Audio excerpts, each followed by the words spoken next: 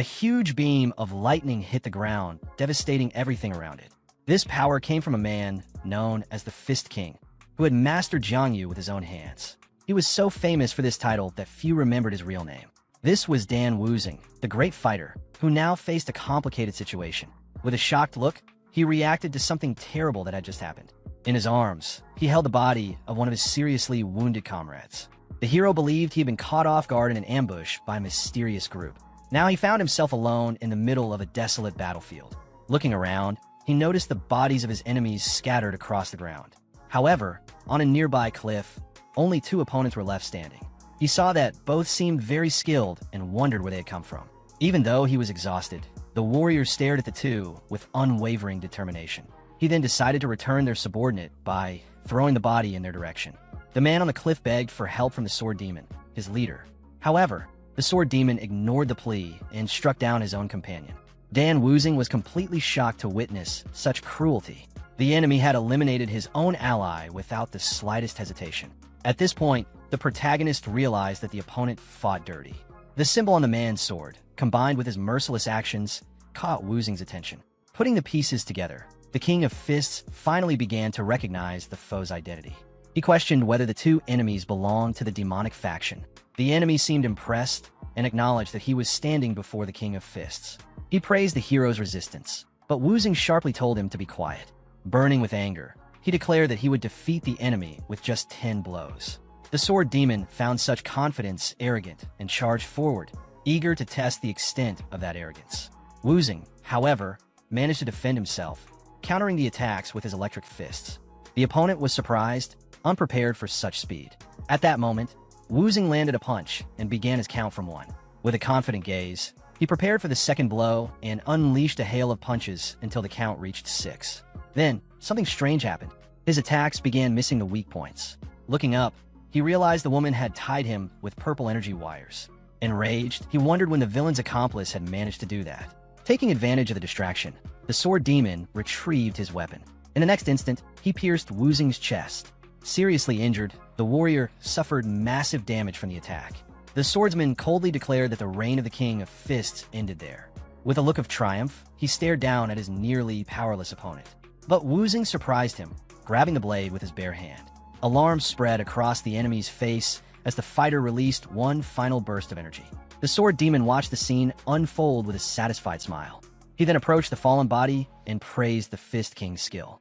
The explosion left behind a massive crater and a path of destruction. The woman joined her partner and commented that the situation had been extremely dangerous. The villain bent down to mock the warrior in his final moments. But Wuzing summoned his last strength to deliver one final punch to the enemy's face. With that, he completed his 10th blow, leaving the enemy in complete shock. The hero felt his life slipping away and accepted that his reign as the King of Fists had come to an end. In his final thoughts, he regretted one thing he couldn't do. He had wanted to strike the enemy one more time before his journey ended. And so, Dan Wuzing, the King of Fists, was defeated by the demonic faction. Meanwhile, in a safe house on Joa Mountain, something strange was taking place. A mysterious crow watched a young woman inside one of the rooms. Suddenly, someone inside woke up, frightened and disoriented. The young girl ran over in a panic to check on her master. She asked again about his condition, while the man looked around, confused, wondering where he was. He glanced down at his body and questioned whether anyone had tended to his wounds. The man touched his head and looked confused about his current situation.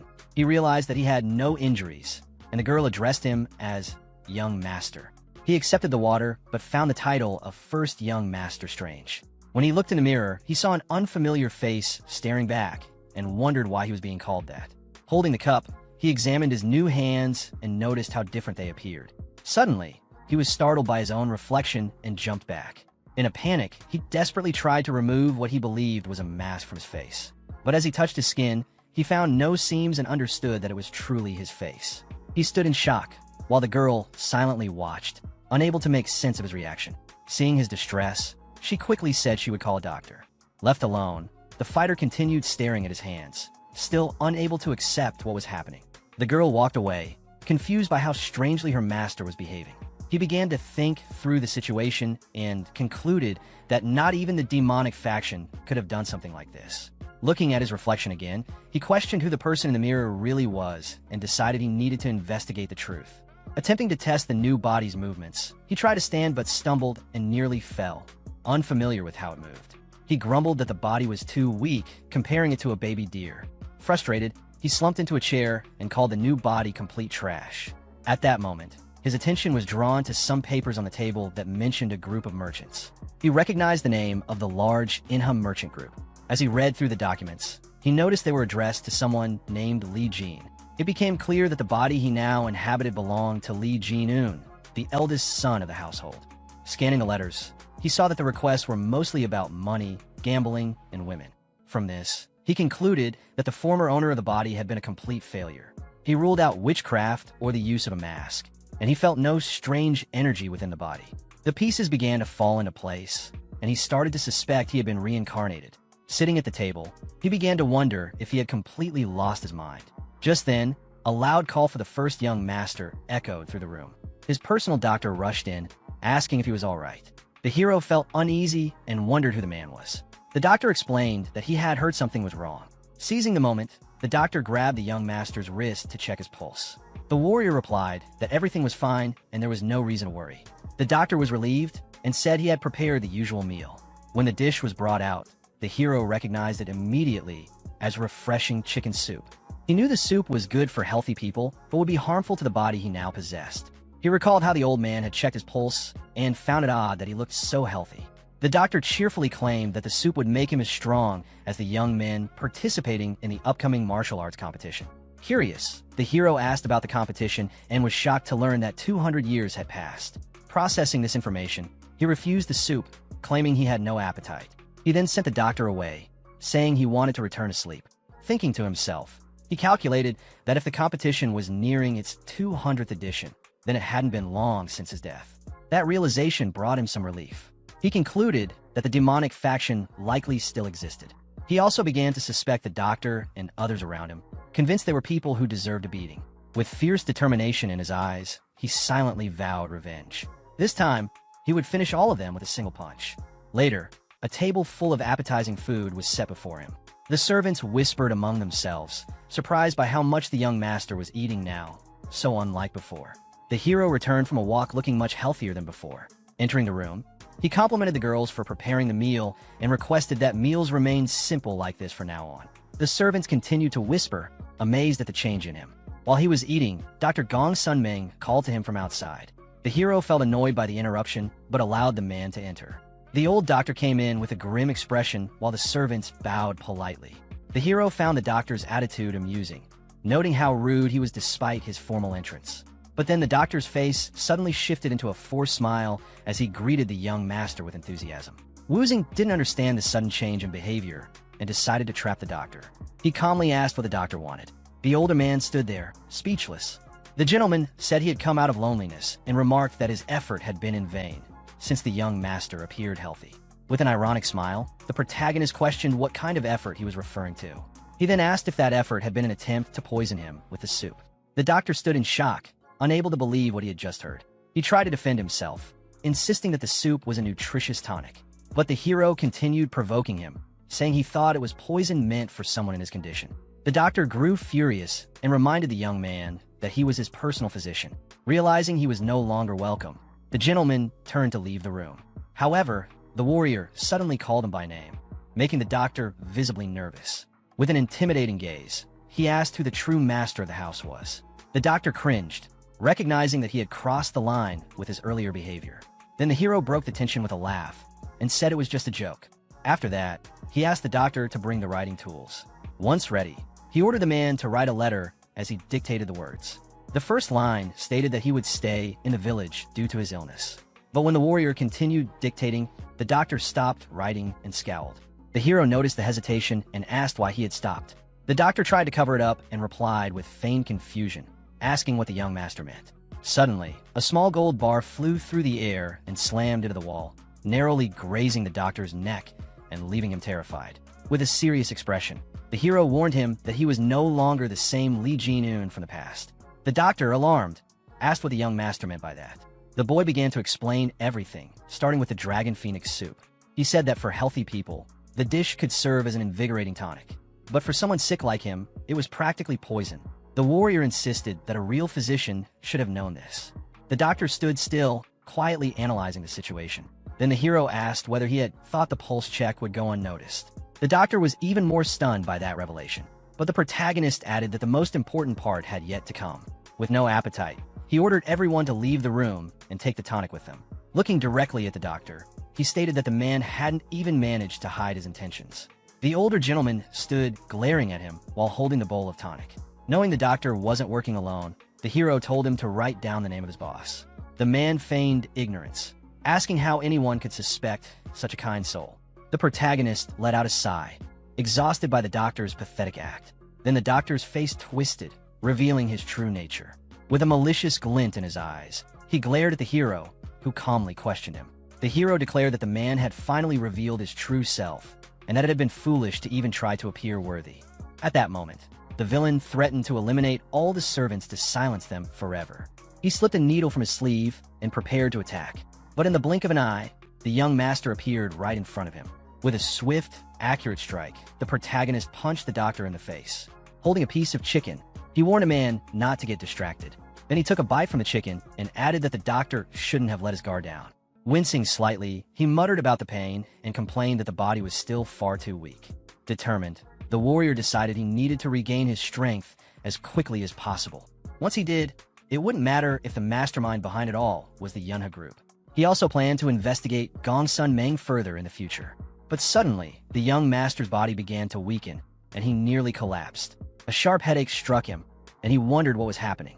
A familiar voice cried out desperately, calling for its lord. The image of the doctor flashed in his mind as the voice shouted his name. The hero began to deny what he was seeing, confused by the vivid images. He soon realized that he was experiencing the memories of the real Li Jinun. The memories were so sorrowful that a tear ran down his face. At that moment, the warrior finally understood the entire story of the boy whose body he now inhabited. Li Jinun was the eldest son of the wealthy Inha merchant group, but he was neither as smart as his second brother nor as strong as his third. He was simply the eldest, a young man without many special talents. To compensate for his shortcomings, he relied on money and immersed himself in a life of pleasure. By the time he realized his mistakes and tried to change, it was already too late. His health had been neglected for far too long. Li Jin-un came from a small family, which is why he was sent to live in an exile village where no one cared much about him. The warrior thought the real problem at the beginning had been not having the body's memories. But now, with everything cleared up, he could finally focus on his martial arts. He regretted the waste of such a naturally gifted body, but he planned to use his own knowledge to make up for it. Then he paused, struck by a realization. His eyes fell on a pile of coins, and he remembered the elixirs he needed. The former owner of the body had been extremely wealthy and could buy anything he wanted. Thinking of this, the boy remembered the doctor he had defeated and decided that he needed to bury the man. A year passed, and the landscape around the village had completely changed. One day, someone approached the place with firm, determined steps. A man wearing an eye patch greeted the servants, who were surprised by the visit. Introducing himself as Mokinsep, he asked to see young master Li Jinun. One of the girls pointed the way with a smile. The guard was completely shocked by the scene in front of him. He could hardly recognize the young master, whose physique had changed drastically. The boy now had a muscular, well-defined body thanks to his intense training. Several seasons had passed since the warrior had begun dedicating himself to growth. During this time, he had manifested his energy core and mastered the arts of survival, including the art of mobility, body art, and the quick step. He had also mastered the 10-phase lightning art, which allowed him to control lightning itself. The hero reflected on how smoothly his training had gone so far. To test his new skills, he performed an impressive acrobatic move. At that moment, a solitary leaf floated down in front of him. Without even moving, it was sliced perfectly in half, a clear sign of how far he had come. Despite all this progress, the warrior still felt that it wasn't enough. Then a voice called his name, breaking his concentration. He turned to see the visitor. The guard introduced himself again as Mokinsep, saying it had been a long time since they had seen each other. He handed over a letter from a main clan. Without speaking, the boy extended his hand. Mokinsep was shocked and wondered where the weak, fragile young man had gone. As he handed over the letter, he complained that his arm hurt under the young master's grip. The hero simply stared at him in silence. Moments later, the two sat together as the warrior carefully read the letter. It revealed that his father had suddenly collapsed and was now bedridden. The boy noticed the message lacked any clear explanation for the cause of his father's illness. When he asked about it, the guard hesitated before revealing the truth. He explained that the Aoyang clan was responsible, blaming them for absurd protection fees. The hero asked if the Aoyang clan had done anything to justify the tax increases. The guard angrily replied that they had not, calling the other clan dogs. He added that the Little Divinity sect had also tried to impose outrageous taxes. According to him, the Aoyang clan had refused to help and done absolutely nothing in return. Even the captain of the guard had been unable to protest to Aoyang Hu. The hero recognized the name, recalling that Aoyang Hu was a powerful and well-known figure. With a confident smile, the boy asked if the situation would be resolved by dealing with the Aoyang clan. The guard was shocked and admitted there was another reason behind the patriarch's collapse. He revealed that the second and third brothers had drawn swords and fought in front of their father. The protagonist asked if the old man had fainted from rage, and the guard confirmed it. The warrior could hardly believe that his own brothers had fought so recklessly before their father. But he quickly decided that he could no longer sit back and observe. He stood up firmly and handed the letter back, telling the messenger to keep it. With a composed, determined posture, the young master declared that he would personally take care of all family matters. Mokin Sep was stunned by the complete change in his lord's demeanor. Back at the clan, the guard excitedly reported that Li Jin-un had become a perfect martial artist. But another man, overhearing the story, burst into laughter. With a mocking grin, he scoffed at the idea of the useless Li Jin-un becoming a martial artist. Laughing loudly, he said that if that were true, he himself must be a legendary master. Another nearby man told him to stop joking and try to be a bit more convincing. But deep inside, Han Yip seemed thoughtful as he considered the possibility that the story was true. As the vice captain of the guard squad, he began to wonder if Jin-un had truly recovered his health. He remembered that the young master had always possessed a good physique since childhood. He then asked the guard when the heir planned to return to the clan. Just then, the guard interrupted him and announced that the young master had arrived at that very moment. Han Yip told the others to stop complaining, reminding them that he was the one who fed them and that they should move quickly.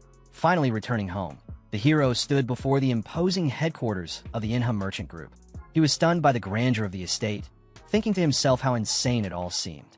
The warrior realized that the body's former owner had been even wealthier than he had imagined. He dismissed his servants and said he would go see his father immediately. As he walked alone through the property, he began to reflect. It struck him as odd that no one had come to greet him upon his return. That's when he sensed the presence of several people hiding nearby. Suddenly, numerous guards emerged and surrounded him with swords drawn. They congratulated him on his safe return with an intimidating tone. The man at the front introduced himself as Han Yip, the vice captain of the guard squad. Smiling, the vice captain remarked how unrecognizable the young master had become. He expressed relief at seeing him healthy. Another guard whispered a reminder that the old Jin-un used to look down on and mistreat them. Despite these memories, Han Yip maintained a calm and neutral expression. The guard expected his captain to be humiliated again, but the hero stepped forward confidently. With a smooth motion, with an ironic smile, he thanked everyone for the enthusiastic welcome. The guards were stunned, and Han Yip quickly offered to escort him to his father. Everyone watched in disbelief, unable to comprehend how the once useless young master was now greeting them with such poise. Mokin Sep reaffirmed that his master had changed, while another guard admitted it felt like they were meeting a stranger. From a distance, Han Yip watched the young master closely, his expression thoughtful and curious. He gave a small smile, mentally noting how the boy now seemed more like an ally than ever before. Upon arriving at the door, the vice captain paused to speak. He informed the protagonist that the clan leader had already been notified of his arrival. The warrior nodded and thanked him. His younger brother suddenly appeared behind him. With a casual, mocking attitude, the younger one couldn't resist taunting. He called attention to the scene with a sarcastic remark, clearly trying to stir trouble. Both the guard captain and the protagonist turned to look at him. The younger brother then stepped closer, placing a hand on his older brother's shoulder. His touch wasn't friendly. It was filled with arrogance, meant to provoke. With a smug expression on his face, he insulted the protagonist by throwing out an old nickname, mocking him as the perverted Jin Ian, a label meant to belittle and shame. Without stopping, the younger brother continued his verbal jabs. He made fun of the protagonist's facial expression, claiming it looked like he had completely changed and even had the nerve to glare now, something he found laughable. As he spoke, he pressed down harder on the protagonist's shoulder, trying to assert dominance. The guard captain, observing the tension, became nervous. He thought to himself that this was going to get ugly again, just when the protagonist had returned. Trying to defuse the situation, The captain stepped in and gently removed the younger brother's hand from the protagonist's shoulder. He attempted to lighten the mood, joking that the two brothers were finally reunited after such a long time and must be overjoyed to see each other. But the younger brother didn't take it well. He slapped the captain across the face without hesitation, annoyed and offended. With a sharp glare, he demanded to know how the captain dared to touch him without permission. Watching this, the protagonist began to feel irritated. Meanwhile, the younger brother wasn't finished. With a threatening glare, he looked between the captain and his older brother and snarled that dealing with one worthless fool was already bad enough. But now even the vice captain seemed to be disrespecting him. The protagonist didn't respond. He stayed calm, simply looking back at his younger brother. But that only fueled the younger one's arrogance. He pushed further, asking if he should teach the protagonist a lesson so intense that he'd never even dare to meet his gaze again. Just then, something shifted. The protagonist gently raised his hand and rested it on his brother's cheek. He softly called his name, Ja-Ian. Annoyed by the gesture, Ja-Ian tried to respond with more venom. But before he could finish speaking, the protagonist suddenly slapped him hard across the face. Ja-Ian fell to the ground, shocked. He looked up in disbelief, demanding to know what the hell had just happened. But the protagonist ignored his outburst. Instead, he crouched down, placed a firm hand on Ja-Ian's shoulder, and gripped it tightly. As pain shot through him, Ja-Ian cried out, overwhelmed by the sudden shift in power. The protagonist calmly confessed that he had been excited on his way here, perhaps even looking forward to this moment. As the grip tightened further, Ja-Ian, in pain and rage, cursed and shouted, calling his brother a completely insane bastard. Outside, the sounds of the scuffle echoed through the corridors of the large estate. A man wearing glasses appeared, confused by the noise. This was Liu Eun, the second son. He asked what was going on, and Han Yi quickly explained the fight between the brothers. Liu immediately assumed that the third brother had been harassing the eldest again. He shouted at the guards, demanding to know why they hadn't stopped the fight sooner. But the protagonist turned to his younger brother and told him to be quiet. They were standing in front of their father's room. Just then, a weak voice called out Li Yue's name from within the room. What Wyan and the others saw next left them stunned. Outside their father's room, Wang stood calmly, holding their eldest brother in place. Yan was struggling, but Wang had completely subdued him without breaking a sweat. From within the room, a voice called out to Wyan, but he couldn't respond. His mind was still reeling from the sight of Wang's dominance. Nothing about what he was seeing matched what he had expected. The scene shifted to a more composed setting. A quiet room awaited with a steaming teapot on the table, its gentle heat contrasting the underlying tension in the air. Hyan now sat at the head of the table, silent and observant. Wang stood beside a kneeling and restrained Yan, his expression calm and confident, wearing a faint, knowing smile. Hyan took a sip of tea and casually remarked on Wang's return, noting that he appeared to be in good health. He paid no attention to Yan's condition. Wang confirmed that he was indeed well, meeting Hyan's gaze with steady confidence. The overseer then raised his bandaged hand, pointing it out and questioning whether Wang had caused the injury. Before Yan could explain or wave it off, Wang turned toward Yan again and landed a sharp, calculated strike across his face. Yan was forced to endure the pain in silence, completely powerless under Wang's authority. Wang then issued a cold warning to Yan about the consequences of disrespect. Yan, shaken and bruised, quickly accepted his position, though his mind was in turmoil. He couldn't understand how his older brother, once weak and pathetic, had overpowered him so easily. A brief memory surfaced in Yan's mind, a flashback to when things were the opposite. Back then, he was the one who tormented Wang, who was then known as Jin Ian. But now, the roles had completely reversed. Hyan, watching quietly, understood what had happened. Wang had truly humbled the arrogant third brother. Curious, Yan pressed Wang for details about this transformation. Wang answered calmly, clearly proud of how far he'd come. As Wang glanced around the room, his eyes landed on a stack of scrolls sitting on the table. Yan explained that they were the employee lists for an upcoming conference. But Wang was already reaching for them, picking one up and unrolling it with deliberate motion. He scanned the list, letting his finger glide down the names until a realization hit him. A smirk spread across his face. All the key guards had been recommended by the same individual, someone from the Ian clan. The pattern was too precise to be a coincidence. Without waiting, Wang turned to his brothers, his voice taking on a tone of sharp accusation. He directly asked if either of them had ties to the Ian clan. Yan was too stunned to reply, and Yan immediately panicked, denying everything in a frantic voice. Both brothers reacted with disbelief, protesting the accusation and calling it absurd. They insisted that they were loyal, that they'd never betray the family or their father's business. They swore to protect everything, no matter the cost.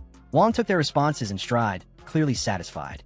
With a cool remark, he noted that their loyalty had saved him the effort of dealing with them further. He then shifted focus to the upcoming conference, confirming with Wyan that all the high-ranking officials would be present. Once Wyan affirmed it, Wang made his own announcement. He would be attending the meeting himself. Then, without waiting for questions or objections, he turned to leave, stating plainly that he was going to see their father. His calm authority left his brothers speechless. As Wang exited, Haiyan broke the silence. He demanded to know what had happened back at the safe house, unable to make sense of Wang's new power. Yayan, overwhelmed with frustration, completely lost his composure. He screamed in anger, tormented by regret over a past decision that now haunted him deeply. Meanwhile, Wang arrived at his father's quarters. A voice from within gave him permission to enter. Inside, the atmosphere was dim and heavy. Wang approached the bedside of Liang Min, the head of the Yuna merchant group, who looked weak and frail. His father acknowledged his presence quietly, then asked about the noise from earlier. Wang dismissed it with a calm reassurance, downplaying the situation. Instead, he brought up his father's health, which Liang Min attributed to the weight of stress and pressure. As Liang Min looked into Wang's eyes, he studied his son's face closely. The changes were undeniable. There was strength and confidence where there had once been hesitation. For a moment, the old man questioned whether the person standing before him was truly his son at all. Despite the lingering suspicion in his eyes, Liang Min looked genuinely pleased to see Wang standing strong and healthy. It was an expression of warmth that Wang hadn't anticipated. In fact, it caught him off guard. The contrast between what he had expected and what he received was too stark to ignore. As the moment lingered, a memory surfaced within Wang, a haunting fragment of his former life. He remembered the cold, distant world he had come from. Back then, he was an orphan, untouched by a father's love, shaped by hardship and emotional isolation. The concept of paternal affection was foreign to him. It wasn't part of his reality. Yet Jinian's memories, those belonging to the original son, painted a different picture. The bond between his father and son had once been rich with connection, though now aged and strained. Wang looked down at the frail hand resting in his own. There was a softness to the moment as he gently gripped it, his expression deep and contemplative. His father, once a towering figure of strength and command, now lay worn and diminished, consumed by illness. It stirred something strange inside Wang, something he wasn't used to. He tightened his hold slightly, not out of force, but out of something more conflicted. A mix of unfamiliar emotions swirled in him. Then, he quietly reassured his father, speaking of lightening his burden. He hinted at a solution to his father's overwhelming stress, and though his tone remained composed, a sinister glint danced in his eyes. Liang Min furrowed his brow at the cryptic remark, his instincts sensing something unsettling. But Wang dismissed his concern with a warm, disarming smile, carefully veiling his true thoughts. Still, the old man couldn't shake the unease creeping over him. His son was different, there was no denying it now. The next day, the Yuna Merchant Group's conference commenced. The room was filled with tension and ambition, none more apparent than an Yang, who arrived with his usual smugness. He took his seat with a self-satisfied grin, immediately surrounded by his loyal men. When one of them spotted Wang sitting confidently in attendance, he whispered the news to his leader. Yang's brow lifted ever so slightly at the sight, a calculating look overtaking his face. Wang, however, sat unfazed, composed, commanding. He didn't flinch at the whispers or the puzzled glances from the other members, who were clearly unsettled by his unexpected presence. To them, he was still the once weak son, and his attendance at such a high-level meeting didn't make sense. Yang scoffed inwardly, writing Wang off as a desperate man clawing at relevance. He viewed the appearance as nothing more than a weak attempt to gain favor, a last-ditch effort to remain standing in a game far bigger than him. Meanwhile, Han took charge at the front of the room, trying to carry the meeting forward. He asked if there were any objections to the current topic on the table. Just as he was about to move on, a hand went up. Bold, unexpected, it was Yang. With calculated confidence, Yang took the opportunity to speak, offering what he claimed was the perfect candidate to serve as Wang's personal guard. The move was transparently political, another attempt by the Yang clan to extend their influence deeper into the group. Murmurs of discontent rippled through the room. Some of the members grumbled openly, clearly frustrated by Yang's relentless power grabs. One member was so startled by the brazenness of the suggestion that he crushed the teacup in his hand. Embarrassed, he quickly blamed it on a slip, though it was obvious the tension had gotten to him. Yang offered a fake apology, feigning politeness, but his eyes betrayed him. He was enjoying every second of the discomfort in the room. He then challenged the assembly, daring anyone to oppose his nomination. The room went quiet. He smirked, clearly expecting no one to answer. But just as he began to bask in the silence, a single voice broke through. Across the room, Wang raised his hand. All eyes snapped to him. With unshakable confidence, he calmly stated that he had objections to the current proceedings. Then, rising from his seat, he locked eyes with Yang and made his own proposal, direct and explosive. He called for the dismissal of Aryan Ho, the current guard squad leader. The room exploded into chaos. Yang's supporters burst into laughter, mocking the proposal as pure nonsense. One of them openly jeered, treating the idea as if it were a poorly timed joke. Yang himself laughed dryly, questioning whether Wang had lost his mind. He sneered at the idea, taunting Wang for forgetting his place. To Yang, Wang had no power, no right, and certainly no authority to make such declarations. Wang didn't respond to Yang's mocking tone with words. He simply smiled. His expression alone was enough to shake the air, daring Yang to keep talking. In a blink, Wang channeled a surge of raw energy into his fist. Without warning, he lunged forward, slamming his knuckles into the ground. The entire floor erupted beneath him, a violent explosion of debris and force that shook the room to its core. As dust and stone rained down, Wang stood tall in the center of the destruction, staring down at his completely stunned rival. Yang could barely breathe, his eyes wide with disbelief as sweat dripped from his forehead. The sheer power Wang had just displayed left him paralyzed. With an icy gaze and clenched fists, Wang made a bold declaration. The Yunha merchant group belonged to him now. He turned his back on the room and began walking away, the silence behind him heavy and stunned. Hyan, still in shock, called out, questioning the recklessness of Wang's challenge. But Wang didn't stop. Instead, he turned slightly and called back to Hyan, asking what happens when a martial artist is underestimated. A smirk played on his lips, sharp and knowing. He answered his own question. The one making assumptions gets devoured. Then, he gestured toward the gathered crowd, directing Hyan's attention to something more urgent. Their merchant group, Wang pointed out, was already rotting from within. Yang's people were everywhere. Hyan followed his gaze, his eyes widening in alarm as he finally noticed the sheer number of Yang clan members surrounding them. Wang stepped closer and firmly gripped his brother's shoulder. He told him not to worry. As the older brother, he'd handle everything. Hyan was left speechless, trying to grasp what Wang meant by handling it. His brother's methods were unpredictable, chaotic even. The scene flashed back to the wreckage. Amid the dust and shattered floor, Hyan's thoughts spun. He demanded to know what Wang's violent display meant. Now, armed men were closing in, surrounding Wang. A few of Yang's subordinates sneered, assuming the so-called troublemaker had finally lost control. But before they could act, one of Wang's loyal guards stepped forward, furious. He placed himself between Wang and the attackers, declaring their actions a disgrace. Drawing weapons on the young master was beyond insolence. In moments, Wang's personal guards formed a defensive line. Despite being outnumbered, their resolve was unshakable. Wang stood at the center, cold and still. With a quiet voice, he agreed their enemies were out of line, lifting his head with open contempt. The air grew thick as Wang stared into their eyes, questioning how they could dare threaten their own employer. Even his own guards were caught off guard by the intensity of their master's presence. Wang calmly commented that his enemies must have a death wish. From a distance, Yang observed everything unfold. He casually offered compensation to the opposing guard captain, a thinly veiled bribe. But Wang met his gaze with a smirk. He said he wasn't sorry for the chaos, only for utterly ruining Yang's plans. Then his voice sharpened. He revealed the truth. During his recovery, Yang had hired a physician, an assassin, meant to kill him. But the plan had failed. Wang went further. He exposed Yang's entire strategy, how he had manipulated the brothers from the shadows, hoping to fracture them. With the siblings turned against each other, the Yang clan would have seized control of the merchant group like puppeteers pulling strings. The revelation struck like a thunderclap, but Yang didn't flinch.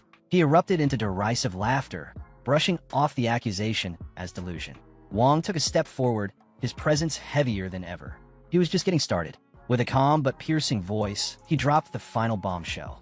The assassin sent to eliminate him had already been dealt with by his own hand. The room fell silent again. Yang reached out in disbelief. He looked him in the eye and calmly confirmed it. He had swiftly eliminated the assassin. Wang stood calmly. He openly mocked his rival, pointing out the glaring flaws in his clumsy, half-formed takeover attempt. His words stung, and Ayang's composure finally cracked under the weight of humiliation. Fueled by fury, Ayang gathered a surge of energy into his fist. The air around him crackled as raw power coiled in his arm, and he stepped forward with murderous intent. But Wang didn't flinch. He simply watched the incoming blow with a knowing smirk. This was exactly what he wanted. Ayang lunged, unleashing a savage, energy-infused punch aimed directly at Wang. In response, Wang summoned his own vibrant blue energy, meeting the attack head-on. The two fists collided with a thunderous explosion of light and force, sending shockwaves through the conference chamber. Ayang was thrown backward, pain surging through his arm as it trembled from the impact. He stared at Wang in disbelief, the realization dawning. Wang had mastered a formidable martial art. The sheer force of the exchange left no room for doubt. His own guards, witnessing this display, stood frozen. None of them had known the depth of their master's strength. Wang tilted his head with a playful smirk and casually asked if it was really okay to hit someone fresh out of recovery. Then, with a mocking chuckle, he added that if the duel was official, then surely everything was fair game. Ayang's face twisted with rage as he sensed his rival's confidence bleeding into every word. Seeing their captain challenged so brazenly, Ayang's men quickly jumped in, shouting to declare the battle an official duel, with the entire room as witnesses. The guard captain grinned, thinking Wang had been cornered by the formal terms. But Wang simply adjusted his robes with calm precision, shaking his head. He rejected the offer flatly. He wanted none of their rules. Instead, he raised his fist and demanded a life-or-death duel, no constraints. Ayang's expression shifted. He begrudgingly acknowledged Wang's advanced skills, assuming the strength came from training under some prestigious sect. Without another word, he rushed in, declaring that Wang's inexperience would be his downfall. But the moment Ayang's leg came flying, Wang moved with elegant precision, effortlessly parrying the kick. He smirked and mocked his opponent, questioning what exactly counted as experience in his eyes. Ayang's disbelief deepened as Wang stood there, crackling with lightning, dismissing the lecture on experience entirely. Then, with a sudden motion, Wang fired a devastating counterattack. Ayang's body was launched across the room, a blur of limbs as he crashed into the ground, completely overpowered. Blood stained his lips as Ayang struggled to process what just happened. Wang approached, his smirk deepening, now ready to deliver a true lesson in combat. Activating his enlightened mobility art, Wang distorted the space around him, blinking forward at impossible speed. In an instant, he was in front of Ayang. Ayang barely had time to raise his sword before Wang's hand caught it mid-swing. Sparks exploded as flesh met steel, but Wang didn't budge. With one swift motion, he deflected the blade entirely, forcing Ayang backward. His boots carved trenches into the ground as he fought to stay upright. The duel intensified. Blow after blow, the two clashed in a blur of strikes, each movement laced with lethal precision. But Ayang was slipping. He barely managed to block the next strike, and in that instant, he understood something was terribly wrong. The way Wang moved, the timing, the power, the footwork, none of it aligned with a novice. It wasn't just raw strength. It was technique refined through brutal mastery. Ayang suddenly felt as though he were facing not a young upstart, but a seasoned martial grandmaster. Unwilling to accept the truth, Ayang pushed down the fear rising inside him. With a snarl, he summoned his energy once more, readying a desperate counterattack. His men, watching anxiously from the sidelines, erupted in cheers. They were certain their captain was about to unleash his finishing move. Ayang gathered every ounce of strength he had left, channeling it into his most powerful technique. The three-form sword, Arca's pride, burned hotter than ever. The thought of being defeated by someone he considered a mere brat was unbearable. With fury coursing through him, he lunged forward, unleashing a rapid, energy-infused sword strike meant to end the duel once and for all. But in the blink of an eye, Wang vanished from his sight. Ayang's breath caught in his throat. He couldn't track him. Before he could even turn, Wang reappeared behind him, glowing fist already poised. With a chilling calm, Wang delivered a final, devastating blow. Ayang's face twisted in agony as the force slammed into him. His body was lifted off the ground, sent flying backward like a rag doll, crashing into the floor with bone-rattling impact. Silence fell across the battlefield. Onlookers stood frozen, eyes wide with disbelief. No one had expected the once-dismissed Wang to hold such overwhelming power.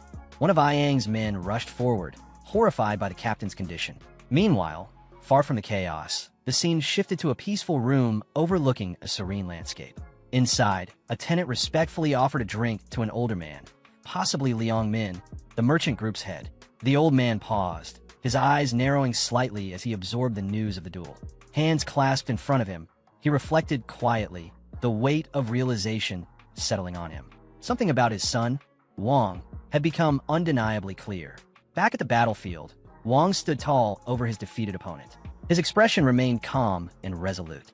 Yang lay broken on the ground, his body limp and battered from a single, decisive blow.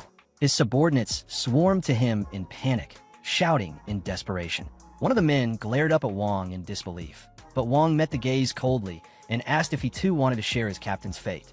The man hesitated, then swallowed his anger. Cradling his injured leader, he grudgingly acknowledged that the duel had been fair and free from interference. But then his voice turned low and threatening.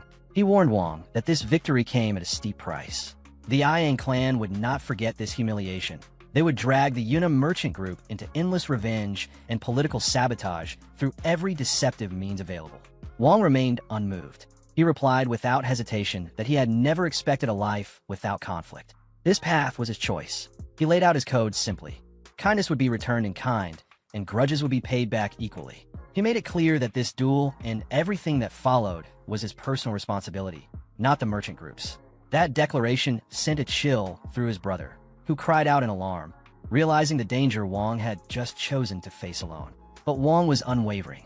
He announced with full conviction that the Yuna merchant group belonged to him now. Recalling his father's gentle smile, he spoke of the group not only as a business, but as a legacy entrusted to him, a responsibility he would protect no matter what. He honored the loyal guards who had stood by him even when he was treated as a discarded heir. He spoke of the humble servants who had cared for him without hesitation. For them, and for everything the merchant group stood for, he vowed that it would never again be manipulated by men like Yang. His voice turned cold. He stared directly at the intruders and ordered them to leave. They were all fired. Silence fell once again as Wang's brother and remaining companions stood dumbfounded by the sheer force of his declaration. The Yang clan members returned his glare, fury blazing in their eyes, but they said nothing. With clenched jaws and bitter hearts, they turned and began their retreat. One among them, quieter than the rest, offered a rare and sincere farewell, wishing Wang well in the days ahead. Now alone in the chamber, Wang faced the people who had witnessed everything. The battle was over. He stood not just as a victor, but as the new, undisputed leader of the Yuna merchant group. His brother, still trying to process it all, stared blankly at the destruction and the man at its center.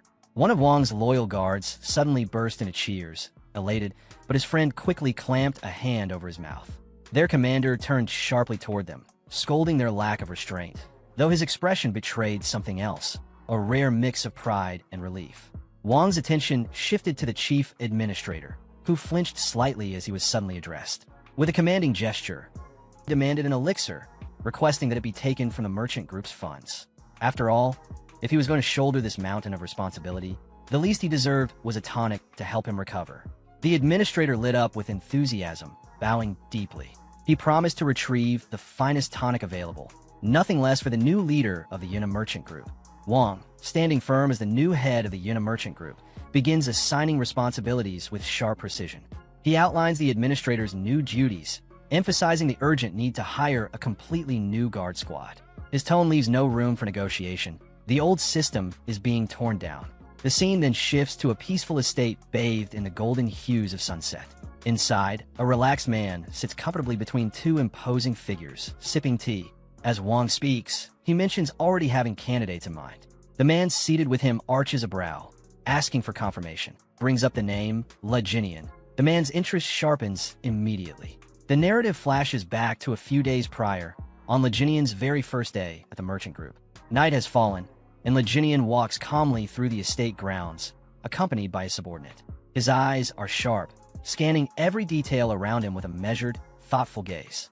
As they pass the vice captain, Leginian casually asks if the man has had a meal yet. The surprised officer admits he's been working non-stop since sunrise, with no time to eat. Leginian doesn't respond immediately. He simply files the information away with a knowing look. A sly grin creeps across his face, hinting at the gears already turning in his mind. He then turns his gaze downward from a balcony, watching a cluster of guards fooling around while on duty. The contrast is obvious. Where the vice captain was dutiful and focused, these men were lazy and indifferent. Leginian quietly unclenches his fist, He's already made up his mind. These freeloaders need to go. But he also knows the harder part isn't firing them. The real challenge is replacing them with people who are actually worth something. His subordinate, watching the changes in his expression, finally begins to understand just how large and calculated Leginian's plan truly is. Their search leads them to a bustling, lantern-lit establishment filled with smoke, noise, and laughter, a den for gamblers, drinkers, and rough types. Exactly the sort of men Leginian is looking for. Inside, one especially loud man enjoys a smoke, completely oblivious to the eyes watching him. Some patrons recognize Leginian instantly. They snicker among themselves, calling him the merchant group's famous pushover. Their tones are mocking, but Leginian doesn't flinch. He stands with his hands clasped calmly behind his back, surveying the room like a general analyzing a battlefield. He turns, gaze sharp and predatory, and begins walking toward a roped-off area marked restricted. A large bouncer, armed with a trident, stands in front of a set of ornate double doors. The bouncer smirks at his approach, mockingly greeting him as young master, expecting yet another bribe or groveling favor. But Leginian's expression turns cold. He dismisses the man's familiarity and commands him to open the door. The bouncer, caught off guard, sputters in disbelief as Leginian brushes past him without hesitation. His firm stride signals a dramatic shift. This is not the same man they once knew. Inside the private room, the rowdy atmosphere quiets as the occupants notice Leginian's entrance. Their leader, Como, greets him with a smug grin. But when his eyes meet Leginian's, he senses something is different. Leginian stares back with icy resolve. Two bald men, Yuk Jimbo and Yakiongo, offer a cold, dismissive welcome. Como scolds them with mock concern, scolding their lack of hospitality and putting on an exaggerated show of care for his old friend. He forces a laugh, acting as though they all share a warm bond. A flashback surfaces. A younger Leginian appears, visibly distressed, while a teenage Como stands above him with cruel authority. The memory is bitter. Their friendship had always been one-sided. Como used him, mocked him, and took advantage of his family name and resources. Back in the present, Leginian studies their faces in silence. He watches the lies play out, pondering what they even think friendship means. Como then tosses him a bag of coins with a smug grin, telling him to have fun, his tone dripping with condescension. He laughs about finally having his favorite pushover back, promising a big treat, all at Leginian's expense. But this time, Leginian doesn't play along. His silence unnerves Como. The room grows tense. Como frowns, uncomfortable with the uncharacteristic lack of response. But Leginian breaks the quiet in a chilling tone, stating he's simply deep in thought. His gaze narrows. With calm menace, he admits he's contemplating whether or not to end Como's life right then and there. Internally, Leginian clarifies his true target. It's not Como, not directly. His real concern is the twin brothers beside him. They're the true muscle behind Como's operation. From the way they carry themselves, Leginian understands they're little more than hired fists. Thugs living in Como's shadow, loyal only to his coin. Leginian studied the two enforcers closely, picturing them in their element, brutal, efficient, and unquestioning in their loyalty. They were clearly skilled men, but he couldn't help thinking their talents were utterly wasted under someone like Como. While their leader reaped all the benefits, these brothers did the dirty work, little more than tools in the hands of a man who had no true respect for them. Having reached a firm conclusion, Leginian finally acknowledged Como's repeated questioning. He turned to him with a radiant, confident smile and extended his hand. His first demand, the vault key. Como and his henchmen stared blankly, completely thrown off by the sudden and unexpected request. The gang leader scoffed at the absurdity of it, waving it off like a joke and assuming this was just another round of begging for pocket change. But Leginian nodded calmly, replying that cash would suffice for now. With chilling precision, he began listing out every single coin they had extorted from him over the years: forced investments, rigged games, even exaggerated medical bills. As he reached the end of his calculations, he concluded the total debt, 100,000 niang. He then paused, tilting his head slightly, wondering aloud if perhaps he was being too lenient. Como barely held back a laugh. He covered his mouth as his shoulders shook, trying not to burst outright. But soon enough, he erupted in hysterical laughter, slapping the table in disbelief. To him, this was pure comedy. Through tears of laughter, he mockingly praised Leginian's sudden mastery of mathematics. Still chuckling, he leaned forward and sneered, calling Leginian a complete madman. His tone shifted. Como now spoke with dark amusement, boasting that the vault didn't just contain money. It held a fortune in jewels and precious metals. He took a deliberate step closer, amusement giving way to menace. He got in Li Jinyan's face and growled that none of it was meant for him. With a sneer, he offered Li Jinyan a patronizing loan, mockingly asking where all this vault talk was coming from. Li Jinyan remained stoically silent. Annoyed, Como grabbed his chin, trying to provoke a reaction. Still, Li Jinyan did not flinch. His silence only agitated the gang leader further. Como's expression twisted in frustration. His voice rose to a furious snarl as he demanded to know why Li Jinyan was ignoring him. Spit flying, he ranted about the complete transformation, from a weak, fragile patient to someone who dared scowl at him. Then, completely losing his composure, he grabbed Li Jinyan and shouted, trying to remind him of his place. But Li Jinyan stayed calm, exhaling slowly. His poise remained untouched, even as Como tightened his grip and barked threats at him. Finally fed up with a lack of response, Como shouted for his henchmen to put him back in his place. One of the bald twins stepped forward without hesitation and slammed Li Jinyan's head onto the table, expecting an immediate submission. But something fell off. As he held him down, a bead of sweat began to trickle down the enforcer's face. Li Jinyan wasn't reacting, not even flinching. He wasn't resisting, but he also wasn't yielding. A smirk spread across Li Jinyan's lips. He muttered that he had tried to show them kindness. Then, in one swift and explosive motion, he shattered the enforcer's grip and flipped the large man clean over his shoulder, slamming him hard into the ground. The room erupted into stunned silence. But before he could react, Li Jinyan was already moving. He pivoted and sprang forward with incredible speed, using the table as a springboard. With perfect aim, he launched a devastating kick straight into the second brother's midsection. The blow landed hard, utterly destroying his guard and sending him hurtling across the room. Li Jinyan landed gracefully, casting a glance over his shoulder, faintly surprised at how smoothly it had all gone. The first twin groaned and pushed himself to his hands and knees. The second staggered back to his feet, refusing to stay down. Li Jinyan observed them quietly. He noted the swelling wrists, the awkward stance. They were clearly injured. But even through the pain, neither showed an ounce of fear. Only fierce, unshakable determination. A confident smirk formed on Li Jinyan's face. He recognized their spirit. They were real fighters. Ignoring their wounds, the brothers roared and launched a coordinated charge at him, moving in perfect sync. Li Jinyan readied himself. In the blink of an eye, he vanished. The twins froze, their attacks swinging through empty air. They looked around, bewildered. Then, he reappeared right behind them.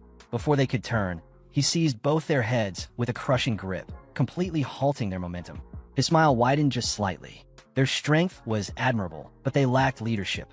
With no hesitation, he slammed their heads together with brutal force, dropping both enforcers to the ground instantly. As their unconscious bodies hit the floor, Li Jinyan issued one final, cold warning. And then silence. Only one person remained conscious in the room. Como. He stood frozen, sweat dripping down his face, too stunned to speak. He had just watched his two strongest men get dismantled with ease. Li Jinyan turned his attention to him with a pleasant smile. Calm, composed, and terrifying, he addressed his dear friend, Miamo. After Li Jin finishes off the guard, he turns to face his friend. His posture is calm, but clearly implies the confrontation isn't over. He's signaling that there's only one thing left to deal with, and it's the person standing in front of him. His friend reacts with alarm, the realization hitting him that he's next. The sudden shift in power makes him nervous and panicked. Li Jin then casually rubs his hands and closes his eyes, smiling as if this situation is lighthearted, but the smile is sharp, like a predator playing with its prey. He addresses his friend directly, but the tone makes it clear this is personal. The friend responds with feigned innocence and light sarcasm. He tries to downplay the situation, almost jokingly suggesting that Li Jin should have told him about his training. It's a weak attempt to defuse the tension and pretend this is just a misunderstanding between friends. But Li Jin's expression shifts into something colder. His response is laced with quiet intensity. He's essentially telling his friend that he expected better, that someone like him should have seen this coming. It's a warning and a judgment at the same time. Meanwhile, the friend is hiding a knife behind his back. His tone shifts from nervous politeness to open desperation. He tries to halt Li Jin's approach, pretending he wants to talk things out, but internally, he's cursing the situation and gearing up for an ambush. As he launches forward, his thoughts are cocky. He still underestimates Li Jin, believing he's just a weakling pretending to be tough.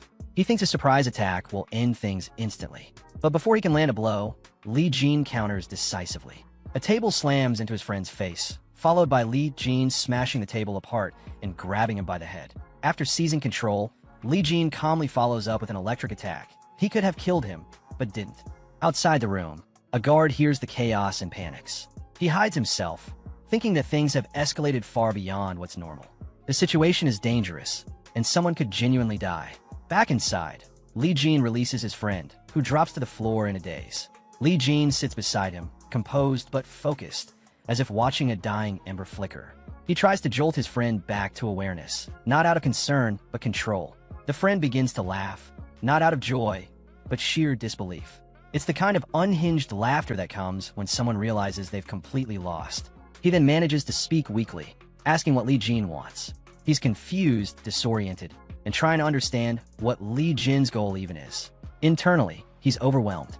He starts questioning everything, wondering what Li Jin was really doing during his supposed recovery. He remembers things that suddenly make sense in hindsight, suspecting that Li Jin had been training in secret. The realization hits hard. Maybe all of this was premeditated. Maybe this beatdown wasn't just self-defense, maybe it's revenge. But he can't believe he was bad enough to deserve this. Or at least, that's what he tries to tell himself. The fear builds. He begins to truly wonder if this is the price for his past cruelty. He starts suspecting that Li Jin might have orchestrated all of this, the timing, the attack, the exposure. In an effort to shift the mood, he suddenly stands and acts overly cheerful, a complete 180 from just moments ago. His performance is clearly fake, but he hopes to divert Li Jin's attention.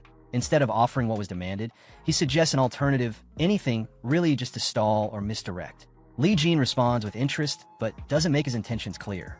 This ambiguity gives his friend a sliver of hope, which he clings to. Sensing a possible opening, the friend becomes excited. He references their long-standing relationship, appealing to nostalgia and shared history. It's a manipulative move, trying to reframe the conflict as a misunderstanding between old friends rather than consequences for betrayal. Li Jin acknowledges the sentiment in a neutral way, appearing to accept the idea of friendship, but without much emotion. His friend takes this as a good sign, becoming animated, relieved. He even celebrates the moment as a turning point, convinced that things are resolved. He suddenly pulls Li Jin into a hug, acting as if everything's forgiven. His promises to stop bullying and hitting Li Jin feel performative, like lines rehearsed to buy safety. Not because he means it, but Li Jin's expression doesn't change. He doesn't return the hug or acknowledge the excitement. He simply stares ahead with a flat, disinterested look and says something that makes it clear. His words suggest that the friend's touch and the entire charade disgusts him. Hearing Li Jin's cold rejection, the friend quickly lets go of him and tries to reset the mood with exaggerated optimism. He puts on a wide, glowing smile, acting as if everything's fine now. He insists that they're not just friends, but brothers. His tone is overly dramatic, clearly fake, and meant to cover his fear and shame from earlier. To solidify the performance, he turns to the two guards nearby and loudly orders them to treat Li Jin with reverence. He demands they greet Li Jin as their new big brother and show proper respect, even congratulating him on how much stronger he's become. It's his way of saving face and pretending he's still in control. The guards don't question it. They respond instantly, congratulating Li Jin in a way that's respectful but feels automatic. It's clear they recognize strength and have started to shift loyalty. Internally, however, the so-called friend smirks. His thoughts are full of contempt. He scoffs at the idea of friendship or brotherhood, clearly seeing it all as an act. Deep down, he still views Li Jin as someone who used to crawl at his feet, obedient, weak, and pathetic. In his mind, he's already planning to escape. Once he gets out of this mess, he intends to grab the twins, likely his loyal subordinates or bodyguards, and disappear. He believes that with them by his side, starting fresh somewhere else will be easy. But as he begins to walk away, Li Jin's voice cuts through the room. He calls out to the two guards by name, reminding them that when he swears brotherhood with someone, it's for life, not a passing moment. His tone is heavy, implying a deeper commitment and warning them to consider their stance carefully. The twins immediately turn to look at the friend. Their eyes are uncertain, perhaps even judgmental. They're silently questioning whether they should still trust or follow him. Feeling the pressure and not liking the attention, the friend snaps back. His voice becomes defensive, frustrated. He demands to know why they're looking at him like that and reminds them loudly that he and Li Jin are sworn brothers now, trying to reassert authority, but it sounds desperate in response. The guards face Li Jin and declare their loyalty to him with complete seriousness. They announce that they'll now follow him as their big brother. It's an official transfer of allegiance, They're no longer under the friend's influence. Seeing the shift, the friend fakes a smile and pretends to support it. He plays along, complimenting their attitude, but there's no sincerity. Inside, he's boiling. Li Jin then speaks again, his voice smooth and calm, suggesting everything is settled, but only on the surface. Then, suddenly his tone shifts. It grows darker, more threatening. He states that if they truly are brothers, then it's time to determine who the biggest brother is. With a quiet but unmistakable command, he tells the guards to step outside. Whatever comes next, it's going to be private and decisive. The friend is completely caught off guard. Panic flickers across his face. He tries to interrupt, pleading for a pause, but the guards are already moving. A moment later, he finds himself alone in the room with Li Jin. Li Jin looks at him with narrowed eyes and asks what he's trying to do. The friend, growing more uneasy, begins to question Li Jin's motive. In his head, he's wondering, what exactly is Li Jin after? Li Jin gestures for him to hurry up and make a decision. This throws the friend off. His thoughts spiral. He wonders if Li Jin isn't after money, as he originally assumed. Could there be something else? Li Jin responds again, now openly critical. He calls out how the friend had used the guards for personal gain, manipulating their loyalty for selfish purposes. He's calling out the way the friend operated and declaring it wrong. Then, surprisingly, Li Jin smiles brightly. The mood shifts for a moment. As he raises a fist with resolve, he declares his new intention: to properly guide those who followed the wrong leader. It's not about revenge, it's about setting things right. And this time, he's the one taking responsibility. Hearing this, the friend sighs, not from relief, but from resignation. His face falls, disappointment clouding his expression. He weakly tells Li Jin to just take the money and be done with it. He grabs his head in frustration and despair. Emotion spills over as he bitterly complains. Li Jin has already beaten him up, and now he's even taking the two people who were closest to him. It's too much. Then his frustration explodes. He screams that what Li Jin's doing is no different than telling him to die, that he's being pushed to the edge. Li Jin turns slightly, calm as ever, and repeats the word kill, as if he's considering it. And then, without another word, he kicks his friend in the face. The blow is brutal and sudden, meant not just to hurt, but to humiliate. His face shows a mocking expression, and the words that follow sound like sarcastic praise, pretending to thank him for his efforts. But it doesn't stop there. Li Jin launches a series of punches, not even giving his opponent a moment to breathe. Each strike is fast, merciless, and unrelenting. There's no hesitation, just raw, controlled fury. The friend, now overwhelmed and terrified, thinks he might actually die. The pain, the power, the relentlessness, it all becomes too real. For the first time, he fears that Li Jin isn't just proving a point. He might be serious. Barely able to speak, he manages to get a few words out, a plea. He says he'll hand something over, but Li Jin only leans in with a cold, unreadable look. His face shows no pity. He says he can't hear him, forcing the broken man to repeat himself. With no pride left, the friend finally says it clearly. He'll give up the keys. He begs for mercy, asking to be spared. After Li Jin's final mocking remark, Myungo, beaten and bruised, tried to regain some control over the situation. He asked sarcastically if he should show respect now that they were supposedly friends.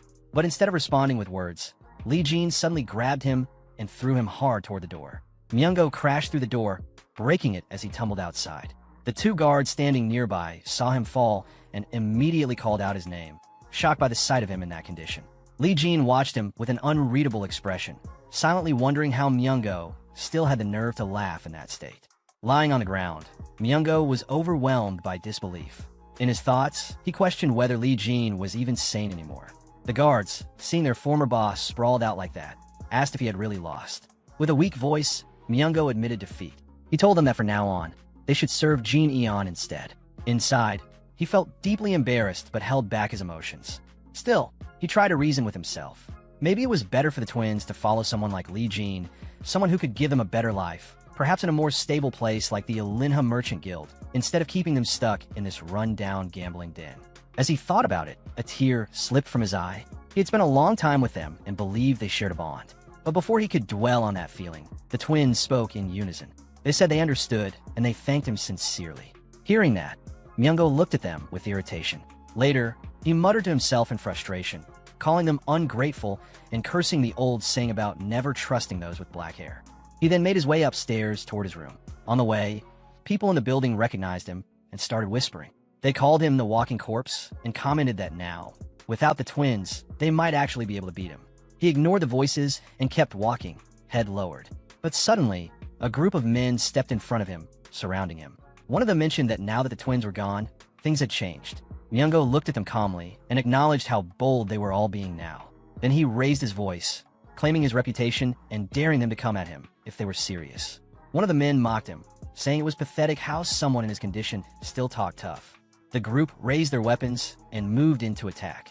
Seeing the situation, Myungo instinctively raised his hands to protect himself. In his mind, he felt the fear set in. He really might die here. But before they could strike, someone intervened. Lee Jin suddenly appeared, fighting off the attackers as he walked through, casually carrying goods looted from Myungo's room. He made it clear that he didn't approve of these people jumping Myungo now, especially when he was already injured. He reminded them that these same people were once too scared to even look at Myungo properly, and now that he was weak, they were trying to pile on. After dealing with the attackers, Lee Jin continued walking, barely looking at Myungo as he passed by. Myungo, still lying on the ground, muttered a bitter remark, annoyed at how cool Lee Jin was acting. A short while later, he and the twin guards were walking toward the exit. One of them turned to him and quietly thanked him for helping Myungo. Then, both of them bowed respectfully and repeated their thanks. As they left to carry out Lee Jin's orders, he watched them go, thinking to himself. He recalled how many people had wondered why the twin guards stayed loyal to Chul Myungo for so long. From old memories, he remembered that some said they had been brought there and sold as slaves, while others believed they followed him purely out of fear. Even Lee Jin once thought that way. But now, looking at them with a more thoughtful gaze, he realized the truth. They hadn't been slaves, and they hadn't stayed out of fear either. As he walked on, he quietly acknowledged something else to himself. Even in this second life, understanding people's real intentions was still difficult. Unbeknownst to Lee Jin, someone was secretly watching him from behind pillar. The observer, wide-eyed in disbelief, whispered to himself. He couldn't believe what he was seeing. In his thoughts, he questioned it again. Could that really be Jineon? Sometime later, the scene shifts to Jan, who is grumbling to himself. Ever since Jin came back, there hasn't been a single peaceful day. He's clearly frustrated. Just the other day, Jin returned with a ridiculous amount of money out of nowhere and brought along 2 big guys as well. At this point, Jan has concluded that he simply doesn't like him. While in the middle of his complaining, he notices some movement. It's none other than Incup, barging into the residence, pulling a huge cart behind him. Not far behind, one is managing the goods, giving orders to the workers to handle everything carefully since they're transporting important items. Curious, Jan approaches and asks what all this is about. His mood suddenly shifts to excitement when he hears that the goods include extremely rare elixirs. One so rare, they're not even available on the market. Just then, a familiar voice draws everyone's attention.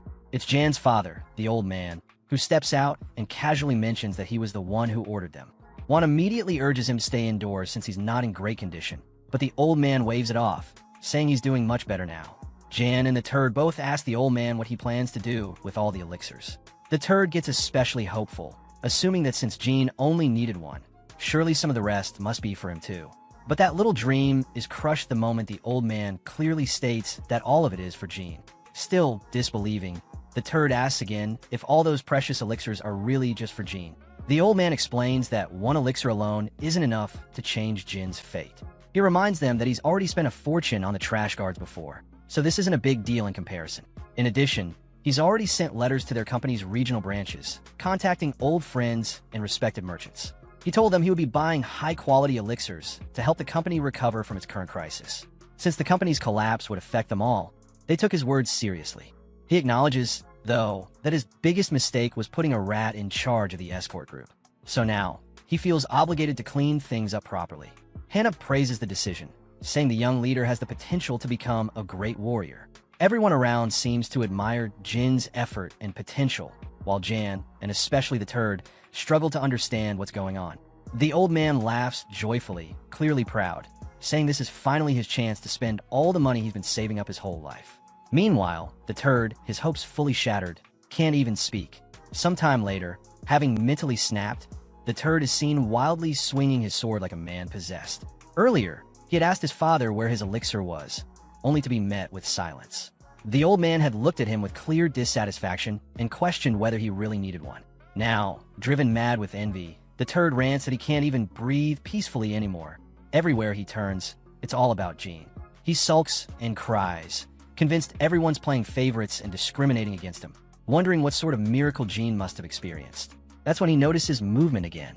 In a blur, Jean runs past him at incredible speed, barely pausing to say that he's just out for a walk. The turd gets pushed aside in the process, and as Jean disappears into the distance, he realizes something strange. Jean is dragging a huge boulder behind him. Not only that, but he has weighted shackles strapped to his legs. Despite being completely out of breath, Jean continues walking without slowing down. Watching this, the turd is left in disbelief. It finally hits him. Jean really is putting in the work. As the sun begins to set, Jan collapses onto the ground, exhausted. Despite the fading light, he grips his sword tightly and keeps swinging it, refusing to stop. He's clearly trying to imitate someone, probably Jean, and even mutters a few overly dramatic lines to himself, as if role-playing. But no matter how much effort he puts in, it's obvious his moves don't come close to what Jean had displayed earlier. That's when Jean suddenly appears, catching Jan off guard. With fear written all over his face, Jan jumps slightly and asks why Jean is back so soon.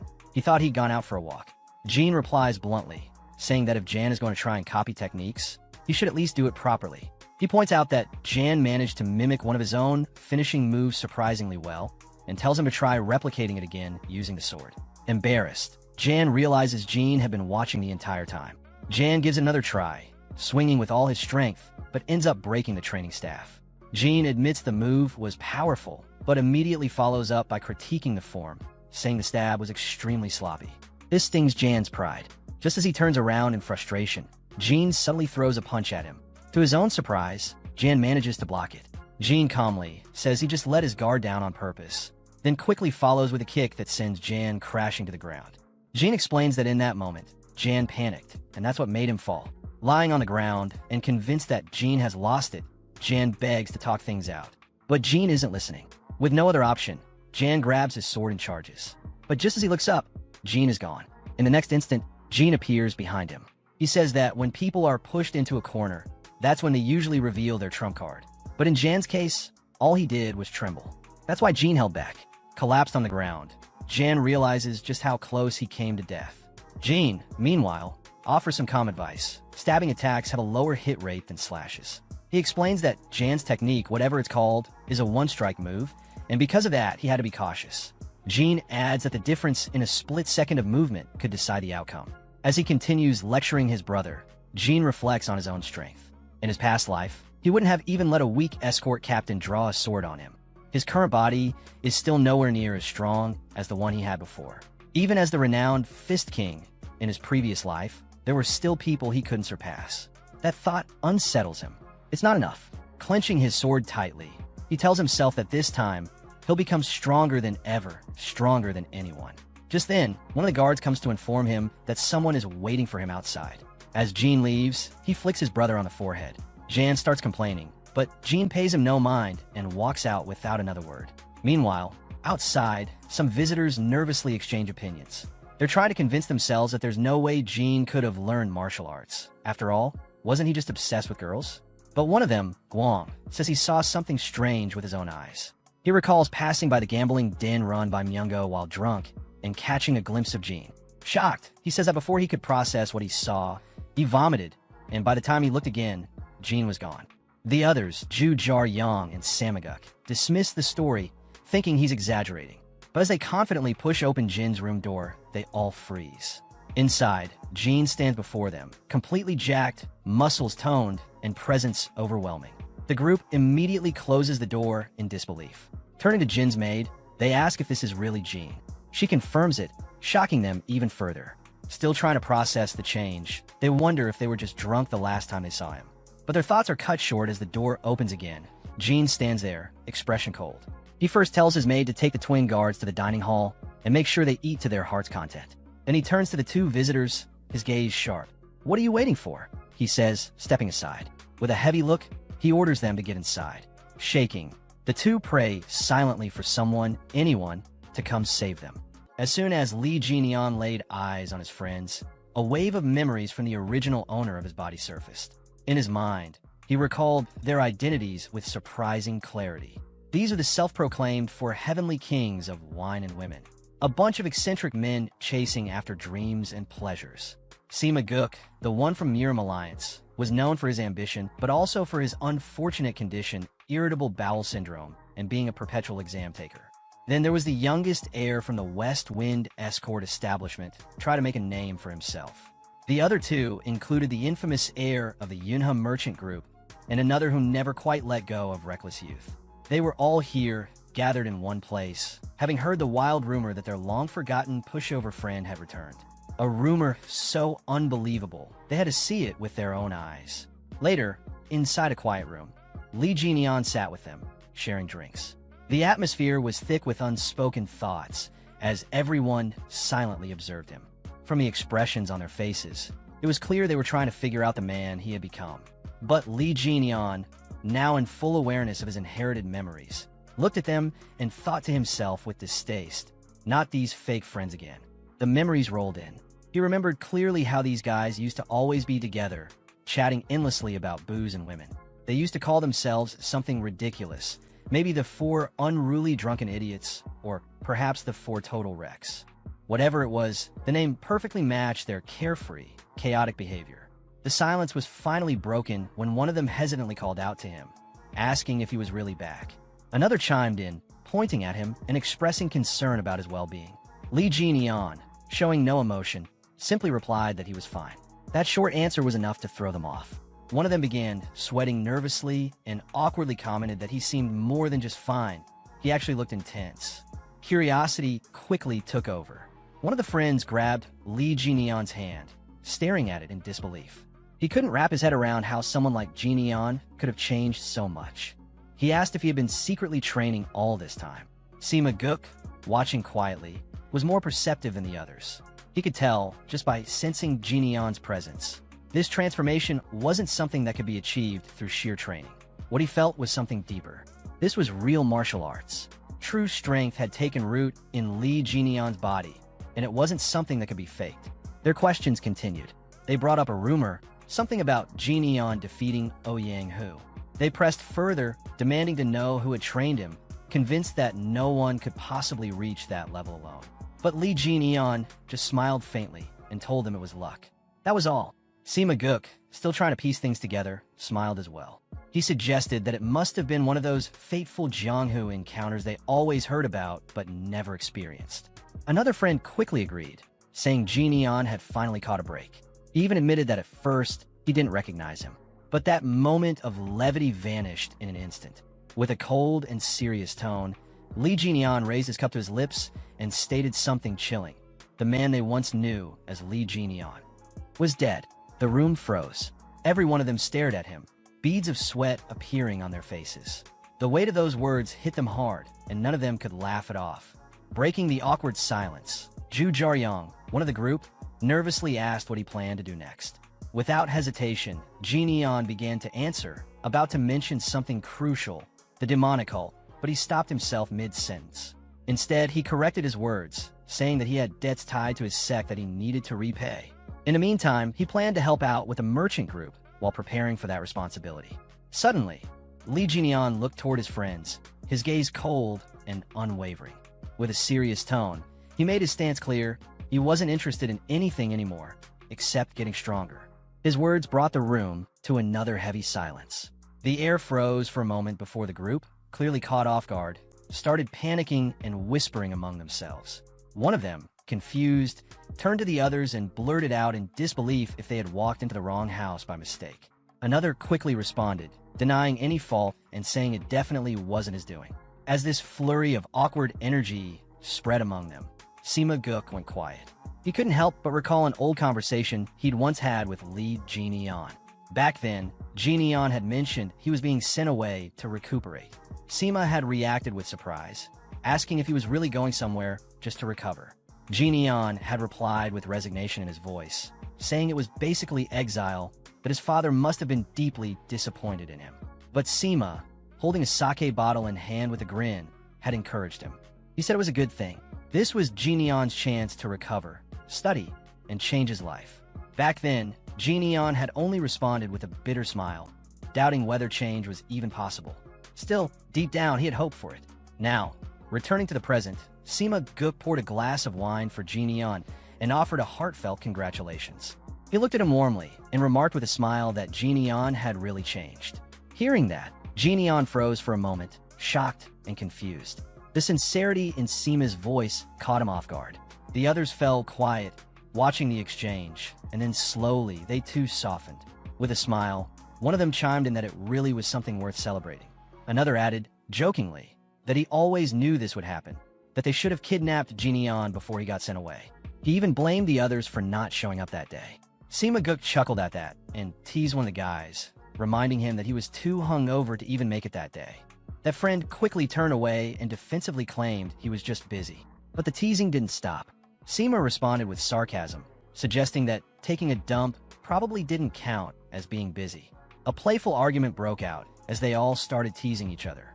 Watching them banter so naturally, Lee Jineon smiled quietly to himself. In that moment, a warm thought passed through his mind. Turns out, even Jineon had real friends. Then, Jineon poured himself a glass of wine and muttered softly, as if confirming something within himself. He looked at the group with a calm, yet confident gaze and declared that he had changed. Then, with a faint smirk, he asked, "What about them?" That question stunned the group for a moment, but they quickly laughed it off, brushing it aside with their usual carefree energy. One of them joked that if they were the type to change easily, they wouldn't be themselves. Feeling the shift in mood, Jineon awkwardly suggested they stop talking about such things. Everyone raised their cups and clinked them together, laughing loudly, the tension melting away into genuine camaraderie. As the laughter faded, Ju Jaryong looked quietly into his cup, deep in thought. He recalled their old days together, back when they were just a bunch of naive kids. They had all thought of themselves as frogs stuck in a well, unable to see the vast world outside. But now, looking at Lee Jineon, he realized that one of them had already climbed out and seen that world for himself. Some time passed, and the gathering began to wind down. One of the friends told Jineon he had a good time today, and that if he ever needed anything, even from a bunch of wrecks like them, he should reach out. Ju Jaryong called out with playful excitement, urging Jineon to train hard so he didn't get beaten up somewhere again. Sima Gook patted Jineon on the shoulder with a proud smile and congratulated him once more on his transformation. As they finally prepared to leave, Jineon walked with them to the gate, waving goodbye. His friends waved back, their faces lit with sincere warmth. Later, as they walked through the streets of the city under the night sky, Guang looked up and let out a quiet thought. Among all of them, the one who had been the biggest screw-up had come back, all grown up, and that made it feel like their youth had truly come to an end. Sima Gook, feeling a bit tipsy, rubbed his head and admitted that he was feeling strangely lonely today. He told the others it was time to go. One of his friends quickly asked where they were heading, jokingly suggesting a brothel. But Sima Gook immediately shut that down, annoyed, saying they were going home. He reminded the guy he had flunked out and told him to go study, calling him an academy dropout. Ju Jaryong laughed and, not taking offense, repeated what he always said, that it's not that he's bad at studying, just really bad at exams. Goong then looked at Sima Gook and casually asked if he wanted to stop by Sweet Scent House for one last drink. The scene shifts to the Sweet Scent House. A warrior was kneeling in front of the little deity sect leader, Yom Jisong, reporting what happened at Lee Jineon's gathering. When Yom Jisong heard the report, he hit the table and asked in disbelief if Ouyang, who was really dead. Then he asked whether the heir of the Yunhe merchant group was actually that strong. The man confirmed it with a disappointed look. The fight hadn't even lasted 30 moves. Ouyang, who had been completely outmatched. He thought back to the fight, clearly frustrated, and admitted to himself that Jineon's skills were on another level. Yom Jisong, now a bit more composed, commented that it was impressive. He asked what kind of weapon Jineon had used. The man answered that Jineon fought using only his fists. Yom Jisong raised an eyebrow. A swordsman losing to someone who didn't even use a weapon, it wasn't a good look. He shook his head and said it was a disgrace. The man hesitated, then asked about taking revenge. Yom Jisong replied that there was no reason to. It was a fair duel, and they weren't the kind of group to seek revenge over that. Still, the man pushed the issue. He mentioned that Yom Jisong and Ouyang, who had been friends, and said there should be some honor between them. Before he could say anything more, Yom Jisong killed him on the spot. A girl standing nearby was startled by the sudden act. Yom Jisong looked at the body and simply said that no one befriends a corpse. Then he ordered his men to take the body away. One of them responded right away. Noticing the girl, Yom Jisong turned to her and apologized for not seeing her standing there. Her name was Saran. Then, sounding annoyed, he said the drink didn't taste good anymore and told his men they were heading back. A servant replied, confirming the order. Later, while thinking over the situation, Yeom Ji-song noted that the Yunha merchant group had not only refused to pay taxes, but had also killed Oh Yang-hoo. He looked concerned and wondered aloud how to respond to that. One of his men commented that it seemed like the merchant group didn't even recognize the authority of the little deity sect anymore. Yeom Ji-song wasn't surprised and agreed, then clicked his tongue in frustration. Another subordinate asked if they should retaliate. Yeom Ji-song dismissed the idea and said that they couldn't just go around killing people. That wasn't how they operated. One of the subordinates looked at Yeom Ji-song and asked again, was he really just going to let the Yunha merchant group go? Yeom Ji-song paused for a moment, thinking about it. At that same time, Lee Ji-neon's friends walked into the place together, chatting among themselves. Ju Jaryeon commented that even after seeing how much their friend had changed, they were still the same as always. He admitted they were probably hopeless. Guong responded casually, saying that Ji-neon only asked for one drink anyway, so it wasn't a big deal. Ju Jaryeon looked over at him and said that even that small step felt like progress. Sima Guk nodded in agreement. At least it was something. As Sima Guk passed by the sect leader, he overheard Yeom Ji-song quietly say to his subordinate that he didn't know what would happen next, but he did want the Yunha merchant group's money. That stopped Sima Guk in his tracks. He turned to glance back at Yeom Ji-song, thinking to himself about what he'd just heard. The Yunha merchant group.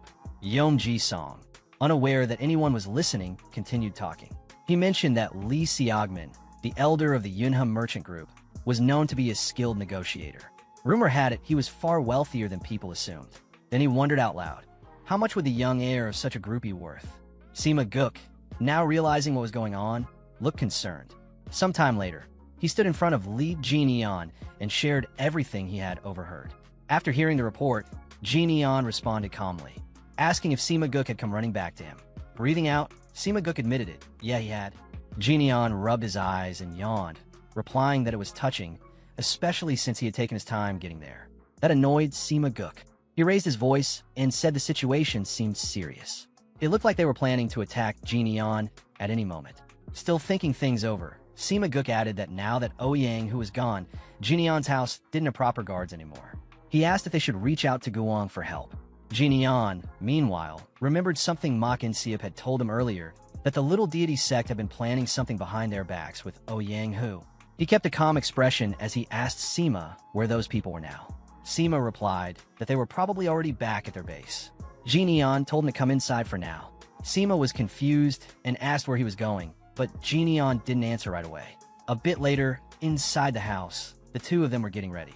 Ji-neon handed something over and told Sima to put it on. Looking around the room in confusion, Sima asked what it even was and where they were. Ji-neon explained that it was the guard squad's warehouse. Then, turning to him seriously, Ji-neon asked if he knew the way to the little deity sect's base. He told them to get dressed quickly.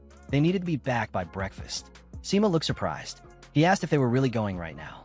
Just the two of them? Starting to panic, he reminded Ji-neon that it was just the two of them, and over there was the entire little deity sect. He said Ji-neon didn't even know what they were up to.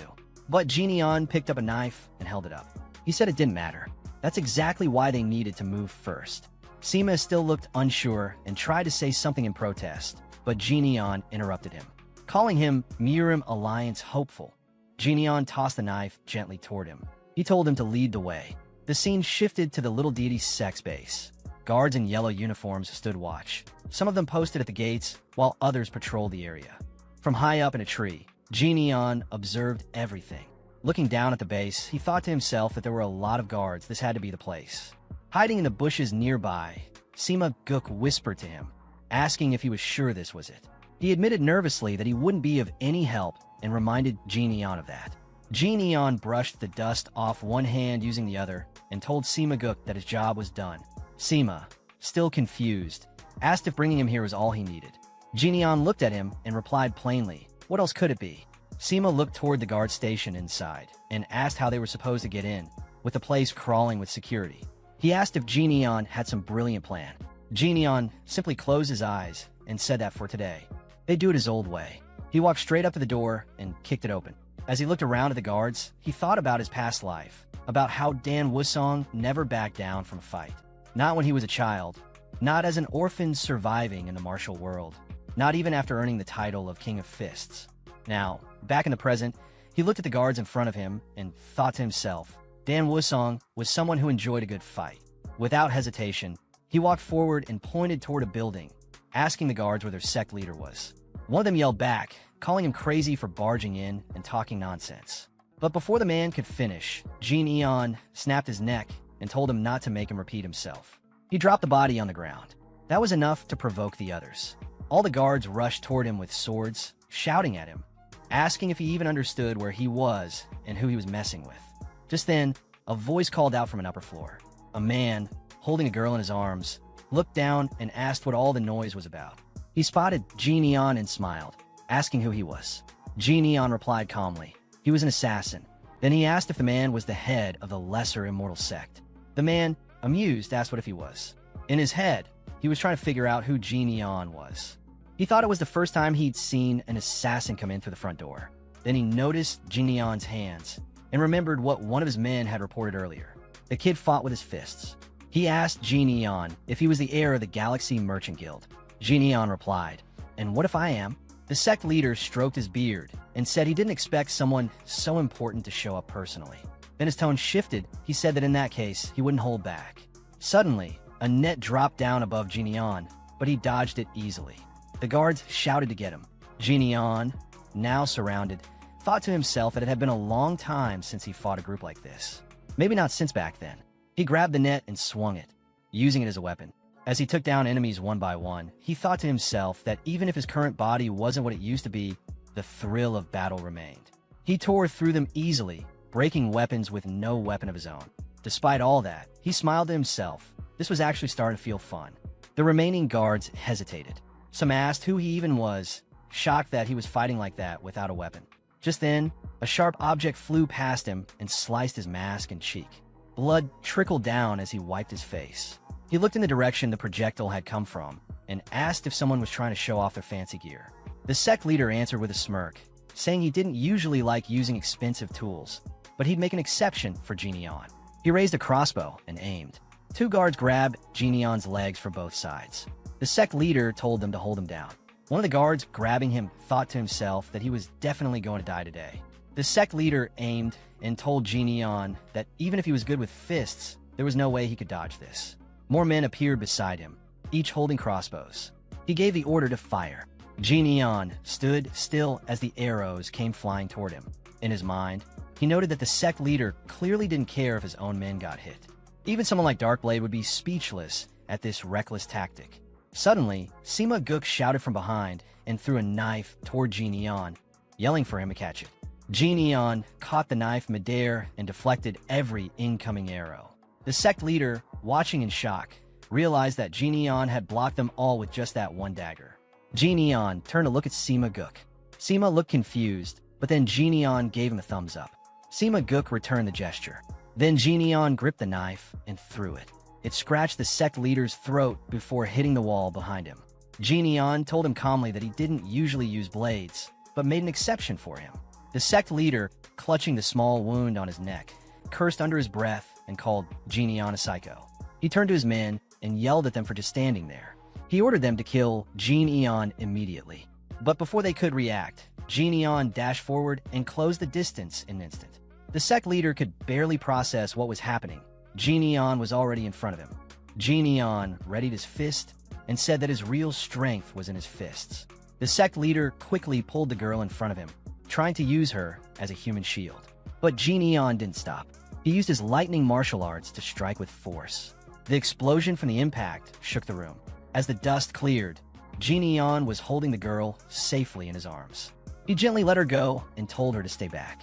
The sect leader sat on the ground, shaking from fear. He looked up at Jin Eon and wondered what kind of person he really was. If Jin Eon was the heir to the Galaxy Merchant Guild, he should be a young man, but the way he fought felt like someone who had survived countless battles. Jin Eon looked down at him coldly and asked what he was staring at. Did he have something to say? The sect leader tried to save himself. He laughed awkwardly and offered money. He said he had plenty stashed away and promised to reward Jin Eon generously if he spared his life. But Jin Eon stepped on him and told him to stop putting a price tag on people's lives. He pulled back his fist and said he didn't need any of it. The sect leader could keep his money. Then Jin drove his fist into the man's chest, piercing through his heart and killing him instantly. The room fell silent as everyone looked on in shock. Jin pulled his hand back out and glanced at the body. He muttered one final word as he looked at the corpse: filthy. As morning arrived, the protagonist, his friend Sima Guk, and the girl he had recently saved were walking together. Along the way, Sima Guk turned to Jin and mentioned that he would be taking a different route. He offered to escort the girl instead.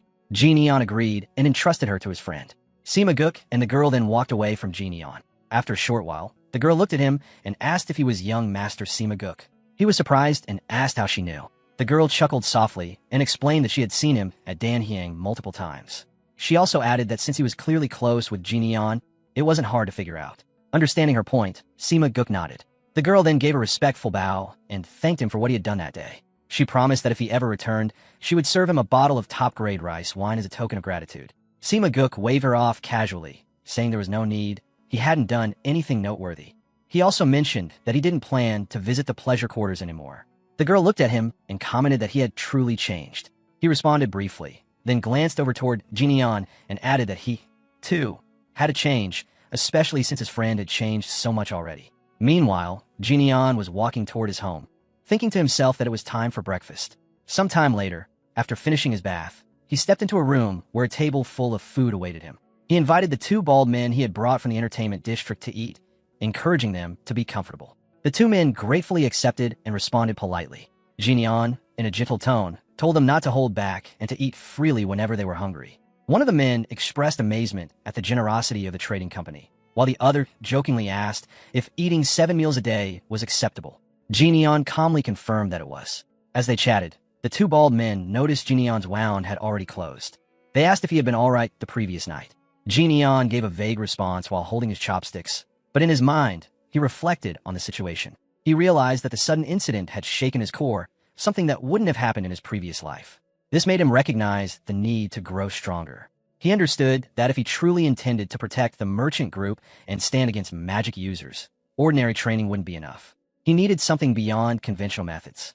Just then, a voice from outside his door informed him that a delivery had arrived. Curious, Jin acknowledged it. A servant girl entered and placed a box on the table. As he opened it, he muttered that he hadn't been expecting anything. Inside was a letter from his friend, Gu Wong. The letter explained that after they had parted ways, Gu Wong had stopped by a tavern, had a single drink, and then left. He jokingly called it a sign of real progress. Jin smiled as he read it. The letter continued, revealing that Gu Wong had also meant to deliver something on Jin's father's behalf the day before, but had forgotten. Now he was sending it along. Jin paused at the mention of his father, feeling surprised. The letter concluded with Gu Wong saying he would leave the item with Jin and asking him to help watch over their escort agency once he had become stronger. As Jin examined the contents of the first box, he immediately recognized what was inside. It was a piece of century root. Judging by its appearance and condition, it had likely been aged for 4 or even 5 centuries. He estimated that, with a bit of luck, it could help him raise his White Lightning 10-stage art to the 5th level. Holding the root in his hand, he reflected on the moment with quiet appreciation, realizing this was the kind of gesture that showed the true value of having a good friend. He then turned to the next box placed beside him. Inside was another letter. This one was addressed from the Taiho Trading Company. The letter spoke of a long-standing trust and friendship with his father and a gift offered in honor of that bond. As Jin processed the message, he recognized the name of the firm. It was one of the wealthiest and most influential trading companies in the Central Plains. He realized his father must have reached out to them personally for assistance. The depth of that gesture and the effort behind it caught him off guard. He hadn't expected such care and foresight. Inside the box was a bottle, and as soon as he saw it, he was struck with surprise. It was pure, void stone milk, a miraculous elixir that martial artists could only dream of acquiring. It belonged to the same legendary tier as the 1,000-year spirit fruit, moon elixir flower, and 10,000-year snow ginseng. All of them were incredibly rare and nearly impossible to obtain. Jin brought the bottle close and inhaled its scent. There was no doubt it was genuine. Even in his previous life, he had only managed to taste a few drops of it. He found it hard to believe that a merchant had managed to acquire something even top martial artists struggled to find. Turning to the two bald men seated nearby, he called out their names, Myongbo and Jinbo, and handed each of them a portion of the medicine. One of them immediately prepared to begin circulating his chi, asking the other to guard the room and eat later. As he accepted the dose, he asked what it was. Jineon simply told him it was good for the body and warned him not to lose it, emphasizing its rarity. Surprised by the comment, the man stood up and walked over to a nearby storage room. Opening the door, he gestured inside and revealed stacks of similar rare items, all prepared for Jineon. Seeing this, even Jineon couldn't help but be taken aback. A smile formed on his face as he silently acknowledged the simple truth: money really was a powerful thing. 2 hours later, Jineon was seated cross-legged in his room, meditating. As he consumed the elixir, he noted its taste, bitter and without aroma. It reminded him of martial arts itself. Bitter in the beginning, with no immediate reward. Training was painful, and often it felt like there was no progress at all. Soon, his body began to react. A strong heat spread through his core. He recognized that in his past life, his body would have already broken down under this intensity. Fortunately, he had taken the time to strengthen himself beforehand. A sharp pain surged through him, intense enough to force his eyes open. It felt as if his entire body was burning. The more he tried to suppress the pain, the more fiercely it fought back. Realizing resistance was futile, he changed his approach. He would push through it instead. With that decision, a wave of powerful energy burst out from his body. Some time later, Jineon exhaled deeply. As he examined his hand, he activated his energy with a focused gesture. Then, clenching his fist, he confirmed to himself that he had reached the 5th stage. However, a sharp smell caught his attention. He looked at his clothing and realized that the toxins released from his body carried a strong stench of alcohol. He wondered just how much the previous owner of the body had drunk for the impurities to still reek so strongly. Jineon looked down at himself and smiled softly. It felt like a farewell to the remnants of his old self. But his attention soon shifted to the glass bottle beside him. He picked it up, eyes narrowing in thought. What lay ahead wasn't going to be easy. Absorbing pure voidstone milk at this stage was like trying to form a bowl out of wet sand and then tossing it into a blazing furnace. The fragile structure was almost guaranteed to crack under the pressure. Yet, if he could endure the process, the reward would be immense. He could feel the intense spiritual energy within the elixir. It was testing him. As the dense black aura began to swirl around him, a thought crossed his mind. Perhaps he had become too greedy. Still, he clenched his fist in determination. With a powerful leap, he took off, heading toward a secluded spot to begin the next stage of his transformation. If he could overcome this trial, he knew he would emerge stronger than ever before. 7 days passed. Outside Jineon's room, his brother, Liwa Ian, stood with a troubled expression. It had been exactly a week since Jineon had started circulating his energy, and there had been no signs of movement or sound from within. Concerned, he reached for the door, but the 2 bald guards stationed outside immediately stepped in front of him, blocking the way. They greeted him formally. Recognizing them, Liwa Ian returned the greeting. He asked if there had been any updates. One of the men replied that there had been none, but Jineon had left clear instructions not to let anyone near. Hearing this, Liwa Ian let out a sigh, wiping sweat from his brow as confusion set in. He mumbled that even so, going this long without contact seemed concerning. Before he could finish his thought, a sudden explosion blasted through the door from within the room. The 2 guards quickly shielded Liwa Ian from the blast with their bodies. As the dust settled, Liwa Ian stared in shock at the sight in front of him. Emerging from the room was Jineon, his eyes glowing with lightning, energy radiating violently from his body. The overwhelming stench coming from the room made Liwa Ian recoil and cover his nose. His thoughts raced. Was this the condition known as chi deviation, something he had only heard about in passing? Panicked, all 3 men rushed toward Jineon. One of the guards called out urgently to him. 2 bodyguards then tackled Jineon, trying to pin him down in hopes of stabilizing his energy. They pleaded with him to come back to his senses. Liwa Ian tried to speak, beginning to ask if his brother was all right, but his words stopped midway. As he got a good look at Jineon's face, a chill ran through him. What he saw frightened him so much that he couldn't say another word. Liwa Ian quickly caught his brother in his arms, trying to steady him after the sudden outburst of energy. But Jineon rose to his feet once more without saying a word and began walking away. One of the bodyguards called out behind him, asking if he was all right and where he was going. Jineon, without turning around, simply responded that it was too hot and that he needed to cool off, insisting they not follow him. Without hesitation, Jineon leapt onto the rooftop and dashed off into the distance. Liwa Ian stood frozen, watching his younger brother disappear. He had no words to respond. After a moment, he quietly questioned himself how anyone could be hot on such a perfectly clear day. Meanwhile, Jineon kept running. His thoughts were in turmoil as intense heat surged through his body. He could feel every part of himself burning. His physique, still not fully attuned to the immense power he had taken in, was reacting violently. Clutching his throat, he tried to suppress the sensation, but the energy inside him continued to rage uncontrollably. He realized that if this went on, it wouldn't just be the Yunhe merchant group at risk, he could endanger the entire street. He needed to put as much distance between himself and others as possible. Eventually, he stopped at a remote mountain peak. His body was covered in veins bulging under the pressure, with lightning surging all around him. The pain had reached its peak. He thought of the color blue, likely tied to his energy state, and acknowledged that he couldn't contain it any longer. Memories of his death in his past life flickered through his mind. He knew that if he couldn't embrace this energy, he would face the same fate once more. Raising his hand toward the sky, he made a decision. The power had to be released. In that moment, a bolt of lightning struck down from the sky, crashing directly into him with a thunderous impact. Some distance away, in a nearby village, two people noticed the phenomenon. One of them watched in awe as the scene unfolded, observing the lightning surge from the earth toward the heavens. It was a sight he had never witnessed before, a reverse strike that defied natural order. Sometime after the intense phenomenon had ended, Jian stood alone on the mountain. Rain poured down steadily around him as he remained silent, letting the moment settle. Clenching his fist, he counted under his breath 6, then paused and corrected himself 7. A smile formed on his face. If he was able to release that much energy, it could only mean one thing. He glanced at his hand, activating his energy once more to confirm it. The answer was clear. He had reached the 8th phase. Later, Jian walked through the city streets, still partially undressed from the aftermath of his training. His presence turned heads immediately. Several passersby, especially the young women, blushed as they watched him walk by.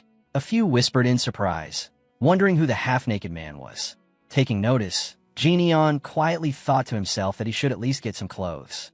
Sometime after, he was inside a clothing shop, now dressed in a sharp outfit that gave him the refined appearance of a nobleman. He looked in the mirror, then turned to the shop owner and said he'd take the outfit. He asked for the price. To his surprise, the shop owner responded with a gentle laugh and insisted there was no need to pay. Jian, confused by the generosity, hesitated. He didn't feel right about taking it for free. But the shop owner explained with a warm smile that ever since Jian had beaten up the troublemaker from the Ouyang clan and the Little Deity sect, the streets had become noticeably safer. Fewer thugs caused problems now, and that peace had made it easier for him to bring his children to the shop. He pointed to his child nearby and expressed gratitude, saying that the free clothes were his way of repaying Jian. As he noticed the rain still pouring outside, he offered an umbrella as well. The shop owner's child walked up, holding out the umbrella toward Jian. Seeing this small gesture, Jian smiled back and accepted it graciously. A short while later, he stood outside the shop in the rain, waving back at the shop owner and his children. As he continued down the street, Jian looked around and reflected on the changes. Things truly did feel more peaceful now. In the past, he never paid attention to what the streets looked like after a fight. But now, recalling the shop owner's words, he could feel the difference his actions had made. People were safer, families were more relaxed, and the atmosphere felt lighter. Looking ahead, he saw people laughing and enjoying themselves. For the first time, Jian found himself smiling at the sight. The feeling wasn't so bad. Suddenly, his attention snapped toward a commotion behind him. Someone was running through the street in a panic, shouting for others to move aside. The man shoved someone out of the way, tried to escape from a group that was chasing him. The people behind him yelled not to let the man get away. As Jian observed the scene, he immediately recognized the person on the run. It was Myungo. His thoughts locked onto the name with surprise. The man who had been chased earlier suddenly appeared before the protagonist. With a casual smile, he greeted him, commenting on the heavy rain. The protagonist looked at him with visible disappointment, noting that he hadn't changed at all. As the man stood confidently in front of him, the protagonist remarked again on how he was always caught up in a busy life. Meanwhile, a large number of people from the Moyang clan had gathered at the Emperor's assembly. Among them, a red-haired man confidently acknowledged the significance of all the clan patriarchs coming together after such a long time. He specifically praised Moyang Bin for his efforts. This red-haired man was Dako Mayong, the patriarch of the Dako clan. In response, a green-haired man humbly dismissed the praise, saying he had only arranged the meeting. This was Moyang Bin, the patriarch of the Moyang clan. Then, turning to another figure, he brought up a recent issue, mentioning that he'd heard about a regrettable incident involving Ouyang Seng's clan. He stated that Ouyang, who had apparently challenged a member of a merchant group to a duel and died as a result, asking if it was true. Hearing this, Ouyang Seng, the patriarch of the Ouyang clan, looked visibly irritated and surprised. Another person in the room then questioned the situation further, pointing out that Ouyang, who was supposed to be one of the more skilled martial masters of the clan. Yet another added that Ouyang, who had caused trouble with a merchant group, made a scene and ended up being severely defeated. Just then, loud laughter erupted in the assembly hall. Everyone turned toward the source, which was none other than Namgung Wu, the leader of the Emperor's assembly and the patriarch of the Namgung clan. Known as the world's strongest martial artist and often referred to as the Blade Emperor, Namgung Wu was laughing heartily, mocking the situation. He found it ridiculous that someone from a merchant group had defeated a member of the Ouyang clan, calling it even funnier than a jester's performance. He asked if others agreed with him. One man in the assembly could be seen trembling with anger, though another quickly agreed with Namgung Wu to avoid conflict. At that moment, Ouyang Seng, now visibly furious, exclaimed that Ouyang had already been expelled from their clan. With his frustration boiling over, he declared that it was time to remind the merchant group of the true power of the Ouyang clan. Back on the street, the protagonist stood with his friend. He looked worn out and clearly exhausted from everything that had just happened. Li Jin looked at his friend and remarked that he was always living a busy life. Before the conversation could continue, one of the gang members pointed a finger at Li Jin and ordered him a hand over his friend, warning him not to get involved in something that could get him hurt. Li Jin's tone turned cold as he asked his friend, Myungo, who these people were. Myungo explained that they were members of the Crimson Reaper Alliance, the most notorious underworld gang at the moment. They had recently been trying to take over the downtown district. He went on to say that, since he was involved in the auction business, he had discovered they had taken his ledgers when he went to organize the books, a theft he clearly resented. Li Jin then asked if Myungo's hands had healed. Myungo showed his hands and said they were still usable, even managing a laugh. Facing the gang, Li Jin stated calmly that they didn't seem to be from the area. He told them to come back when Myungo's hands had fully recovered, but to leave for now. The gang members were irritated, thinking his words were nonsense and that he must have grown up sheltered. But despite their thoughts, they felt an inexplicable pressure from him. One hot-headed member ignored a companion's warning, stepped up to Li Jin and arrogantly pointed a finger at him, demanding to know who he thought he was. Before he could finish, Li Jin flicked his forehead with a single finger, sending him flying several meters and knocking him out instantly. Li Jin then looked at the rest of the gang and told them he was hungry, and if they fought now, he might kill them all. He advised them to leave while he was still being nice and promised they would meet again, either through Myungo or himself. The gang, clearly intimidated, bowed and quickly left. Myungo, now more relaxed, turned to Li Jin and asked him to buy food, saying noodles would be fine.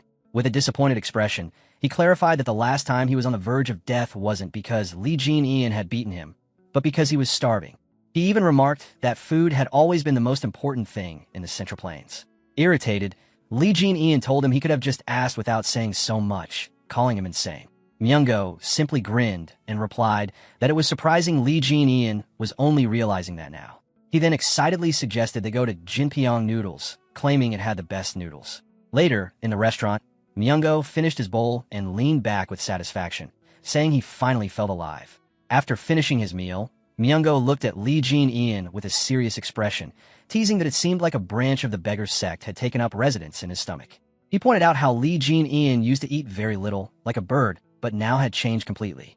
Myungo added that people shouldn't change so suddenly and should live according to the natural order. Turning toward the shop owner, he ordered 2 more bowls of noodles, then quickly changed it to 4.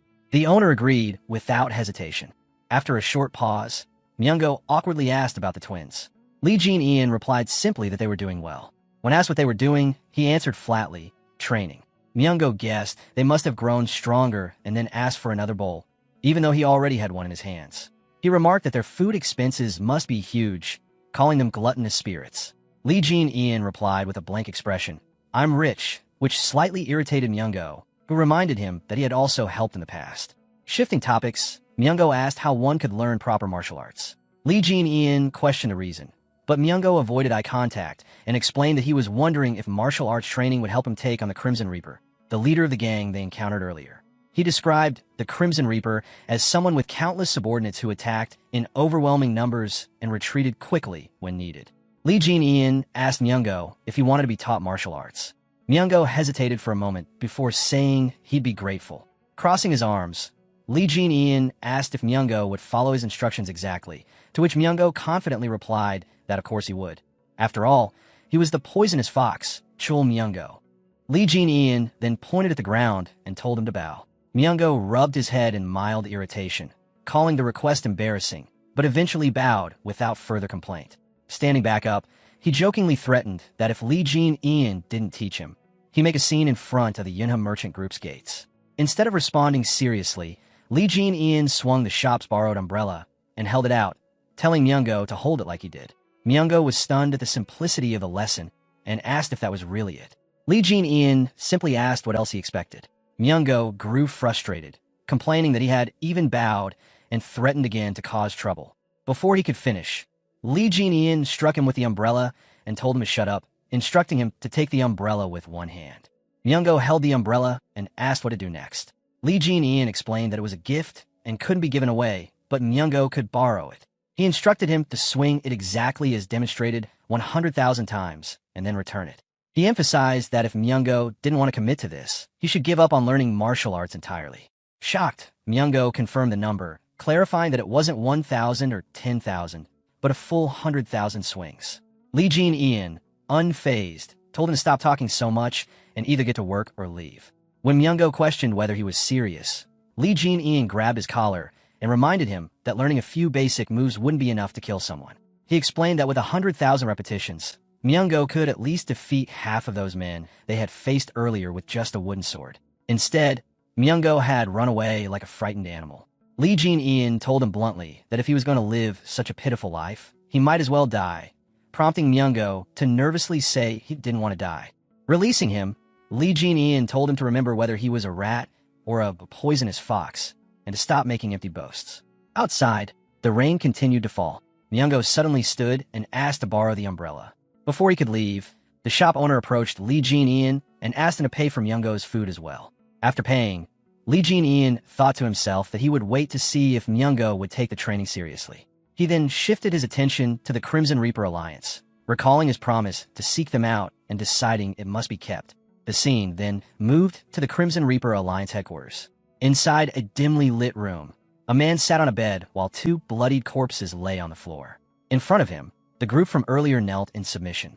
A red-haired man looked at them and asked why they had allowed Chul Myung-go to escape. The red-haired man questioned his subordinates, repeating their claim. They had almost caught everyone, but one of the poisonous fox's friends had stopped them, and they were saying that a merchant group's son had stood against all of them. The subordinates, sweating and visibly shaken, swore it was true. They explained that the man was extremely skilled in martial arts, with rumors calling him the strongest in the Manhwa region. Before they could finish, the red-haired man's gaze sharpened, his red eyes silencing them. He then gave the order, have the men on standby, find both of them, and kill them. The scene shifted to Lee Jin-ian, who was hearing troubling news. One of the twins explained that the Crimson Reaper was infamous for his brutality, preferring to tear opponents apart with his bare hands. The leaders of multiple sects, the Jangsun sect, the Nopio sect, the Horn Dragon sect, and the Hongrak Pavilion, had all been killed by him. He had absorbed several factions in the Yukwan region, forcing tribute money from every business, from escort agencies and merchant groups to inns and pleasure houses. Even Chul Myung-go had been extorted. The twins added that just the day before, the Crimson Reaper had taken over an entire auction house. Lee Jin-ian listened, toweling off sweat from training, and acknowledged that if the Crimson Reaper discovered his identity, the merchant group could become involved in unnecessary trouble. He decided he should confront the man first, before that could happen. Night fell over the Yukwan shopping district. At the Passion House, the building was busy, with guests filling every floor. Two women conversed, one instructing the other to check if guests in a certain room had left. Suddenly, a scream rang out, and another woman was comforted by her colleagues. She had gone into the Crimson Reaper's room, and something had happened. Worse, another woman named Seoli was still inside. One of the women, Zhonghua, was informed a new guest had arrived downstairs. She instructed the others to take the shaken woman away, let her rest, and avoid disturbing the Crimson Reaper.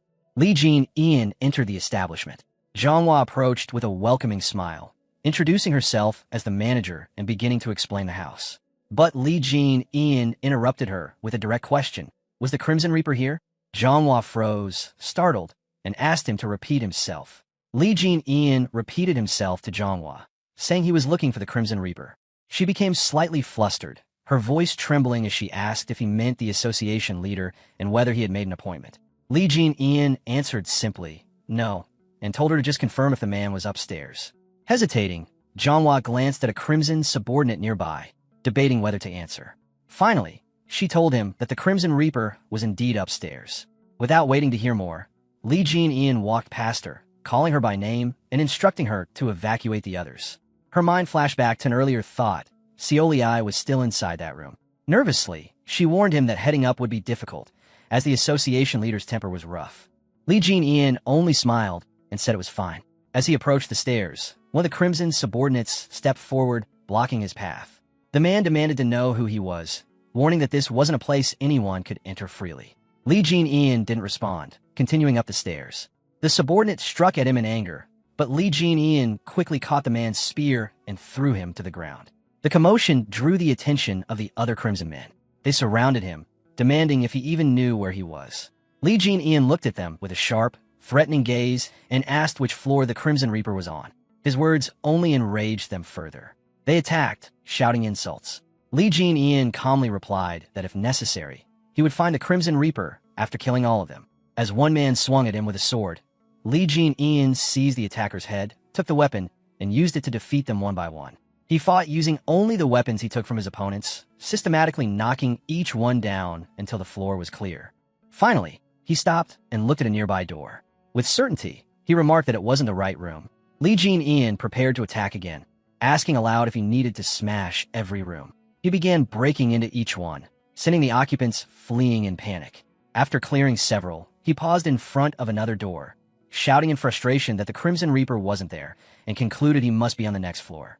Meanwhile, in his private room, the Crimson Reaper sat calmly on his bed. Suddenly, two men were thrown inside, sent flying by Li Jin Ian's assault. One of them, trembling on the floor, reached toward the leader and tried to speak. Stammering, he identified Li Jin Ian as the merchant group's son. Before the man could finish, Li Jin Ian stepped on him, slamming him back to the ground. Confidently approaching, Li Jin Ian told the Crimson Reaper he had found him. The leader looked him over, speaking with casual arrogance. He guessed that Li Jin Ian had come to pay Chul Myungo's debt in his stead. Li Jin Ian ignored the remark, noting to himself that the leader's room was on the 5th floor and that it was unnecessarily high. The Crimson Reaper stood and walked toward him, asking if the welcome party wasn't to his liking and if the climb had been difficult. Li Jin Ian, now surrounded by many Crimson subordinates, stated that it hadn't been a problem, as stomping on his way up was his specialty. The two men now stood face to face. The Crimson Reaper smirked, saying his own specialty was looking down from above. Li Jin Ian, rather than being intimidated, thought to himself that this was why he liked dealing with underworld types. Beating them was always satisfying. He then noticed something on the bed. The Crimson Reaper brushed it off, saying he had simply lost control of his strength, and ordered his men to remove the person from the room. Li Jin Ian's expression darkened. Calling the man beyond rehabilitation, he asked in a low, dangerous voice how he should kill him. The Crimson Reaper said he liked those eyes, explaining that people who try to kill him always look that way, and that he had ripped all of them apart with his bare hands. Outside, civilians were fleeing the building, screaming. Someone asked what was happening, and a Crimson subordinate answered that some lunatic was tearing the entire pleasure house apart, urging the man to escape as well. Instead, the man raised an umbrella like a weapon and muttered a number, 2874, before striking the subordinate. Removing his hood, he revealed himself as Chul Myungo. He made a universal gesture toward the Crimson men, declaring he was there to crush them one by one. Practicing his swings with the umbrella, he continued counting 2875, 2876, 2877, when suddenly a loud explosion came from the building where Li Jin Ian was. Chul Myungo froze, looking toward it in shock, realizing something significant had just happened inside. The red-haired association leader is suddenly thrown out of the building, crashing violently against the ground. Following closely behind him, the protagonist leaps out as well, landing with confident precision before striking the leader mid-air and sending him skidding further across the dirt. With firm steps, the protagonist calmly lands in front of the fallen man, standing tall and unwavering. The association leader slowly rises from the ground, wiping the dust from himself as his eyes fix on the protagonist. Instead of showing fear, he reveals a twisted smile of amusement, clearly intrigued by this unexpected turn of events. Without wasting time, he signals to one of his subordinates. The loyal follower quickly rushes to his side, handing him a weapon. Gripping it tightly, the leader swings it once through the air, testing its balance and preparing to face the opponent before him. The red-haired leader brandishes the weapon with confidence, determined to at least show his strength. He lunges forward, unleashing a barrage of attacks. However, the protagonist moves effortlessly, dodging each strike with minimal movement, almost as if the attempts were too slow to even matter. At the perfect moment, the protagonist reaches out and seizes the weapon, halting it completely with his bare hand. The grip is strong and unshakable, surprising the leader. A wave of realization sweeps over the red-haired man's thoughts. In disbelief, he questions how the young master of a mere merchant family could possess such monstrous strength that not only withstands but matches his own. His pride stings, yet his fighting spirit surges. He releases the weapon, letting it fall away, and instantly launches himself forward with renewed determination. In his mind, the leader vows to crush his opponent with the sheer rebound force of his own body. Gathering strength in his fist, he prepares a direct strike, intent on breaking through any defense, daring the protagonist to block the blow. The protagonist, however, observes carefully. His sharp eyes take note of the man's technique, recognizing the influence of meteor hammer skills combined with refined fist techniques. The precision in his movements reflects training under a legitimate orthodox martial artist. His execution is clean, sharp, and deliberate. Yet, the protagonist's expression remains calm, even slightly impressed, as he analyzes every detail. Without hesitation, he counters. His thoughts steady, he acknowledges the difference. The association leader may have skill, but his true opponent now is someone far beyond his level, the one known as the Fist King. With explosive speed, the protagonist drives his fist directly into the leader's stomach. The impact resonates, forcing the air out of the red-haired man as his body buckles under the sheer power. Coughing and stumbling, he staggers back, clutching his abdomen.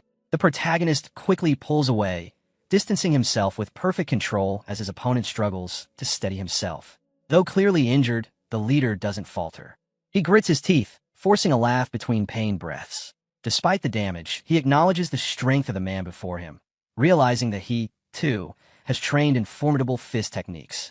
Determined not to lose, the leader raises his arm once again, declaring his intent to fight with everything he has. His voice roars with defiance as he charges, consumed with rage, claiming he will tear his enemy to pieces.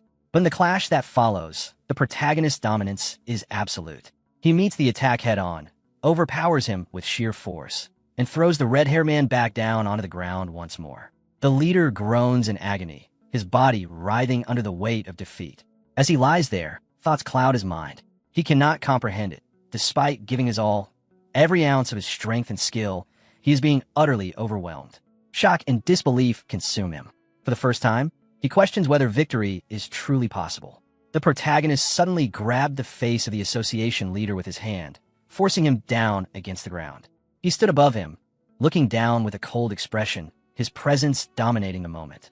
Without hesitation, the protagonist activated his electric martial arts, sending a current of energy through his palm into the leader's body. The energy pulsed violently, growing stronger with each stage he unleashed. First came the second stage, releasing a sharp jolt that made the association leader convulse in pain. His scream echoed as electricity surged through him. The protagonist showed no mercy, immediately pushing further. The energy increased again, third stage. The leader's body shook harder, the shock tearing through him. The protagonist continued, raising it to the fourth stage, and then again to the fifth stage, each level amplifying the damage. The overwhelming current left the association leader writhing, unable to resist. Nearby, one of the leader's subordinates watched with wide eyes, his face dripping with sweat. He stuttered, barely able to speak, questioning if they should step in to stop it. But before anything could be done, something unusual appeared in the sky. The subordinate's expression shifted to shock as he pointed upwards, realizing what was about to happen. The protagonist raised his hand and unleashed his ultimate technique, White Lightning 10-stage art, Thunderclap. A massive lightning dragon formed, descending with explosive force. The ground erupted with a deafening blast as the dragon struck the association leader directly, vaporizing him in an instant. The impact left onlookers speechless, many of them frozen in shock. Some whispered in disbelief, saying the attack was nothing less than the purge of the dark path. The leader of the association, feared by so many, had been completely obliterated before their eyes. With the battle finished, the protagonist turned his gaze toward the remaining subordinates. His eyes were sharp, filled with disdain, as he confronted them. He demanded to know who they thought they were, collecting tribute from the weak. His voice was steady as he questioned their purpose and their right to drain the lifeblood of powerless people. The subordinates trembled, their bodies shaking under his words. None dared to respond properly, fear weighing heavily on them. The protagonist made his stance clear. If they wanted to flaunt strength, they should come directly to him instead of preying on the helpless. He adjusted his hair with visible disgust, his expression making it clear he looked down on them. Then he warned them all, stating firmly that if they continued down this path, they would end up just like their fallen leader. That final statement only fueled their panic. Some, however, desperate and angry, tried to rally together. They shouted at one another not to be afraid, reminding themselves it was just one man standing against them.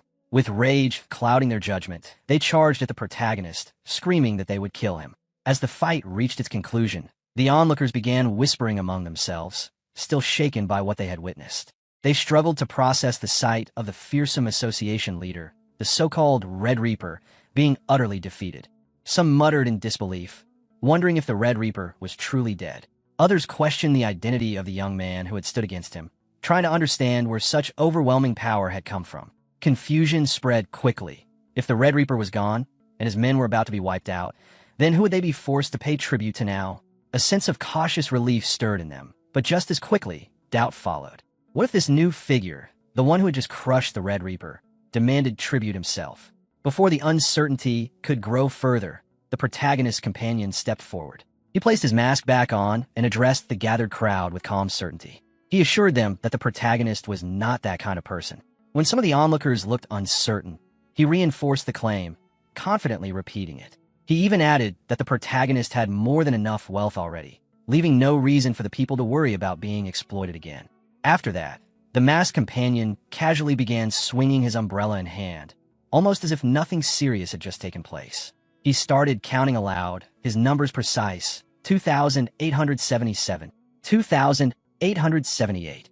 His behavior left the crowd stunned and bewildered. Many exchanged looks, silently wondering if he had lost his mind.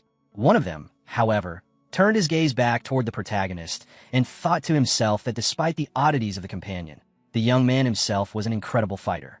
That thought triggered a memory, recalling the protagonist's words about how every person carried a spark within their heart and how nurturing that spark was a personal responsibility. The scene shifted to the companion once more, standing calmly in the middle of the city. With quiet reflection, he spoke to himself, almost as though affirming his own path. He acknowledged the desire to grow stronger, strong enough that the very pursuit could drive one mad. His eyes carried determination as he tightened his grip on the umbrella and muttered again, "Know your place." Then, as though snapping himself back into his own persona, he corrected himself. With conviction, he declared his identity. "I'm the Venom Fox." The scene shifts to the Yunam merchant group. Inside, the protagonist's younger brother, Waiyan, stood waiting. When he finally saw his brother emerge, he was stunned.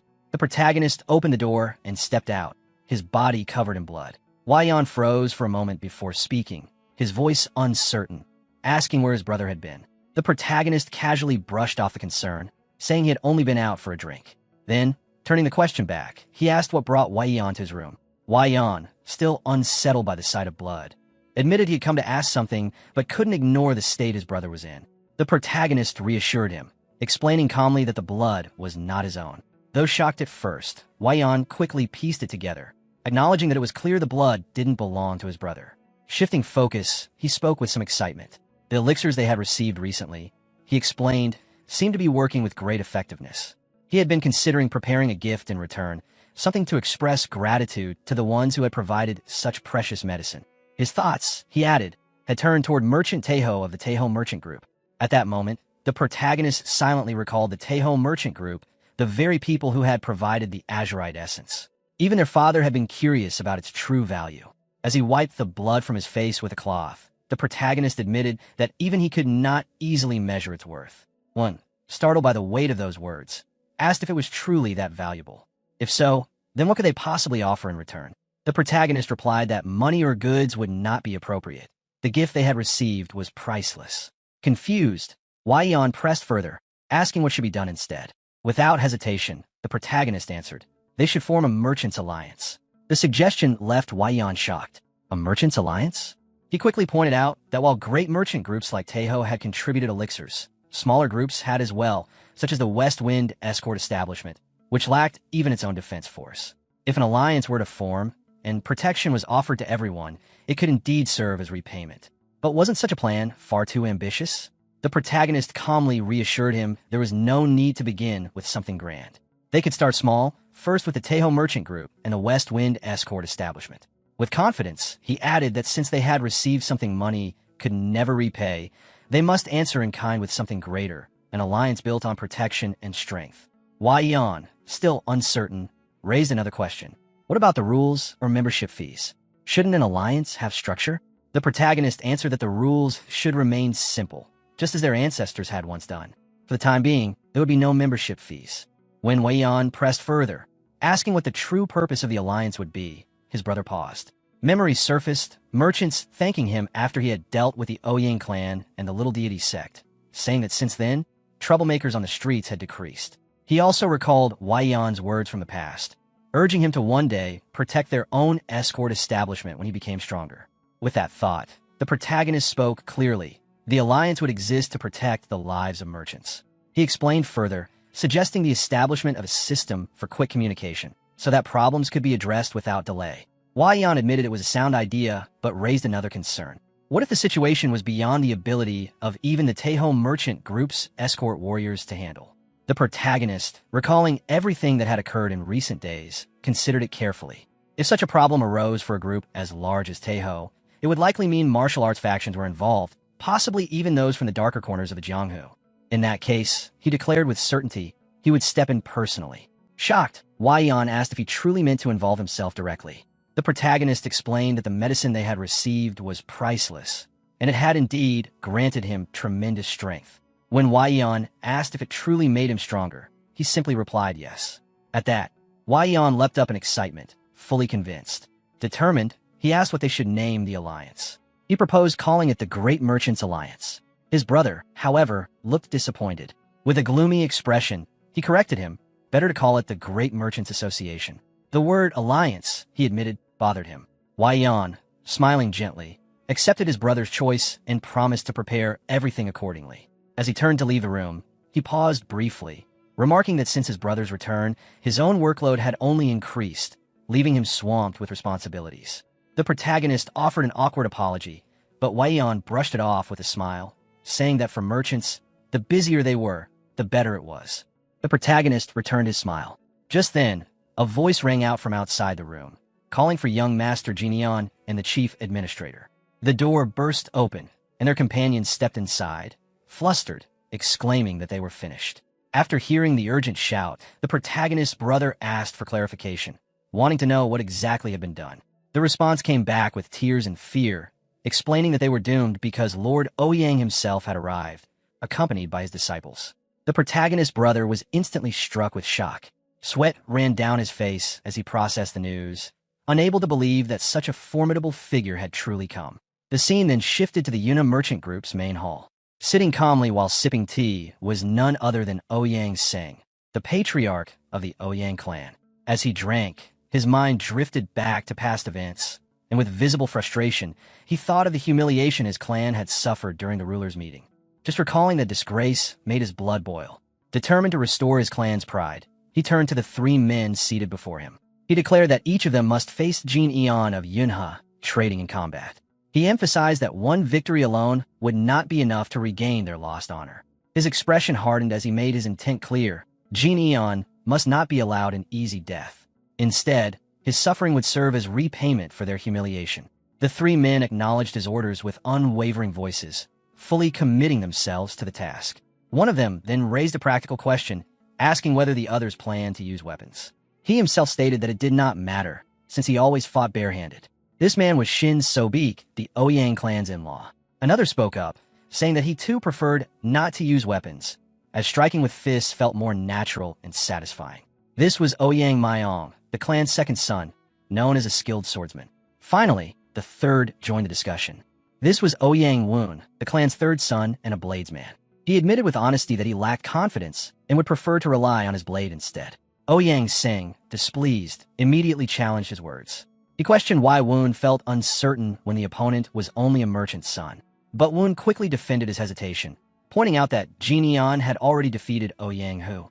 Although who had only been a distant relative, he was still a man with solid experience in the Jianghu, and his loss had proven Jinian was far from ordinary. The patriarch dismissed this reasoning with irritation.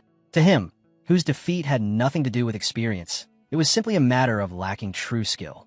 At that moment, a servant approached carrying tea, but Ouyang Sing waved for the chatter to end. He commanded that Jinian be brought out immediately, ready to settle the matter.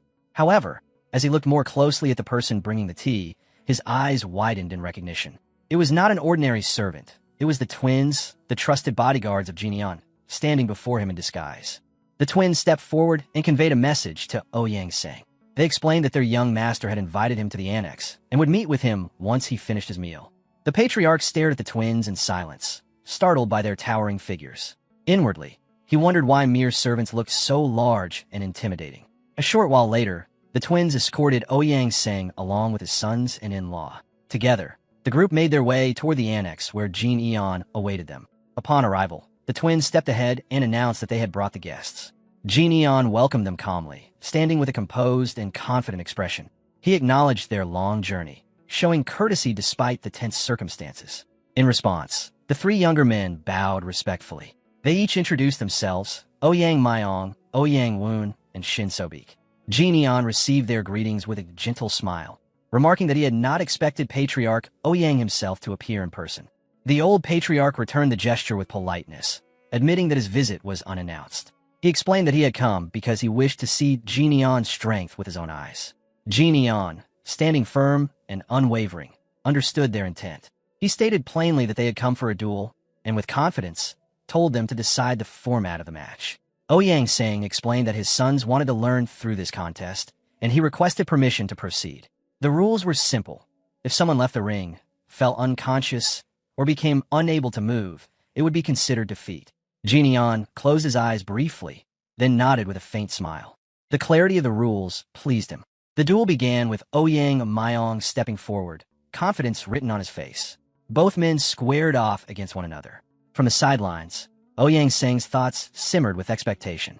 He anticipated the moment when the merchant's son would be reduced to begging for his life. Yet Ouyang Mayong himself began to feel uneasy. Standing across from Jin Eon, he sensed something unusual. The young master of Yunhe did not feel like a mere merchant's son at all. Instead, he gave the impression of a warrior seasoned by the harsh life of the Jianghu. Doubts crept into Mayong's mind. Perhaps Jin Eon's victory over Ouyang, who had not been a fluke after all. Jin Eon slowly raised his hand, inviting his opponent to draw his weapon. But Mayong bristled at the suggestion, insisting that he would fight on his own terms. Before he could finish speaking, however, Jin Eon suddenly moved. His speed was overwhelming. With a single strike to the face, he sent Mayong hurtling backward, crashing violently into the wall. The spectators gasped in disbelief. Even Ouyang Sing, caught off guard, spilled his tea as his hands trembled. Jin Eon stood over the defeated opponent, calm and steady. His words carried a sharp edge of confidence as he remarked that Mayong should have drawn his sword. Then, turning his eyes toward the next challenger, he called for the fight to continue. Woon looked toward the protagonist and expressed his intention to step into the fight. Before leaving, he asked young Master Shin to take care of his older brother while he fought. Mayong, without hesitation, acknowledged the request and agreed to take care of his elder sibling. Then, he drew his sword and addressed the protagonist, stating that judging by his skills, there was no need to hold back during the match. He looked forward to a worthy challenge. The protagonist, with a calm and friendly demeanor, greeted him and invited the duel to begin. Mayong, locking eyes with the protagonist, prepared to attack with fierce determination.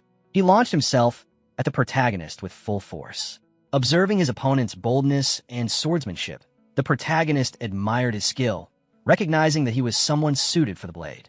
But before he could think further, he swiftly moved and blocked Mayong's attacks with his bare hands. Mayong, stunned, wondered how the protagonist could read the flow of his sword strikes and counter them so effortlessly with just his fists. His mind raced with disbelief. At that moment, the protagonist's hand began to emit lightning energy. He internally acknowledged that this was the 5th phase, yet powered at the 3rd phase of strength. Without warning, the protagonist readied a punch and delivered it with force. His mind labeled the move as the White Lightning 10-phase art, Lightning Roar. The impact was overwhelming. From a single strike, Mayan was defeated and sent flying. Observing the scene, Shin could hardly believe how easily the 3rd young master had been pushed back. Lying on the ground, Mayan turned toward Shin and suggested that they should end the sparring session. He worried that if all 3 of them were beaten so easily, it would create a huge uproar. Shin, however, immediately rejected the suggestion with a firm response. Without delay, he advanced into the arena. Standing before the protagonist, he explained that although the eldest young master was a skilled martial artist, he himself specialized in palm strike techniques and couldn't let this opportunity pass by. He then asked if he could spar with the protagonist. The protagonist smiled at this and, internally, felt at least somewhat reassured there was someone at least decently skilled.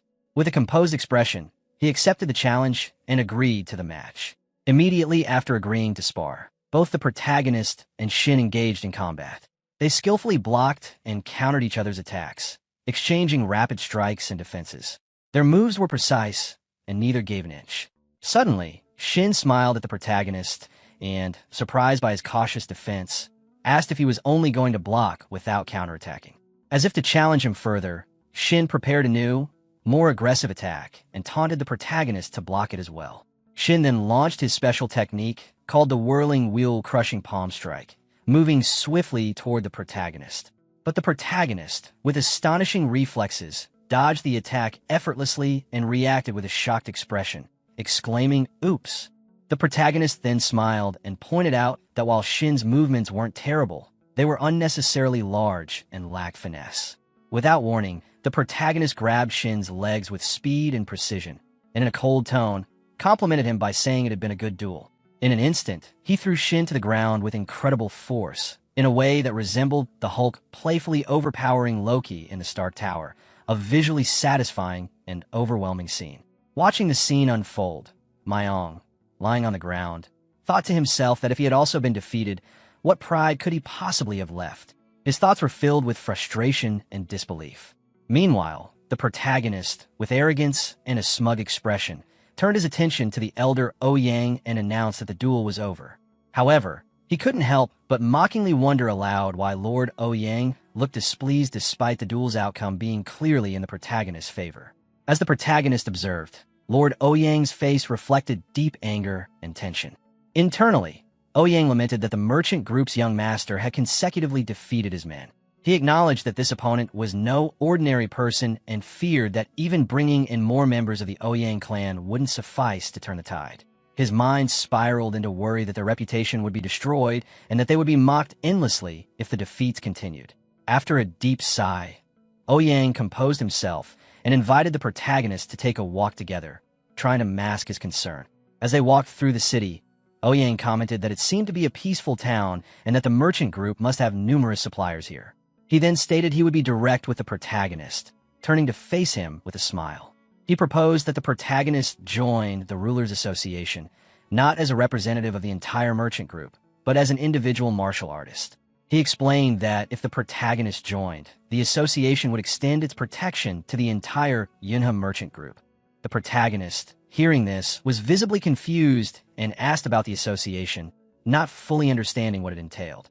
As the conversation progressed, the protagonist reflected inwardly about the Rulers Association. He knew it was an organization dominated by 4 powerful clans, Dako, Shimin, Namgung, and Moyong, but notably excluded the Tang clan. However, he also knew that behind the formal structure, there are deeper political motives and rivalries at play.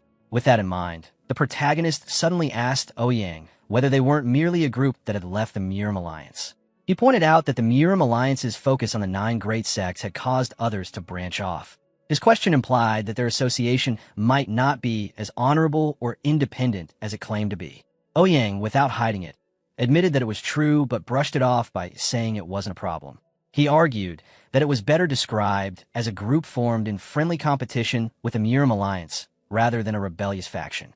The protagonist, analyzing Ouyang's face, thought to himself that the Ouyang clan had only recently joined the association, and this explained why Ouyang seemed so obsessed with saving face and rebuilding prestige. Ouyang, picking up on the protagonist's silent judgment, spoke candidly. He revealed that the men under Ouyang who had been spreading stories about the protagonist everywhere, damaging his own reputation. Still, he quickly added that he wasn't blaming the protagonist, despite knowing that the rumors were likely related to him. Then, with seriousness, Ouyang placed his hand on the protagonist's shoulder and urged him to join the association to help restore his honor. He framed it as a simple request and asked if it was really that difficult for him to comply. However, in Ouyang's mind, his true intention was clear. This was a calculated move to bring the eldest young master of the Yunhe merchant group into the association, thereby making it appear as though he, Ouyang, had control or influence over him. But the protagonist didn't respond to the request directly. Instead, he sharply countered with a question: what if he refused? His tone was calm, but challenging. This caught Ouyang by surprise. His eyes widened in shock, and he asked why he would refuse, pointing out that there would be nothing to lose. He implied that a son of a wealthy and influential merchant group should easily recognize the benefits of such an alliance. Unfazed, the protagonist responded with cold logic. He questioned what benefit joining the association would bring to the son of a prosperous merchant group like himself. He pointed out that he already had all the money he could need, and what Ouyang was offering, a seat as an ordinary martial artist, was beneath him. Without wasting another word, the protagonist turned and began to walk away. Before leaving, he waved his hand dismissively and told Ouyang that if he wasn't there to fight, the conversation should end. He made it clear that the walk with him had not been enjoyable. Ouyang, not willing to back down, called out to the protagonist with a threatening voice, warning him to stop. He gave him one last chance, asking if he truly wished to see the entire Yunhe merchant group slaughtered. He emphasized that with the strength of the Ouyang clan, they could spare only the protagonist and label him a public enemy of the martial world. He asked, rhetorically, if the protagonist really thought they couldn't carry out such a threat. Ouyang closed the distance between himself and the protagonist. With a threatening expression, he placed his hand on the protagonist's shoulder and pressed further, challenging him. He asked whether the protagonist was truly strong enough to stop him, and even if he were, whether he could handle making the entire Rulers Association his enemy. Ouyang's tone suggested that the protagonist was foolish for rejecting his offer and spurning his goodwill. Before Ouyang could finish his sentence, the protagonist acted without hesitation. He grabbed Ouyang by the throat, pinning him against the wall with a firm grip. His voice, cold and threatening, cut through the air. He told Ouyang to stop right then and there. He warned him that he could easily kill him at that moment and wipe out the entire Ouyang clan without leaving a trace. Furthermore, he could shift all the blame onto Ouyang's eldest son, ruining him entirely. Despite being cornered and threatened, Ouyang didn't flinch. Instead, he mocked the protagonist with a smile, calling his words the most vile he'd ever heard. He criticized the protagonist for speaking without manners, restraint, or shame, but added that such words should be saved for after proving one's strength in battle. Without wasting another moment, Ouyang launched his attack. He unleashed a green poison gas that quickly surrounded the protagonist, a deadly technique he had practiced for defeating the leaders of the four great clans. As the gas spread, Ouyang's thoughts echoed with confidence, certain that no matter how strong the protagonist was, he wouldn't be able to withstand the poison-toned palm strike. However, the protagonist remained unfazed.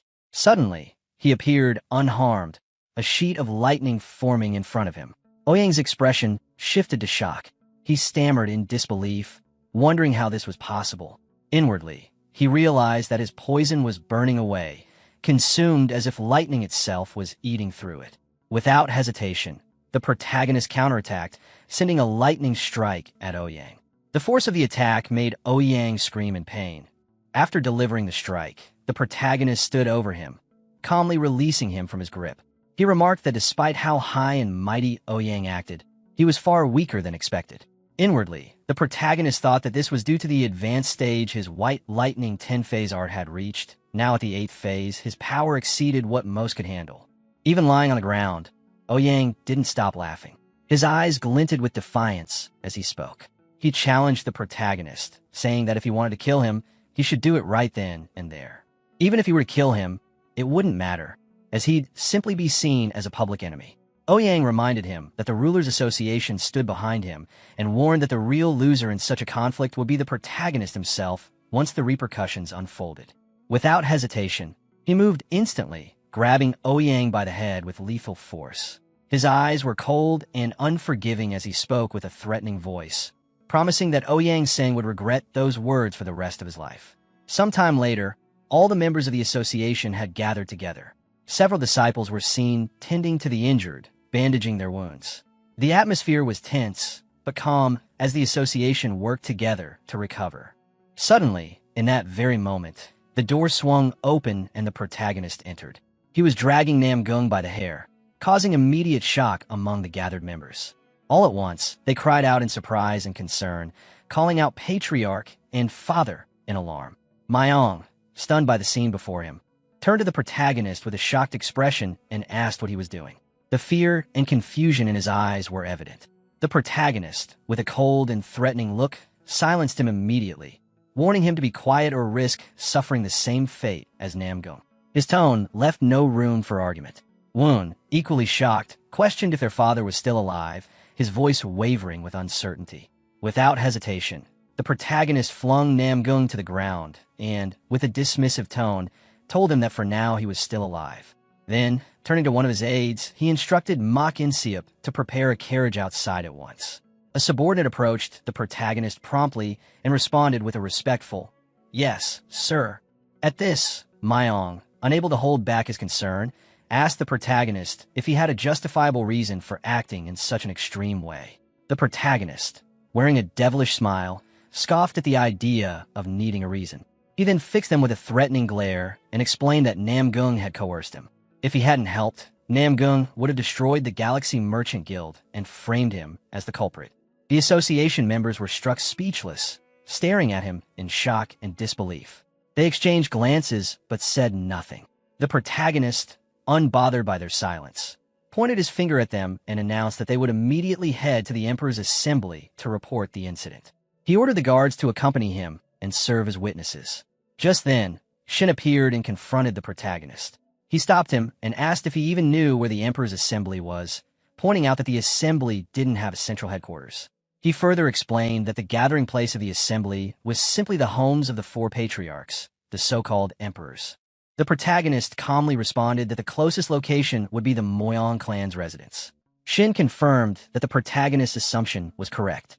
Turning to his subordinates, the protagonist instructed the guards to keep an eye on the twins to ensure they didn't attempt anything foolish.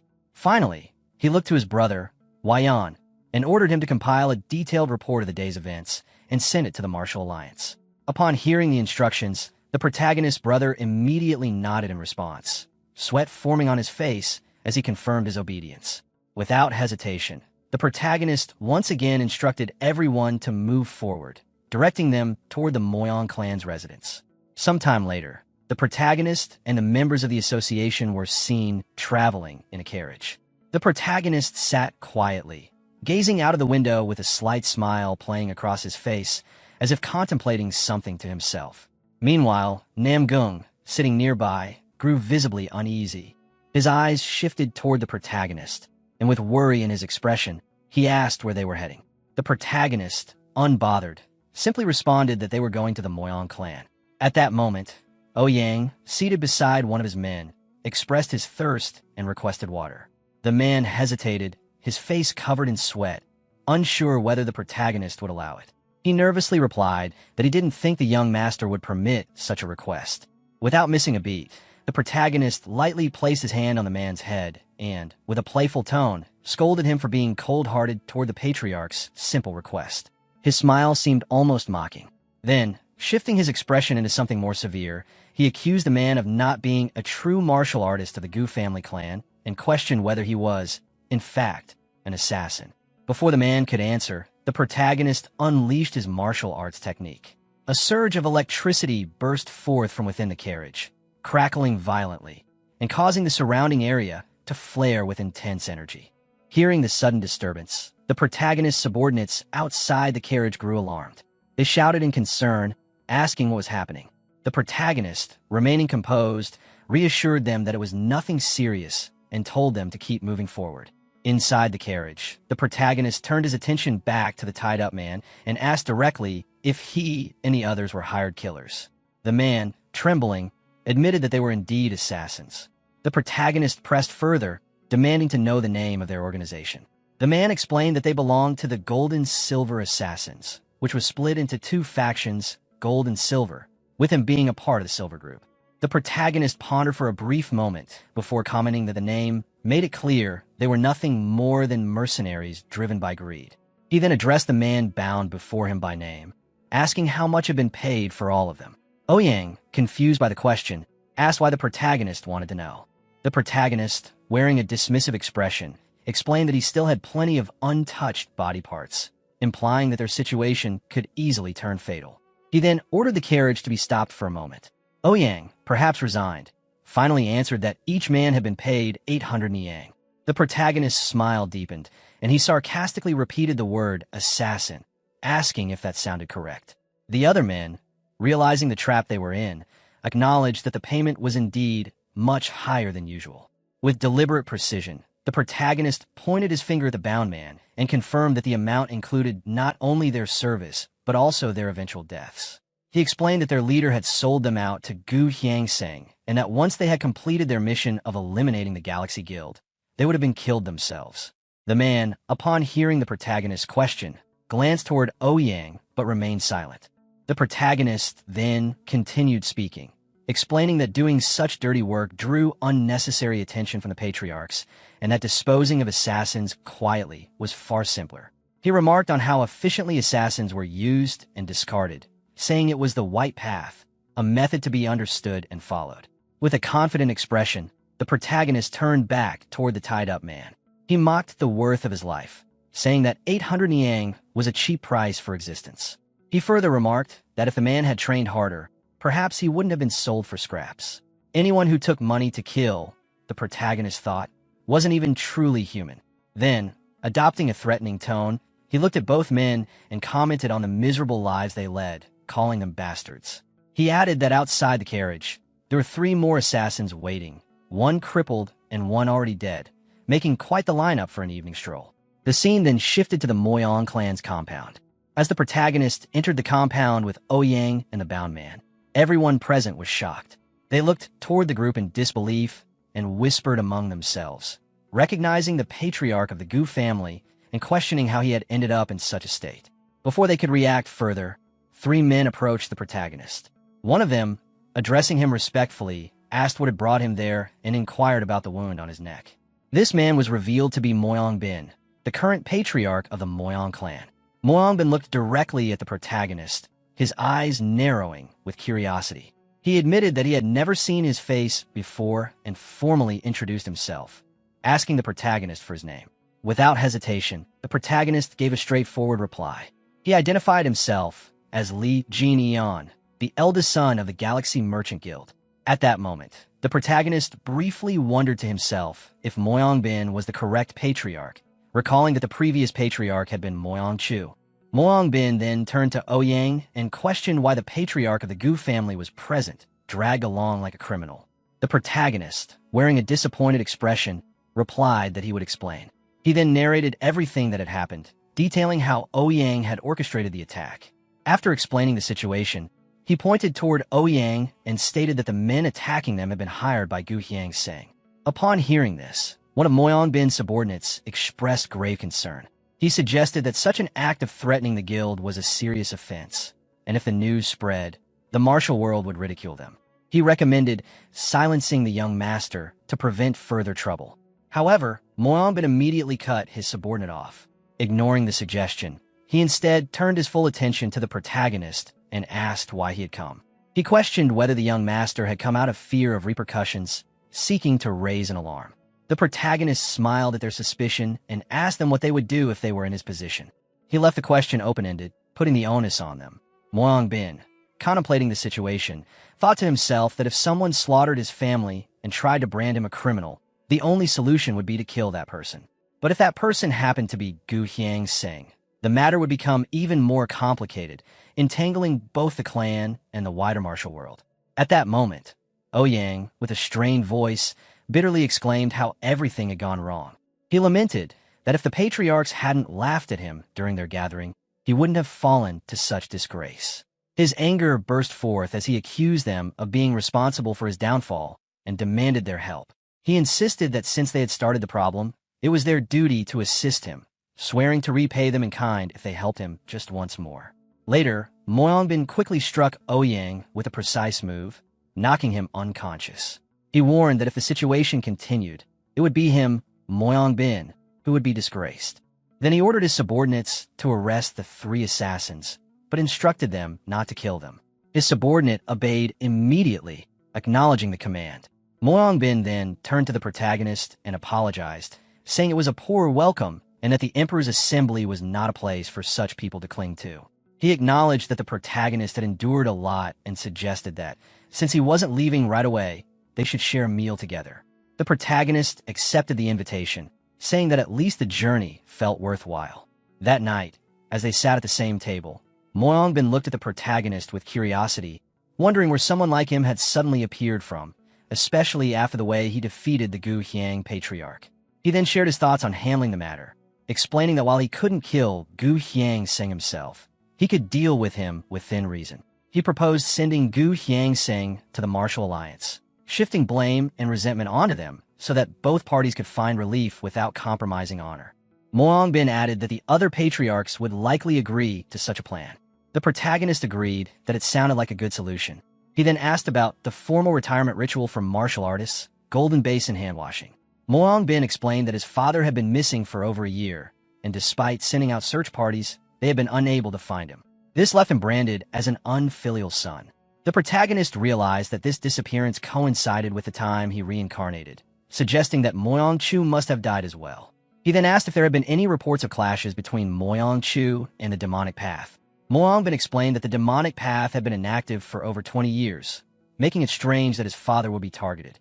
The protagonist reflected that he himself had been ambushed without warning, indicating something suspicious. He then asked how Moyongbin thought his father would fare against multiple swordsmen, and Moyongbin replied that his father would never fall to a few attackers. The protagonist asked another question, suggesting that if those attackers had reached the level of sword-defying steel, it would have been an extraordinary situation. Moyongbin was shocked by this thought. The protagonist's mind went back to his past experiences, realizing that some of his enemies had survived even his strongest attacks, meaning they must have been extraordinarily powerful. He concluded that only beings from beyond the heavens could withstand such strength. He wondered why the demonic path was acting covertly and what their ultimate goal could be. The scene then shifted to a mountain range, where a woman spotted a swordsman and declared that they had found the Sword King's location. The men accompanying her celebrated the discovery and prepared to hunt the king. The hills surrounding them were filled with countless figures with red eyes, ready for the hunt. The scene shifted back to the protagonist, who was still deep in thought. He wondered why the demonic path remained so secretive, even as a son searching for his father could find no trace of them. He questioned what their true motives could be and what they were after. Then he asked Moyongbin if there was any news about the other top masters. Moyongbin responded by repeating the word news, as if unsure, and then began recounting what he knew. He explained that not long ago, he saw Lord Blade Emperor in good health. He mentioned that Senior Ouyang Seng had shouted at them, suspecting they were mocking him, while the Blade Emperor had laughed loudly, indifferent to such tensions. The rest of the group had felt awkward because of the tense atmosphere. Moyongbin added that the Blade Emperor wasn't the type to care about offenses and would simply ignore them. He continued, saying that the sword god had been in closed-door training for about half a year and questioned what more skills such a master could possibly be honing. As for the Sword Emperor, Moyongbin noted that he wandered without a fixed home, so they had no knowledge of his current state. The last time he visited, Moyongbin informed him about his father's disappearance, but had not heard from him since. The Sword King, after partially retiring, had been focusing on training disciples. Regarding the Fist King, Moyongbin trailed off, then added with a smile that the Fist King was rough-tempered and even his own father found him difficult to deal with. He speculated that the Fist King might be roaming the world searching for disciples or smashing some unorthodox faction, and that he wasn't someone easy to approach. The protagonist then set his teacup on the table and asked why it was so difficult to get along with the Fist King. Ouyang, shocked, asked if the protagonist didn't know about it, and then explained that the Fist King often beat up juniors from orthodox sects if they seemed arrogant, and thrashes seniors from unorthodox groups if displeased. He killed heretics whenever he encountered them, and even among the great clans, many young heirs have been slapped by him. The protagonist listened quietly, thinking for a moment but saying nothing, only expressing a thoughtful Bin then added that despite his rough nature, the Fist King was straightforward, kept every promise, and never hesitated to challenge seniors to sparring matches. From what Bin had been told, the Fist King seemed like a warrior through and appeared to live a rather lonely life. The protagonist smiled slightly and replied that it wasn't all that lonely. Bin, surprised, asked what he meant, but the protagonist ignored the question and simply said that he had eaten well. Then, as the conversation ended, Bin asked if the protagonist would be returning to the Merchant Guild. The protagonist replied with a simple yes. Bin then suggested that if the protagonist had no urgent matters, he could personally visit the Murim Alliance, since the Fist King headed there. The next day, at the Moyang clan, the protagonist prepared to leave. Before departing, Bin spoke to him, expressing that it was a wise decision to testify in person. This would allow them to shape the outcome according to their will. Then, Bin introduced a man to the protagonist. He explained that the man had just returned from an assignment near the clan's territory, so it would be helpful to introduce him in case the protagonist chose to accompany him. The man was Baekhangian, a member of the Murim Alliance. Baekhangian briefly introduced himself to the protagonist. Afterward, Bin turned his attention to Ouyang and mentioned that they would take care of his escort. He advised the protagonist and Baekhangian to set out ahead using light footwork, ensuring a swift and quiet departure. The protagonist acknowledged this instruction without hesitation. Before leaving, the protagonist requested Bin to take care of the Galaxy Merchant Guild during his absence. Bin, smiling gently, reassured him that the Moyang clan's warriors would be guarding the trading company in his absence. The protagonist then expressed his gratitude, stating that he would not forget the clan's kindness, and added one more important matter. He informed Bin that the assassins seemed to be part of an organization known as the Silver Blood Assassins. He asked that the Emperor's assembly investigate this group. Furthermore, he promised to lend his strength if their base was discovered. Bin agreed without difficulty, confirming that it would be easy to arrange. The protagonist smiled and remarked that, in truth, he had come prepared to cause trouble with the Moyang clan. However, thanks to Bin's wise judgment, he could leave without worry. He expressed his gratitude once more. With that, the protagonist and Baekhangian set out from the clan's territory.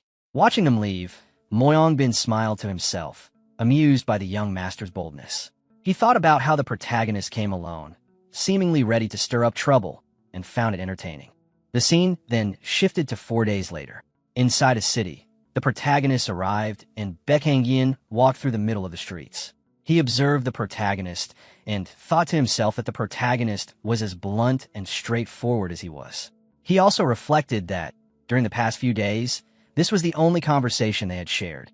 The scene began with Beck walking through the city. While passing by, he accidentally bumped into a man and immediately apologized, saying, my apologies. As he noticed the cut on the man's face, he recalled something from a wanted poster and thought to himself, immoral guest? Remembering that this was someone on the Martial World wanted list. When the man tried to leave, Beck looked toward him and remarked that they seemed to have found someone listed as an enemy, and whether they killed or captured him, they would handle the situation. Upon hearing that, the protagonist responded by asking, a heretic, you say? The wanted man replied, yes, but stay nearby. It's dangerous. As Beck moved closer, the wanted man saw him coming and instantly panicked, crying out Kaya and fleeing. Beck thought to himself about the commotion and reflected on complaints about the Murim Alliance's handling of affairs. He considered that many heretics had been killing Alliance members and that it was no surprise to see a wanted criminal roaming freely. When Beck finally cornered the wanted man and his subordinates, he thought it might be a trap because both sides were missing arms. Surely they must have been defeated by the Alliance chief.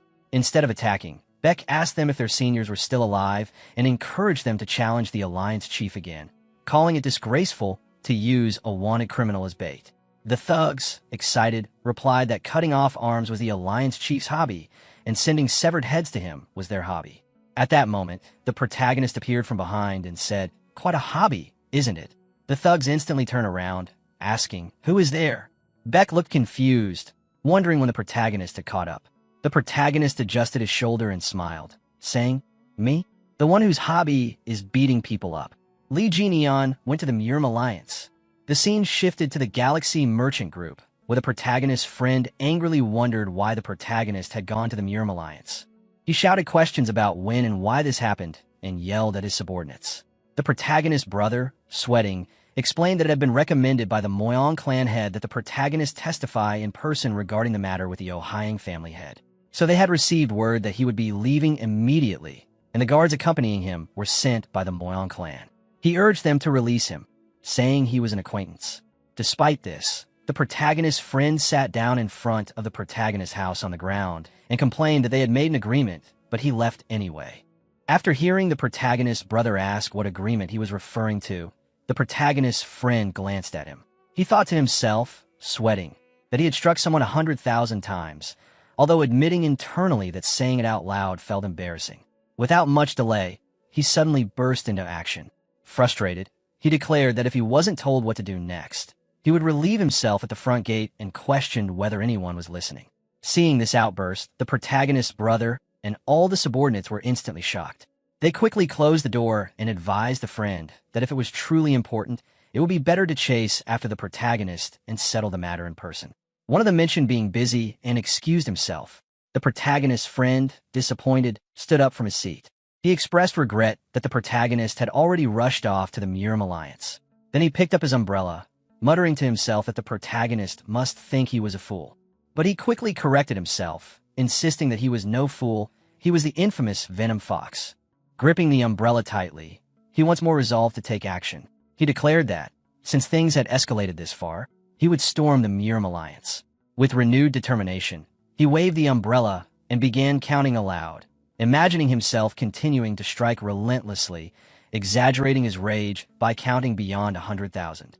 As the group watched, one thug made a mocking remark to the captive, acknowledging the elder's presence and treating the situation as if the captive were worthless. Another thug used the distraction as an excuse to slip away, claiming urgent business. The protagonist responded with a direct provocation aimed at the captive, drawing his attention and provoking a sharp retort. The protagonist then remarked, without emotion, that there was no need to get worked up over ordinary impulses and asked Baek Hangyong whether they had the authority to execute a registered public enemy on the spot. Beck confirmed that the Murim Alliance maintained a verified register of public enemies, and that with such verification, immediate execution was permitted.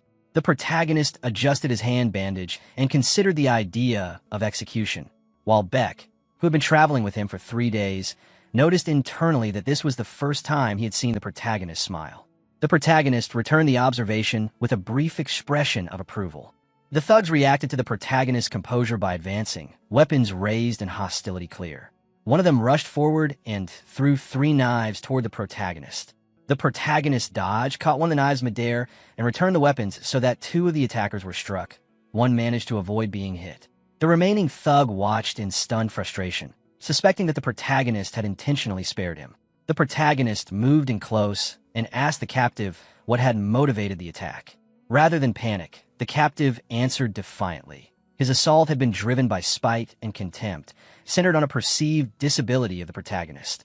One thug lunged at the protagonist, declaring he meant to tear the object off and insulting him as he advanced.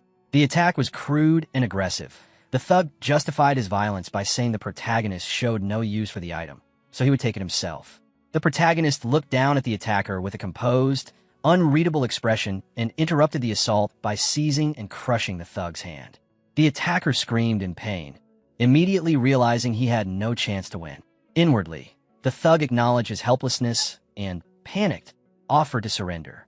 He proposed going to the Murim Alliance to accept punishment and try to bargain, claiming he held information about other operations that might be valuable.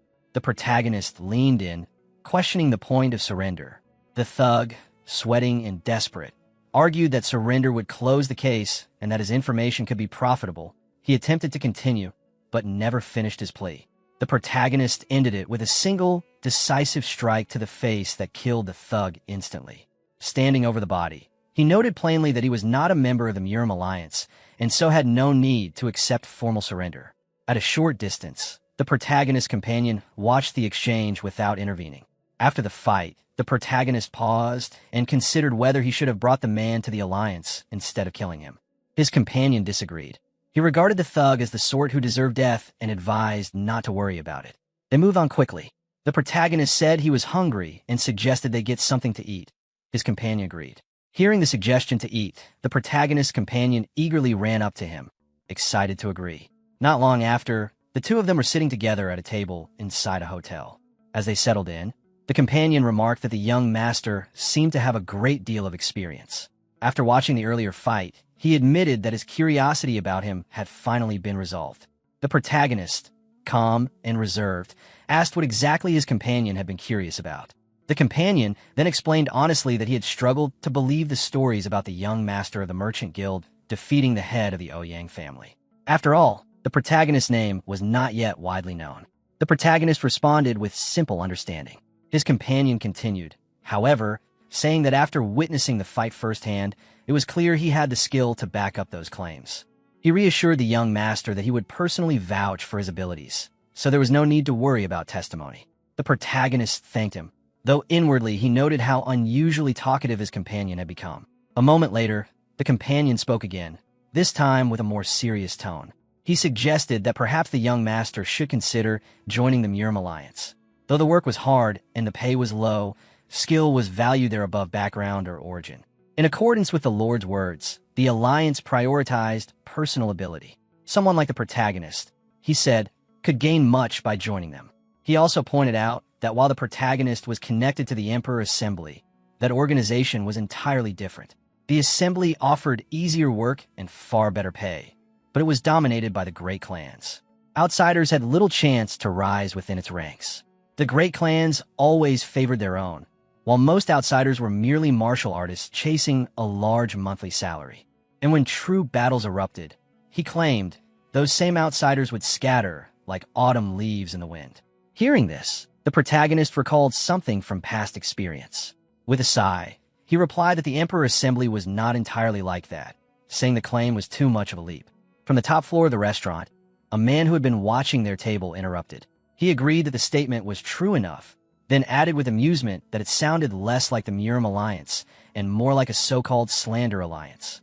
He scolded them not to tear down others with such careless words, and mocked the comparison that described the Emperor Assembly as autumn leaves in the wind, calling it unbelievable. The companion immediately stood, realizing his mistake. With a respectful tone, he admitted that he had spoken impolitely and asked for the man's name so that he could properly apologize. The man responded with a smile, saying that his surname was a compound one, Autumn Wind, and his given name was in Wild. The protagonist then told his companion that his apology was enough, and there was no need to worry further. His companion, relieved, sat back down and agreed. The protagonist, still thoughtful, asked his companion if it was possible that this man had also come because of Ouyang's saying, noting that he seemed to belong to the Emperor Assembly. When the protagonist asked about the man from earlier, his companion replied with a disappointed look. He admitted that he did not know him, but reasoned that, since he was with the Emperor Assembly, he had likely come because of the Dragon Phoenix tournament. The protagonist repeated the name of the tournament, acknowledging it. His companion then looked at him thoughtfully and asked if he was perhaps interested in it as well. He explained that, being young and exceptionally skilled in martial arts, the protagonist was perfectly qualified to take part. Since the Dragon Phoenix tournament was a grand event watched by the entire martial world, it would be a valuable experience. The protagonist simply answered that he was not interested. Surprised, his companion pressed further, asking if he really would ignore such a chance to build his reputation. The protagonist calmly explained that reputation was not something built through a single event. As one grew stronger, it would naturally build on its own. His companion could only reply that it was a shame because the Alliance leader had promised a top-grade elixir as the reward for the winner. The moment he said this, however, the protagonist's attitude shifted completely, and with sudden excitement he declared that he would participate. Caught off guard by the quick reversal, his companion stared in shock, admitting that he had not expected the change and apologizing. The protagonist brushed it off, saying it was fine, since everyone makes mistakes, but added that his companion should have led with the part about the elixir from the beginning. After finishing their meal, The two got up to leave, politely thanking the innkeeper. The companion reminded the protagonist that just a little farther ahead they would reach the Murim Alliance. But before they could step outside, the man from earlier, the one who had joined their conversation, passed by with his group. Clicking his tongue, he mocked them, saying that instead of the Slander Alliance, they now looked more like the Slow Alliance, starving them right at the gate. Hearing this, the companion grew irritated and thought to himself that these people were clearly holding a grudge. He then turned to the protagonist and suggested, half seriously, that from this point on they should run as fast as the autumn wind. The protagonist looked at him in confusion but agreed, and the two instantly took off at high speed. The dust cloud they left behind made one of the group members from the Emperor Assembly furious. He angrily remarked that their actions were obviously intentional, pointing at the dust they had kicked up. But the man named Autumn Wind, their young master, simply gave instructions to his group. He told Yinseal to follow along slowly with the guests, while he himself dashed off after the protagonist and his companion, determined to show them what real light footwork looked like. The group encouraged him, shouting for him to teach the two a lesson. One of them, a girl, simply wondered to herself what was driving him to act that way. Not long after, all three, Autumn Wind, the protagonist, and his companion, were racing ahead at incredible speed. They reached their destination almost at the same time, but the protagonist landed first. The other two touched down just after him. The companion stared at the protagonist in shock, thinking to himself how impossible it seemed for him to be so fast. He grew nervous, realizing that at this rate, the Emperor Assembly's young master might actually win. Both Autumn Wind and the companion sped up to catch up, and soon they landed together. The companion, out of breath, asked the protagonist to confirm who had won, insisting that he thought he had barely managed to take first place. But Autumn Wind immediately mocked him, saying his eyes must be failing if he thought that was the case. Still struggling to breathe, the companion urged the protagonist to hurry and tell them the result. But before the protagonist could answer, a man suddenly approached with confidence. He interrupted, questioning what meaning their little race even had. Both the companion and Autumn Wind instantly looked up in shock and addressed him with respect, calling him the Alliance leader. The Alliance leader, calm and authoritative, declared that in any case, the winner was the young master standing before them, the protagonist. The Alliance leader acknowledged Hangyong's efforts, recognizing that he had done well. At that moment, Wai Yunwal of the Hua clan stepped forward, formally introducing himself and greeting the Alliance leader with respect. The Alliance leader then turned his attention to the protagonist, noting that he must be the young master of the Galaxy Merchant Guild. Upon realizing this, Wai Yunwal regarded the protagonist carefully and thought to himself that this was the one who had defeated the head of the Ouyang family, and that it now made sense why he had such a strong reputation. In response to the Alliance leader's words, the protagonist identified himself as Li Jin of the Galaxy Merchant Guild. The Alliance leader then formally introduced himself as Yu Zhonghong, stating it was a pleasure to meet everyone. Yu Zhonghong's gaze then shifted back to Wai Yunwal as he asked if he had come to participate in the Dragon Phoenix tournament. Wai Yunwal confirmed his purpose. After that, Yu Zhonghong looked again at Li Jin, wishing him good luck and asking if the two of them were heading to the tournament hall. He then offered to accompany them. The protagonist responded with a confident smile, agreeing without hesitation. The group began walking together. Before leaving, Wai Yunwal bowed respectfully to the Alliance leader, but then turned briefly to the protagonist, declaring that he would see him at the Dragon Phoenix tournament. With that, he departed, while the protagonist watched him leave with a blank expression. As they continued inside, the Alliance leader spoke once more, pointing out that Hangyong had come in last place during the lightness skill test. Embarrassed by this, Hangyong protested, insisting that it couldn't be true, as he thought they had all arrived at almost the same time. The Alliance leader explained to Hangyong that he hadn't given his full effort during the lightness skill test. Since he was preparing for the Dragon Phoenix tournament, he likely wanted to conserve his strength while gauging the competition. Laughing lightly, the Alliance leader added that it seemed Hangyong, not wanting to lose, had ended up running alongside him. Embarrassed by this observation, Hangyong turned a red face toward the protagonist and asked if he had known about it. The protagonist didn't respond directly but smiled knowingly, giving away his awareness. Hangyong realized this and observed that the protagonist was the type to notice subtle schemes. The protagonist, smiling calmly, remarked that there was nothing to resent about hiding one's strength before a duel. It was natural for anyone preparing for a serious contest. The Alliance leader responded with mild exasperation, but reassured him that there was no need to feel embarrassed, smiling gently at the protagonist. Sometime later, the scene shifted to the Murim Alliance Tournament Hall. As the Alliance leader entered the main hall, everyone accompanying him greeted him respectfully. Standing in the center of the hall, he instructed everyone else to leave, stating that only the young master of the Merchant Guild was to stay. He explained that the matter regarding Ouyang Seng would be decided after confirming the young master's strength. Everyone acknowledged his orders and exited. The Alliance leader then called the protagonist closer.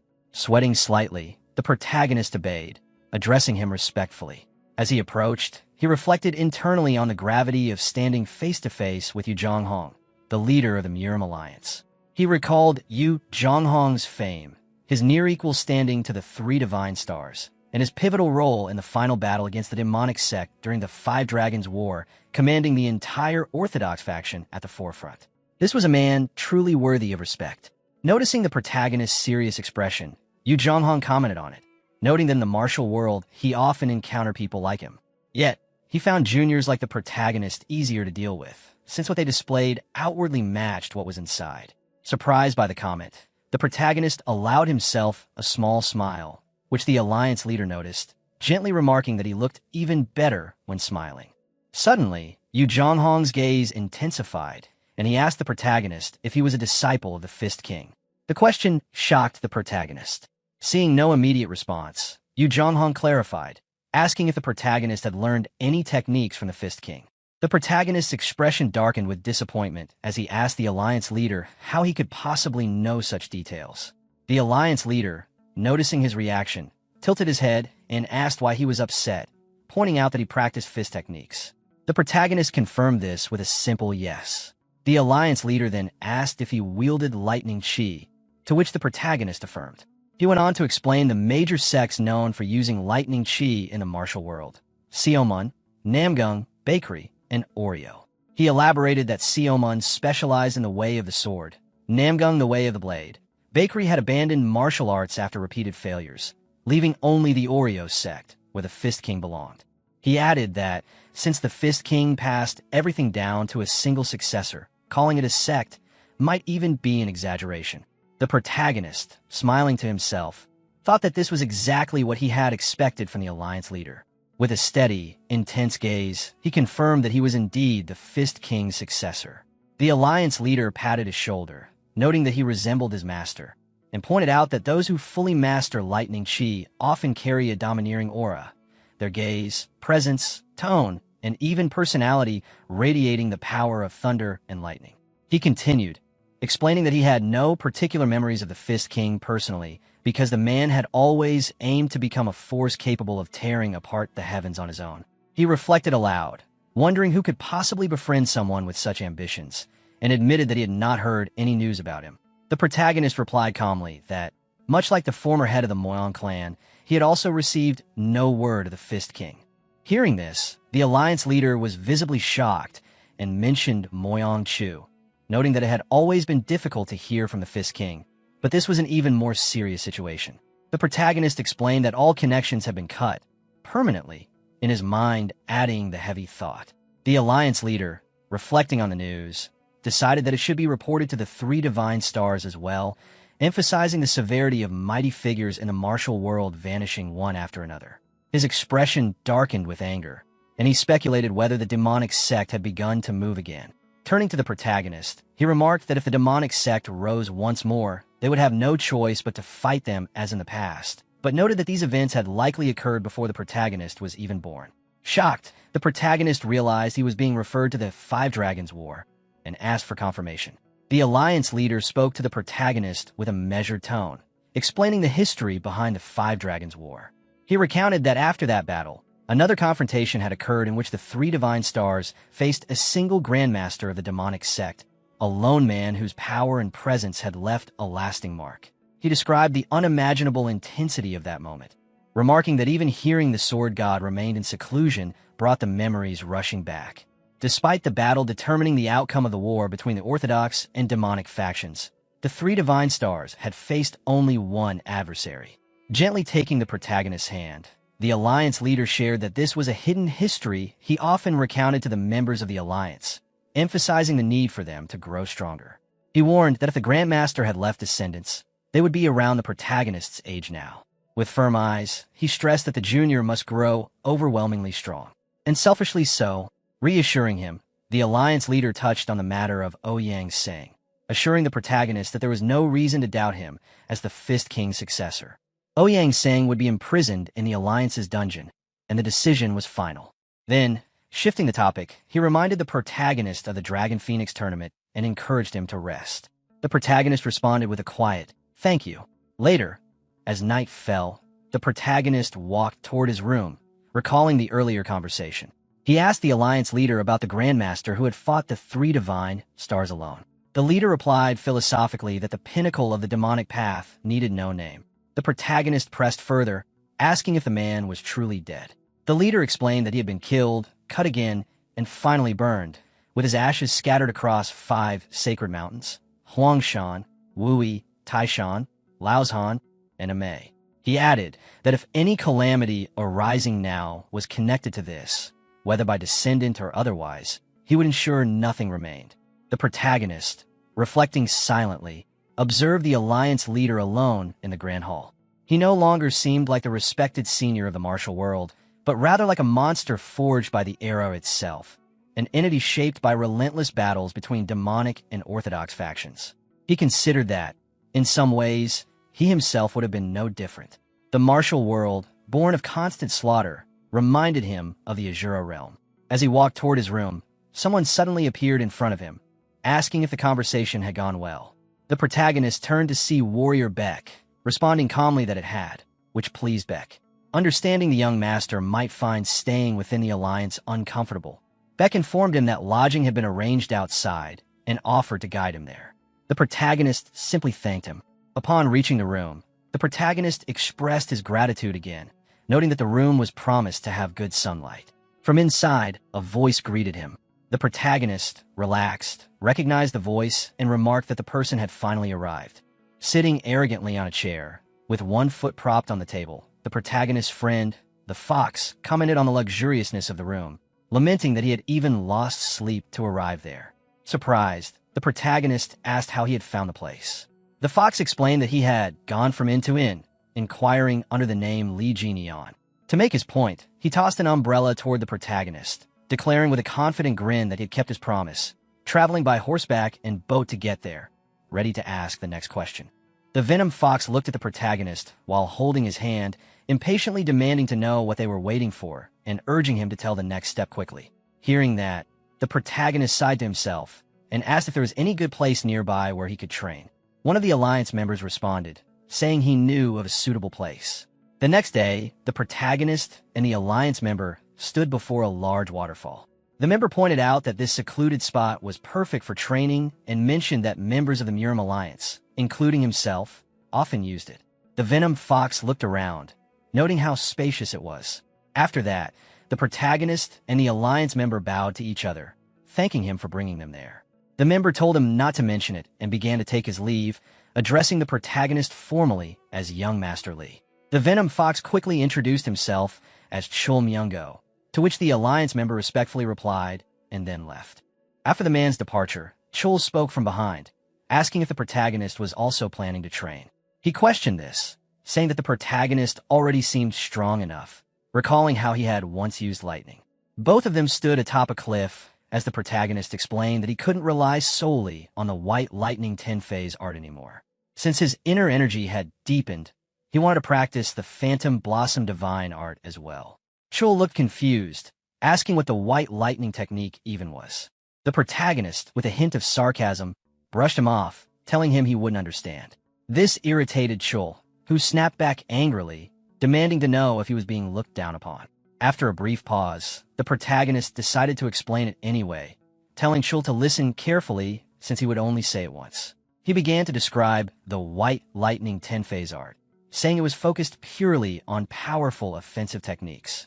As he spoke, energy surged around him, lightning flickering across his body. He then explained that offense alone wasn't enough to overcome true martial masters. That's why he needed something more balanced. The Phantom Blossom Divine art, he said, specialized in countering, exploiting, and redirecting an opponent's techniques. Chul listened seriously, thinking about how the art allowed one to turn opponent's strength against them. The protagonist went on, explaining that the ultimate secret of this art was something called the phantom reach, a technique that allowed him to move distant objects without touching them, bend the path of an opponent's weapon, or even seize it outright. He added that for a close combat fighter like him, mastering this art was absolutely essential. Hearing this, Chul could only respond with a stunned reaction before simplifying the explanation in his own way, comparing it to a thief's trick. The protagonist immediately shot him a sharp look, telling him not to try to understand it with his dull mind. Chul grumbled, giving up on arguing any further. The atmosphere then lightened as the protagonist acknowledged Chul's progress in training. He noted that at least Chul was starting to grasp the basics, saying those 100,000 strikes weren't wasted after all. When asked how it felt to finally reach his goal, Chul simply flexed his arms and said he felt nothing except that they were now thicker. The Venom Fox grumbled in irritation, saying the protagonist should have just told him nicely from the start. But the protagonist ignored his complaints, taking on the tone of a true master as he began to explain the core essence of martial arts. He reflected that he had given the Venom Fox a chance only because he saw potential in him, but not everyone was capable of seizing such an opportunity. To truly test him, he decided to make things even tougher. He then gave a brutally honest assessment of the Venom Fox's training, explaining that out of the 100,000 downward strikes he had practiced, only one was truly worth anything. The lesson that followed carried the weight of life and death. He explained that if one wanted to block, parry, or counter an enemy's attack, they had to identify and use the most efficient motion from all those countless swings. Failing to do so would simply mean death. The Venom Fox tried to process it, repeated the idea of finding the most efficient strike, realizing how much precision martial arts truly demanded. The protagonist continued, elaborating on how a real martial art was created. It began by isolating the best movements, the single most efficient strike out of 100,000, the most precise slash out of 200,000, and the fastest, sharpest thrust out of 300,000. Once these were extracted, they would be refined, connected, and rearranged to form a complete sequence. This, he explained, was known as a basic form. He went on to describe how martial masters from different sects would then research, modify, and polish those sequences over long periods of repetition until they achieved the perfection known as swordsmanship. But he warned that learning swordsmanship itself wasn't the end. Applying it in real combat was an entirely different matter. He emphasized that one had to gain real experience to develop true battle instinct, and that running their mouth without gaining that instinct would only lead to an early death. Hearing this overwhelming explanation, the Venom Fox suddenly burst out with a humorous realization, saying that he finally understood why martial artists tended to lose their minds during training. It was because they were all insane to begin with. The protagonist replied calmly, reminding him that there were people in the Jianghu even crazier than he was. The Venom Fox could only weakly admit that it might be true. Seeing that his message had started to sink in, the protagonist reassured him, saying there was no need to worry because he had never planned on teaching him any difficult sword techniques in the first place. The Venom Fox looked surprised and questioned why, asking if it wouldn't make it harder for him to grow stronger, especially since there were already countless martial artists who had trained in the great sex techniques earlier and harder than he ever could. The protagonist dismissed this belief, explaining that joining a famous sect, mastering its renowned sword techniques, or training under a great master weren't the only paths to true strength. Becoming stronger, he said, was something much deeper, and it all depended on a single crucial factor. The protagonist delivered his core message, a simple yet deeply profound truth, by asking who lives their life more seriously. The Venom Fox, thinking for a moment, admitted he sort of understood, to which the protagonist casually replied that he hadn't expected much anyway. Their conversation, however, didn't remain private for long. It was suddenly revealed that they had been watched the entire time. The Alliance leader and one of his subordinates stepped out from hiding. The subordinate, the same one who had guided them to the training spot, quickly bowed in apology, explaining that he hadn't realized the leader planned to use the place and had brought the two of them there instead. The Alliance leader, appearing amused rather than annoyed, dismissed the concern and said he was simply enjoying the show. Seizing the moment, the protagonist shifted the topic towards sword arts. He explained that if people were asked to name the greatest sword technique in all of Jianghu's history, 9 out of 10 would point to Dako's 9 sword strikes. The Venom Fox, recalling his childhood, got excited and mentioned how he used to swing a stick pretending to use Dako's techniques. But the protagonist then revealed that there existed a sword art even greater than that. Curious, the Venom Fox asked what it was, and the protagonist answered, the sword art of Jin Sohan, a man known to be obsessed with swords. The Venom Fox admitted he had never heard the name, prompting the protagonist to share what he knew from his past life. Jin Sohan, he explained, wasn't part of any sect. He was born into a troupe of traveling performers and learned sword dance as part of their act. The Venom Fox, misunderstanding, joked that it must have been one of those seductive dances that cut off people's clothes, and to his shock, the protagonist calmly confirmed it. Stunned, the Venom Fox asked if that was really true, and the protagonist clarified that Jin Sohan used to dance with the older women who had raised him. He then asked the Venom Fox to imagine the boy's mindset, a child who practiced sword dancing for over 10 years, not to harm, but to protect and avoid hurting those who cared for him. He described Jin Sohan as an orphan of the world, a man who trained with the sword purely to avoid drawing blood. When that same man finally learned how to wield a killing sword, his enlightenment burst forth all at once. And it was through that moment that he surpassed Dako's 9 sword strikes and created the greatest sword art in existence. The Venom Fox, unexpectedly moved, called it a beautiful story. But the protagonist explained that it wasn't the sword dance itself that made it great, nor the brilliance of the art or the prestige of a sect. What mattered was that Jin Sohan had lived earnestly through 10 years of training. That sincerity was the true source of strength. He tied the lesson back to the Venom Fox, saying that how strong one becomes depends entirely on the kind of life one chooses to live, whether as a mere rat or as the poisonous fox. He ended his teaching with a simple, quiet remark, that was all. The Venom Fox stood silently, processing everything he'd heard. Then, with determination in his eyes, he asked for the next step. Before answering, the protagonist asked him if he would have any regrets. The Venom Fox, now unwavering, replied that he never would. Inspired, he shouted his resolve that this time he wouldn't stop at 100,000 strikes, but would swing 1,000,000 instead. Meanwhile, the Alliance leader, who had been silently observing, admired what he'd seen. He commented that young Master Li truly was something, recalling the Tri-Sword technique. His expression softened into a nostalgic one as he thought about his long years in the Muram Alliance, where friends and subordinates had gradually vanished one by one. Moved by what he had witnessed, the passion, the mentorship, the dedication, the Alliance leader decided to offer something in return. Saying that he had enjoyed such a good show, he mentioned preparing a gift. As he activated a mysterious power, the Venom Fox looked on in disbelief, thinking to himself that now even telekinesis was being used. The Venom Fox, Chul Myungo, stood frozen in disbelief as he stared at the Muram Alliance leader, his thoughts echoing in shock. Alliance leader. The old man's calm, yet commanding presence made the air feel heavier. Stepping forward, the Alliance leader looked directly at Kang Daehan, also known as Li Jin-yeon, and requested to speak with him privately. Daehan greeted him respectfully, noting that it had been a while since their last meeting. The Alliance leader acknowledged the greeting and mentioned that he had seen Daehan training several times before, commending him for his diligence. Watching the exchange, the Venom Fox was stunned.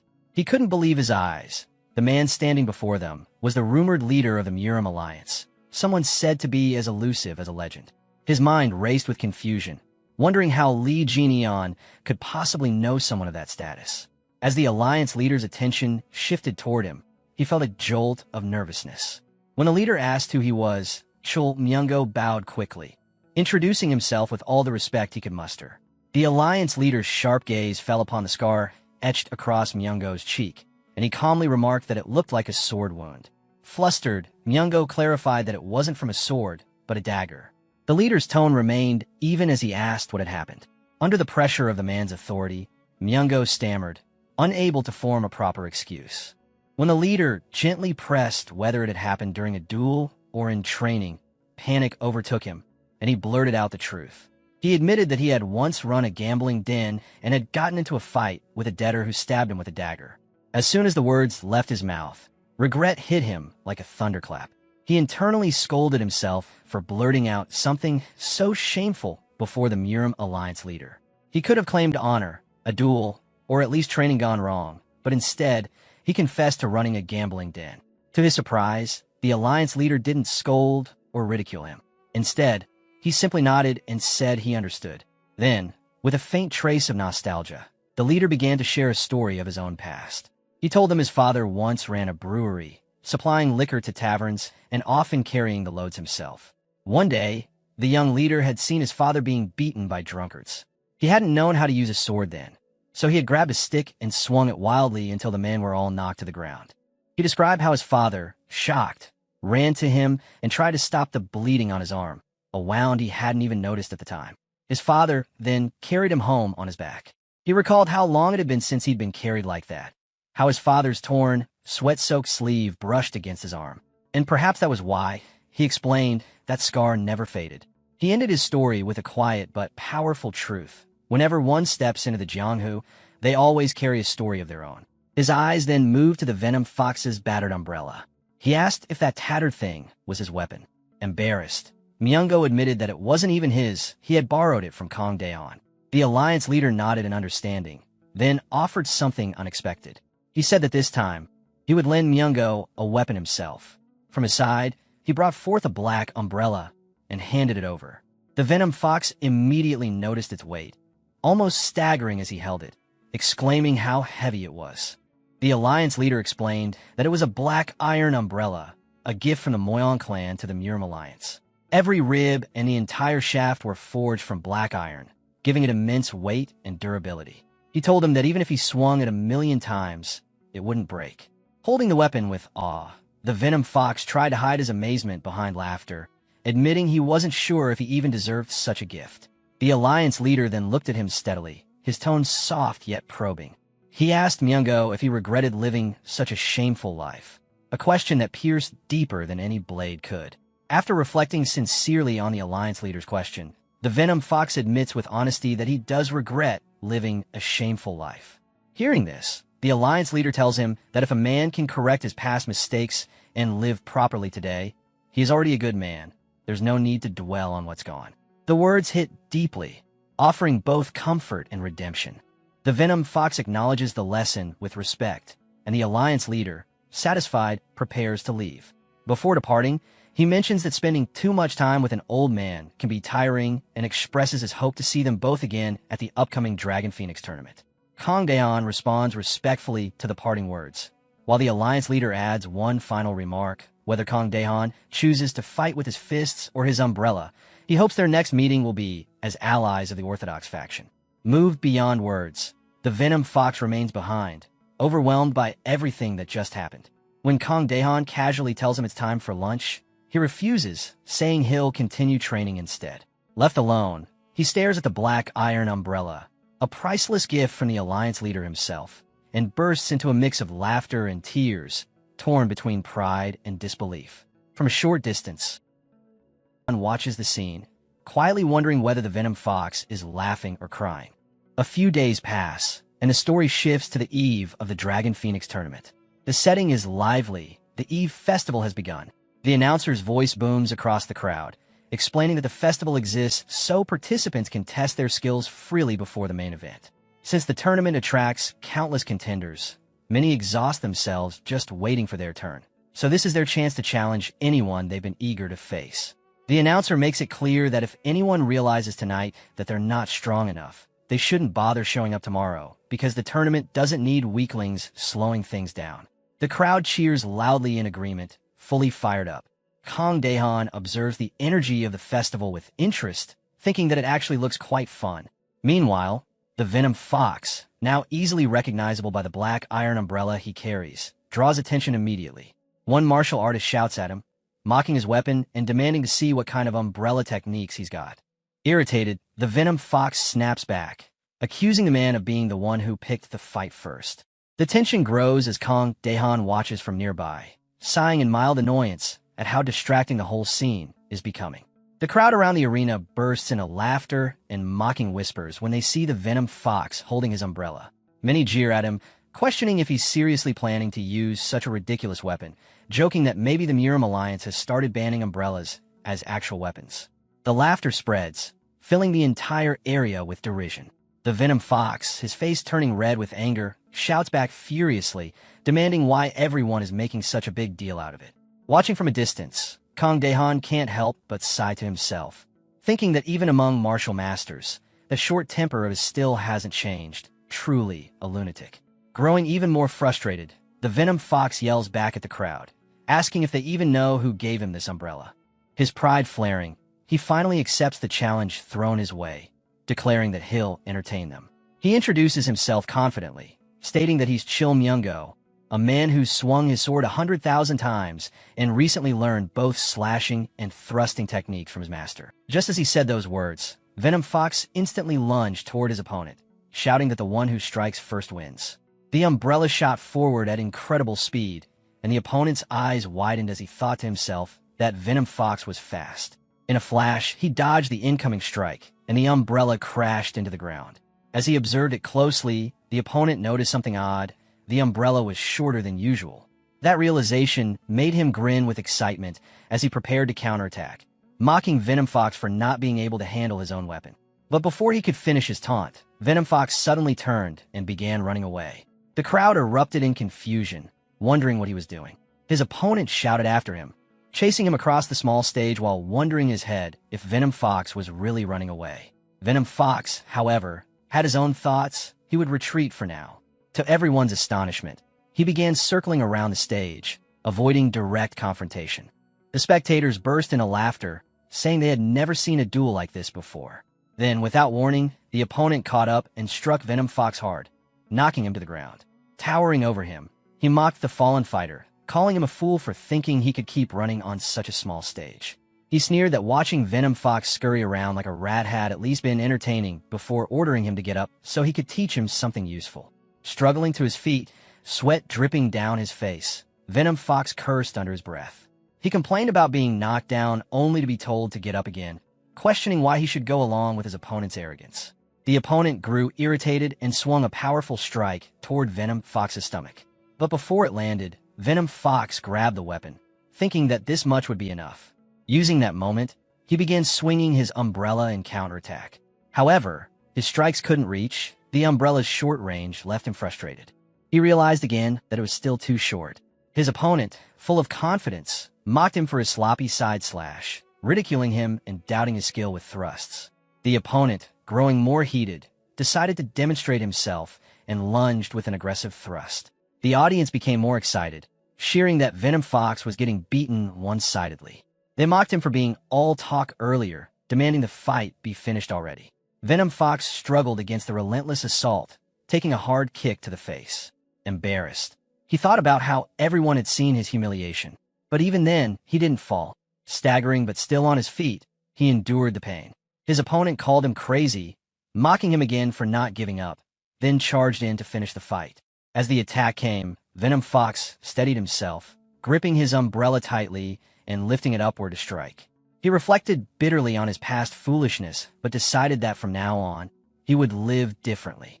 Using the momentum from his opponent's attack, Venom Fox swung his umbrella in one decisive motion. He laughed slightly, thanking his opponent for closing the distance, the perfect opening. In that single strike, he brought his opponent down. The crowd gasped in disbelief, murmuring in shock about the power of that umbrella. Venom Fox stood there, breathing heavily, facing his fallen opponent. Then, with trembling hands, he pointed his umbrella toward his master. As memories of his training and the lessons he had received flashed in his mind, he silently thanked his master for saving and teaching him. He vowed to repay that kindness, because he was Chil Myung-go, the stubborn fighter who never gives up. Back in the present, still pointing his umbrella toward his master, Venom Fox declared his victory. The protagonist looked at him and smiled, while the crowd erupted once more, astonished that he had actually won, with just a single strike from an umbrella. Venom Fox struggled to stay on his feet, standing weakly in the middle of the crowd. Though he tried to act tough, his body was drained and covered in blood. His breathing was heavy, and it was clear he had reached his limit. As he looked ahead, ready to end it all, several people suddenly stepped onto the stage. One of them stopped him, mocking him for getting overconfident after landing a lucky hit. Soon, more joined in, arguing among themselves about who would deal with him first. Despite his exhaustion, Venom Fox gave a faint, tired smile. Surrounded by hostile opponents, he knew he was in no condition to fight back. His body trembled as he tried to steady himself, forcing his mind to stay focused. Before the situation could escalate further, the protagonist appeared beside him. Without saying anything, he faced the crowd. His calm presence alone was enough to make everyone hesitate. The people around them suddenly felt uneasy, unsure why they were intimidated by someone who hadn't even spoken yet. One of them broke the silence and questioned who the newcomer was. The protagonist responded briefly, introducing himself as a contestant of the Dragon Phoenix tournament. Venom Fox, still weak but relieved, asked why he had come down. The protagonist simply replied that he was there to enjoy the festival. Seeing his master standing before him, Venom Fox's fear eased. Confidence returned to his eyes as he looked at the people surrounding them. The sight of his master was enough to assure him that the situation was under control. When the people around heard the exchange, they began murmuring among themselves, surprised to realize who the newcomer was. They recognized him as the master of the Umbrella Guy, and a wave of hesitation spread through the crowd. Meanwhile, Venom Fox looked at them with a faint smirk, thinking about how quickly they had turned timid. Just moments ago, they were ready to attack him, but now, faced with his master, none dared to make a move. He found it amusing how fear changed their attitude so easily. However, exhaustion soon caught up with him. His vision blurred, and his legs weakened as he almost collapsed. Before he could fall, a calm voice interrupted the tense atmosphere. A young man stepped onto the stage, politely suggesting they end the commotion since it was getting late and everyone needed a rest before the main event. The crowd turned toward him in surprise, immediately recognizing the newcomer as the young master of the Wa clan.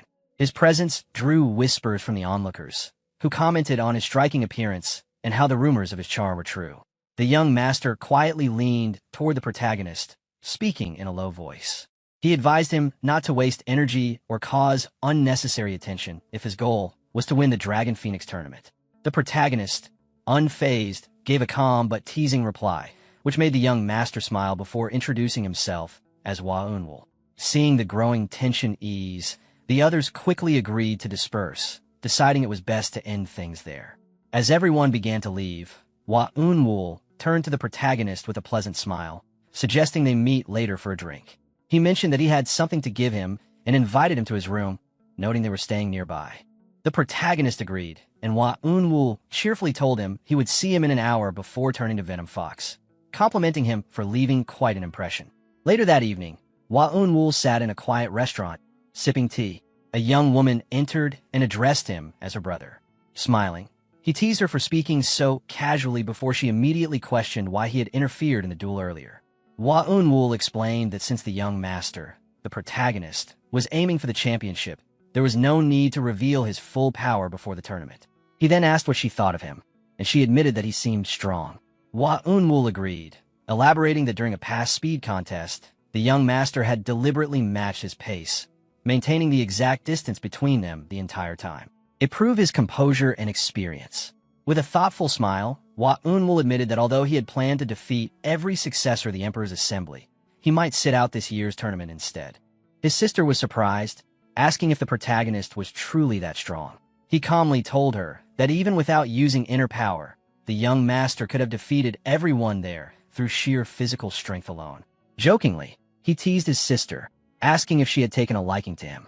Embarrassed, she denied it, but he continued playfully, suggesting that if she did, she might as well follow their father's advice and marry him. Flustered, she protested, but Wa Unwul explained that forming a connection with someone backed by the world's greatest merchant guild would be more advantageous than allying with another clan. Realizing what he was hinting at, she became annoyed and tried to leave, insisting she only wanted to see if the man was truly that strong. As she turned to go, Wa Unwul teasingly told her to think carefully since once the tournament began, it would be too late. She called out to him in frustration, insisting that the man wasn't her type. At that moment, as she stepped forward, she unexpectedly found herself face-to-face with the protagonist, who had just arrived. Startled, she froze when she saw him standing in front of her. The protagonist greeted her politely, asking if he could come in. From behind, Wa Unwul chuckled softly, amused by the sudden encounter. When the protagonist appeared before her, Wa Yunseal instantly avoided eye contact and, in her panic, accidentally slammed her forehead against the door. Watching her awkward reaction, the protagonist could only stare in confusion, wondering if she was actually insane before dismissing the thought. Before the situation could get any more awkward, Wa Unwul interrupted with a calm tone, introducing his sister. He explained that the girl with her head against the wall was his foolish younger sister, Wa Yunseal, one of the strongest candidates for the Dragon Phoenix tournament. He added that she had a tomboyish nature, but before he could finish, Yinseal shouted angrily at him and ran to hug him in embarrassment. After calming down, she turned toward the protagonist and introduced herself properly as Hua Yinseal. The protagonist, slightly awkward, introduced himself in return as Li Jinian. Later, the three of them sat together at a table as Yinseal poured tea for him. While trying to compose herself, she silently questioned why she was even there. Breaking the silence, Hua Unwul handed something to his sister and asked her to give it to the young master. She protested, confused about why she had to do it, but her brother only smiled and turned toward Li Jinian, teasing that Yinseal had earlier found him impressive and wanted to offer him something personally. The protagonist, taken aback, thought to himself that he hadn't done anything to deserve such praise. Yinseal, trying to remain composed, presented him with a small box and explained that it contained the treasured fist guard of their clan. It wasn't a weapon, but a protective piece meant for the hands, offered as a gesture of goodwill.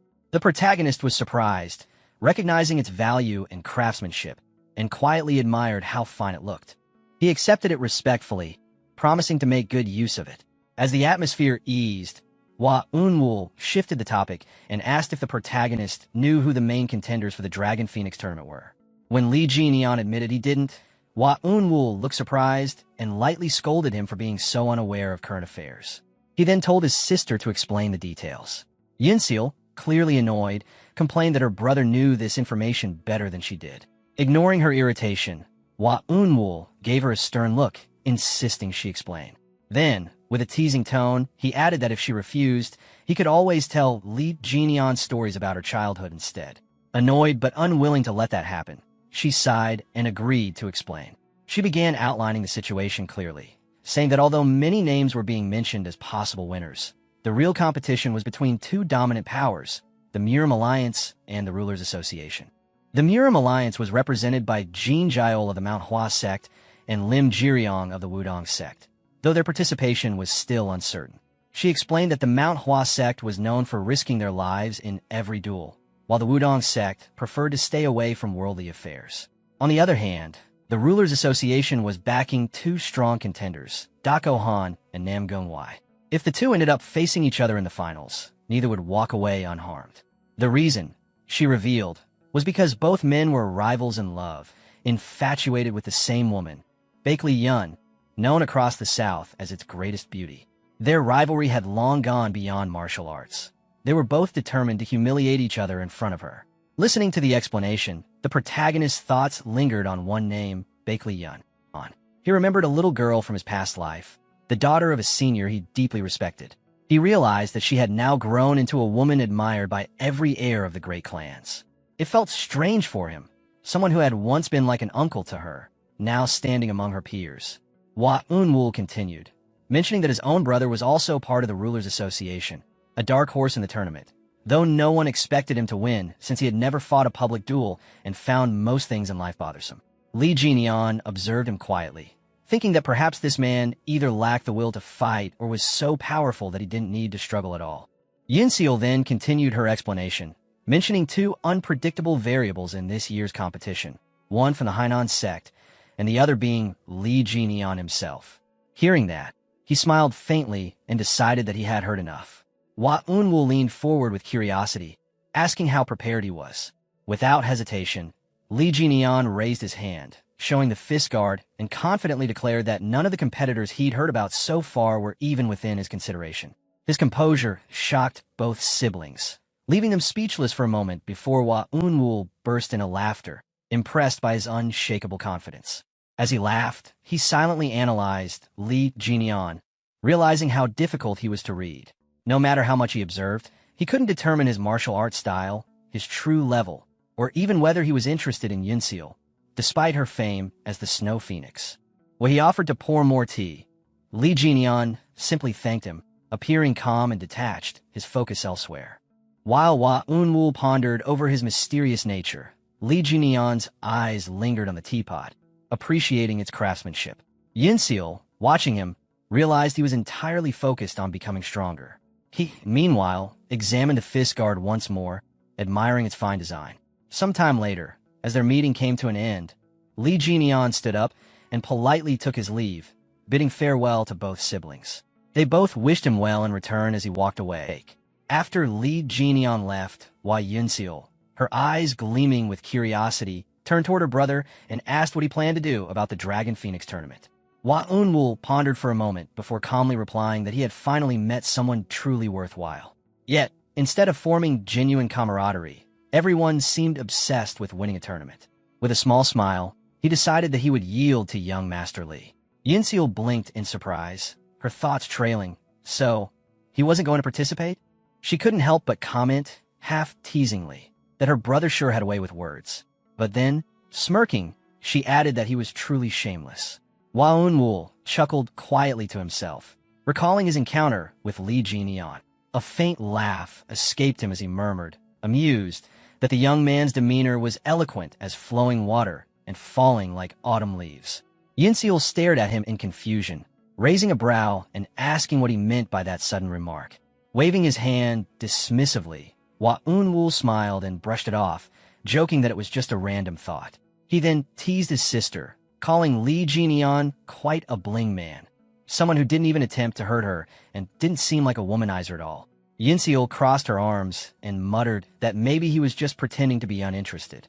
Her brother shook his head immediately, saying he didn't think so, that Li Jinian genuinely didn't care. Annoyed, she snapped that she didn't care about him either. Hua Unwoo laughed again, his tone playful but soon turning serious. He told her to experience life freely, to look, feel, and enjoy it for what it was. He explained that in life, she would meet merchant heirs stronger than martial ones, and clan heirs more despicable than bandits.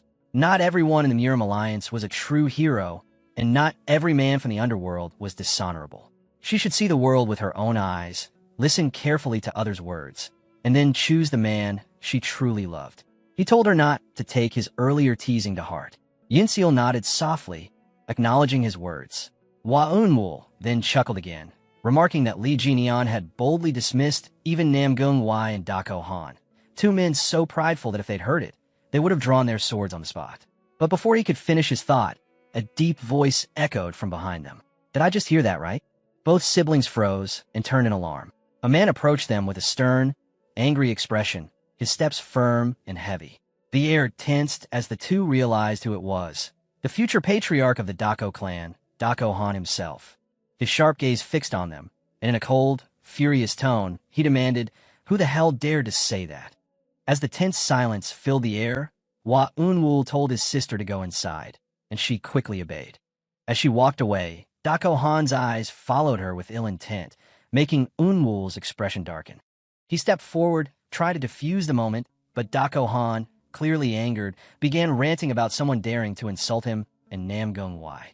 Recalling what he'd seen earlier, he assumed it was the merchant's son, the heir of the Yunham merchant group, and sneered at the idea that such a man could compare to him. He pressed Unwoo for an answer, demanding to know who was stronger. Unwoo replied calmly, reminding him not to underestimate someone capable of defeating Ouyang Sang. Offended, Dako Han struck the wall in anger, his pride wounded, while Unwoo merely smirked and asked why he'd come. Dako Han straightened and suggested that Unwoo join the upcoming Dragon Phoenix tournament, saying that if he defeated either the merchant's son or Namgung Wai, their faction would surely win. Unwoo laughed, warning him that neither the Rulers Association nor the Muram Alliance would take the championship this year. Dako Han grinned sharply, challenging his words with a bet, 10,000 Niang on his side. Unwoo confidently raised it to 30,000, claiming the champion would come from neither faction. As Dako Han walked away, he promised to collect, and Unwoo simply wished him luck. The next day arrived with the start of the Dragon Phoenix tournament preliminaries. The arena buzzed with excitement as countless participants lined up to register. When asked for his name, the protagonist hesitated for a moment. Remembering his past title, he decided against using Fist King, feeling unworthy of it for now. Instead, he chose a new alias, Fist Warrior. Then suddenly the protagonist looked toward the receptionist and said to write Fist Warrior. Hearing that, the receptionist immediately wrote the name and wished him good luck. The protagonist simply replied with a calm, "Thanks." Sometime later, he and Venom Fox walked through the crowd of participants. As they made their way forward, the protagonist noticed the arena and some of the other competitors, thinking to himself that some of them looked pretty strong. It seemed that the inner energy of these young masters had improved lately, but he reminded himself that inner energy wasn't everything. Adjusting his fist guard, he thought again, determined this time he'd prove it. He'd test the body techniques he had refined. Then suddenly, a commotion broke out in the arena. One of the participants shouted toward the judge, nervously saying, "Excuse me, judge. Why are you breaking my tag?" The old judge turned toward him and sternly said that he lacked both the skill and character to reach the main round, ordering him to stop making a scene and leave quietly. Angrily, the participant protested, saying it was unfair to be disqualified after winning, and that he had come all the way from Shaanxi. The judge's expression hardened even more as he pointed a finger toward him, shouting that this was the Murim Alliance, and he was disqualified for attacking his defeated opponent so viciously. He demanded the man to leave immediately, declaring that such behavior was not fitting for a martial artist. Turning away, the judge called out for the medical team to hurry, saying that the injured fighter was bleeding heavily. Seeing the scene unfold, the protagonist couldn't help but smile slightly to himself, thinking that the man had quite the temper. Then he remembered the people he had encountered back when he was still part of the mercenary group. Thinking to himself, he reflected that sometimes the orthodox groups could be just as infuriating as the Ouyang clan. However, because of elders like the old judge, men who still held on to righteousness, he could never truly bring himself to hate the orthodox side. Then suddenly, he approached one of the tournament staff members and asked where the judge who had just scolded that participant went. The staff member casually replied that it didn't matter because one spot had just opened up due to the injured contestant, so he could go up right away. Sometime later, he stood before that same old judge, bowing respectfully. The old judge glanced at him and commented that he was a polite young man, then asked for his tag. The protagonist immediately handed it over, replying courteously. Taking the tag, the old judge read it aloud. "Fist warrior, huh? Good luck."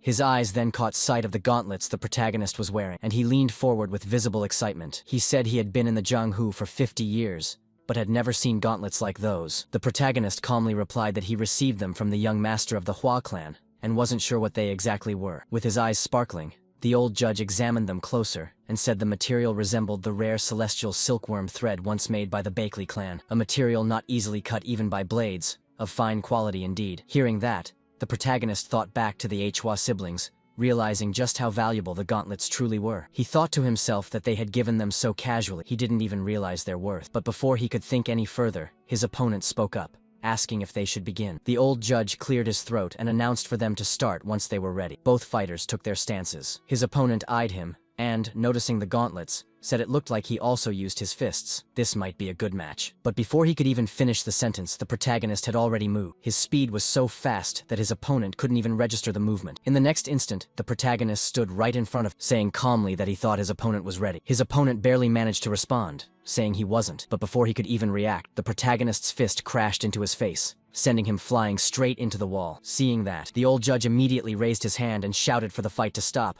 declaring, "Stop! The winner is the fist warrior. Stop right there." The old judge stared at the protagonist, thinking to himself that he had sensed an extraordinary aura from him. But that punch just now was exhilarating beyond words. Regaining his composure, the judge turned to the crowd and called for the next participant. A new contender stepped forward, handed over his token, and the old judge wished him luck before signaling the match to begin. Both fighters bowed respectfully to each other. The opponent, feeling the weight of his previous performance, thought that the last strike he witnessed was proof his new opponent was no ordinary fighter. Unable to read his level, he decided to pour all his inner energy into one decisive blow. Charging forward with everything he had, the opponent swung his wooden staff, but the protagonist easily dodged and countered with a swift elbow strike that shattered the staff in an instant. Moving fluidly, he followed up with a punch, grinning as he said that his opponent shouldn't have wasted all his energy on that staff. Otherwise, how would he block his fist? The punch landed clean, sending the opponent flying, ending the match in a single blow once again. The crowd erupted in disbelief, murmuring about how he finished both fights with just one strike. Some spectators smiled,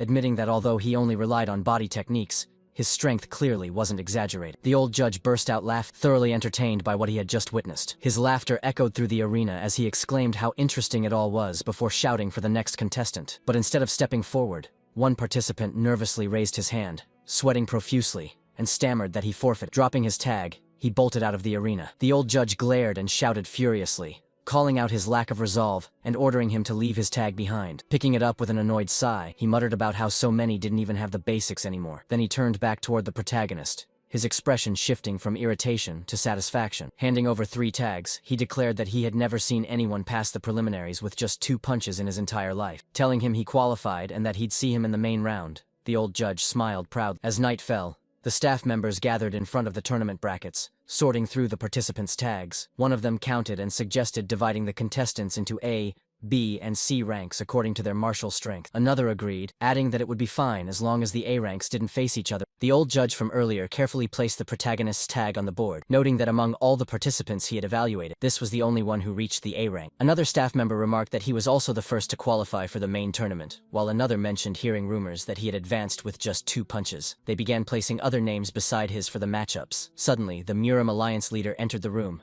and everyone turned toward him, bowing in respect. He acknowledged their efforts and looked over the brackets, commenting that not many had made it to the main tournament. One staff member explained that they had filtered out those lacking in character, just as he had instructed. The alliance leader turned to the old judge, commending him for his work and asking if there had been any signs of demonic sect interference. The old judge assured him there were none. Satisfied, the alliance leader gave further orders to have the Flying Dragon, Cloud Dragon, and White Dragon units monitor the participants' positions, ensuring they wouldn't be ambushed or caught in unnecessary fights. From the shadows, several men appeared, bowing deeply as they acknowledged his command. The alliance leader continued, instructing that anyone who tried to harm a tournament participant, regardless of whether they belonged to a righteous sect or noble clan, was to be captured and imprisoned as an example. One of the men wearing glasses affirmed that they would carry out his orders. Before leaving, the alliance leader gave one final command, his expression unwavering. For the honor of the Murim Alliance, no participant was to be harmed. Once he departed and the door closed, the tense atmosphere eased. One of the staff members exhaled and muttered that the leader was still terrified. The scene then shifted to the day of the Dragon Phoenix Grand Tournament,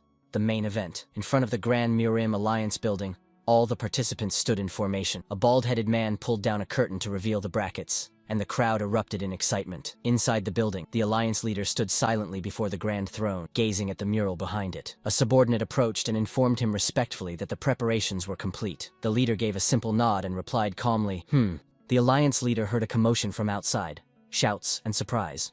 Outside, the protagonist and Venom Fox were arguing. Venom Fox complained he couldn't see from the back and demanded why only finalists were allowed up front. The protagonist snapped at him to shut up. Nearby participants muttered bets and insults, and the uproar drifted into the hall. The alliance leader sighed, thinking he must be getting old as memories kept rising up. His gaze lingered on the mural. The image brought back the memory of his brother Jeonung, bloodied with a sword in his back, calling for him to lead. Jeonung's last words haunted him. You must lead this war. The leader remembered the 5 Dragons' War, the sinners, the needless losses, and his own part as a commander who sent men to die. He wondered whether strength should only be tested among the strong, instead of dragging the weak into slaughter. Snapping back to the present, 2 guards opened the door and escorted him out. He thought, perhaps this Dragon Phoenix Grand Tournament would be the last one he ever hosted. When he stepped into the crowd, the onlookers erupted in cheers and pointed at him. The great hero of the Murim Alliance. He waved, scanned the participants' faces, and when his eyes met the protagonists', a small smile appeared. In a clear, authoritative voice, he addressed everyone. He recalled 45 years ago, when a scruffy young man arrived here with borrowed travel money, hoping only to join the tournament. Now that same man stood before them. He spoke of how hard victory once was, how some died from bad luck, how he had defeated masters from noble clans and the Golden Blood Sect. He remembered Jeonung taking 2nd place that year and later joining him in the Murim Alliance. Turning toward the contestants, he continued. At that time, Jeonung received the Taesong blade as a gift, and he himself was given the Suwol sword. It wasn't customary for tournament champions to receive prizes then, but the alliance leaders and elders had graciously presented them. The pride of receiving the Suwol sword drove him to become stronger. It bound him to the Murim Alliance. A girl stepped forward holding a box. The alliance leader opened it and announced the grand prize, the Century Purity Root from the Mount Ma sect. Murmurs swept the crowd. The Century Purity Root. The one they say is impossible to find no matter how much gold you offer, someone cried, regretting not joining the tournament. The leader explained the weight of the gift. Venerable Master Hunui of Mount Ma, who scarcely grants anything even to his own disciples, had offered the root to the champion. Then he declared other prizes. The Taishong blade, returned to honor Jeonung in the heavens, and an exceptional sword for the finest swordsman, his own Suwol sword. The old judge in the audience stiffened and rose, clearly uncomfortable. Catching the shift, the alliance leader amended his words. He couldn't hand over that exact blade. Instead, they would present a sword specially crafted by Gucheol Workshop for the tournament. As he explained, he reminded them that Guqiel had forged the Bulmang sword, famed among Hwasan's greatest swordsmen. A participant gasped, sweating with excitement. The Bulmang sword of our Hwasan sect? They say the one who earns this new blade may name it themselves. Holding a sword aloft, the leader addressed his juniors solemnly. He spoke of the Suwol sword, how though years pass it remains sharp and unbent, and urged them to keep their integrity just as long. When they ascend to the heavens, it will be the juniors who stand guard over the place.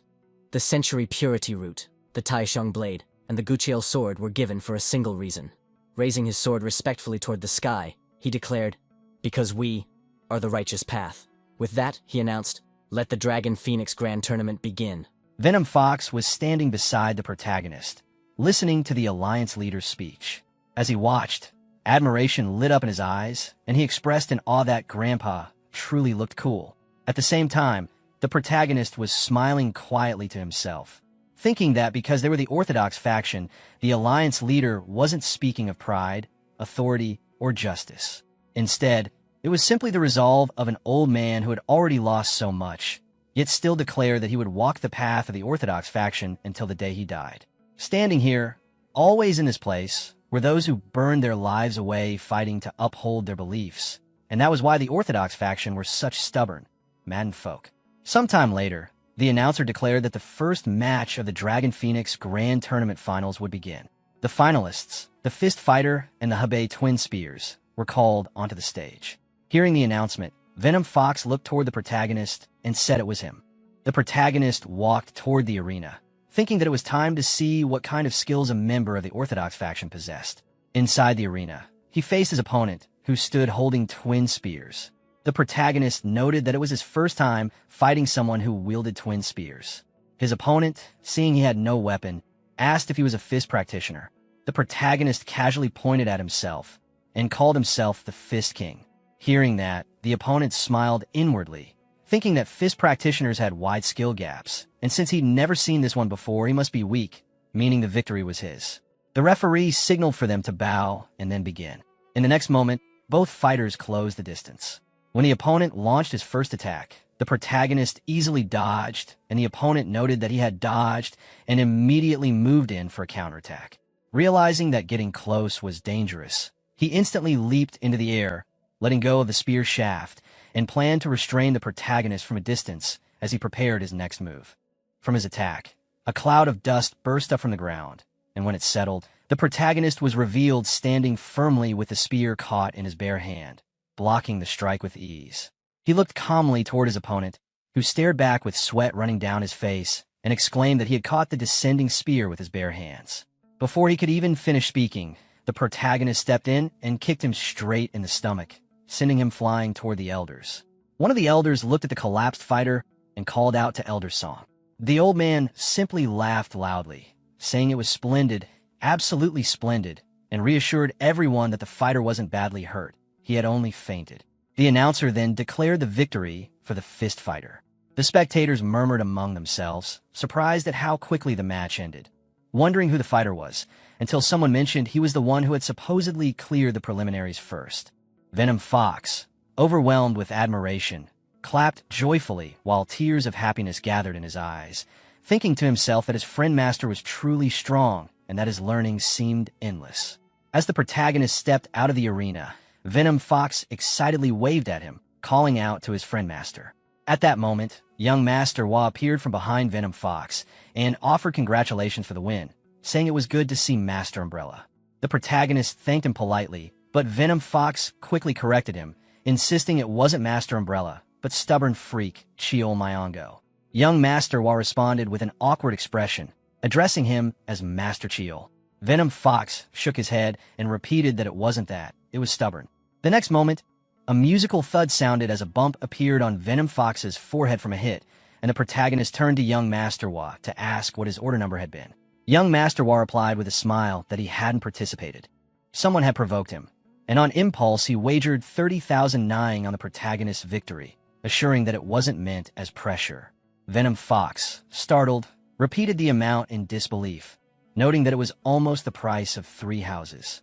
The protagonist smiled, cracked his knuckles, and told him well done, promising to ensure he wouldn't lose that money. He then mentioned the gauntlets he had been given and explained that he had heard from a senior in the Martial Alliance that they might be the heavenly silkworm's white silk made by the bakery family. Young Master Wa confirmed this, explaining that the senior's guess was accurate.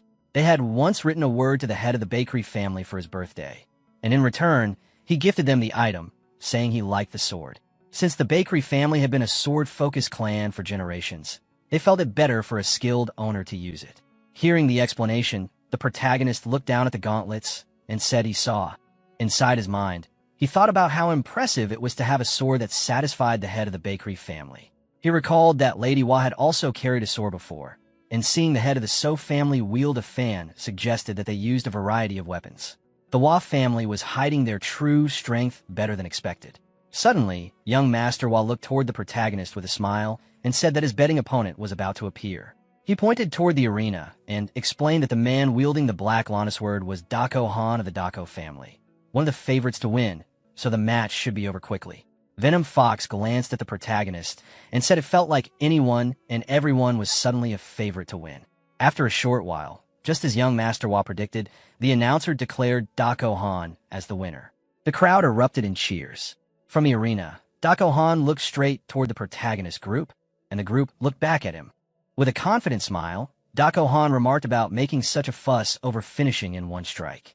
Dako Han then approached the group and, staring at young Master Wa, asked if he still felt like betting after seeing that duel, warning him that he'd regret risking so much on the son of the top faction. Young Master Wa, irritated, poked his ear and demanded what he had said. Dako Han walked past them with annoyance, calling it unfortunate, and muttered about the next Supreme Commander of the Emperor's assembly having such terrible judgment. Venom Fox, wearing a mocking expression, questioned what he was saying, calling him an idiot.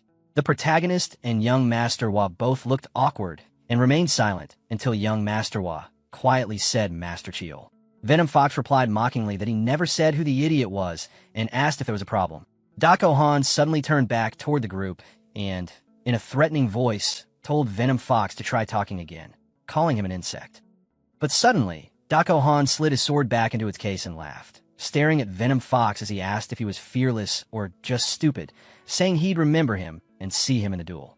Venom Fox replied that he wasn't participating and called him an asshole, trying to act dramatic. Hearing Venom Fox's words, Dako Han's expression twisted with anger as he demanded that Venom Fox draw his weapon so he could straighten him out right there.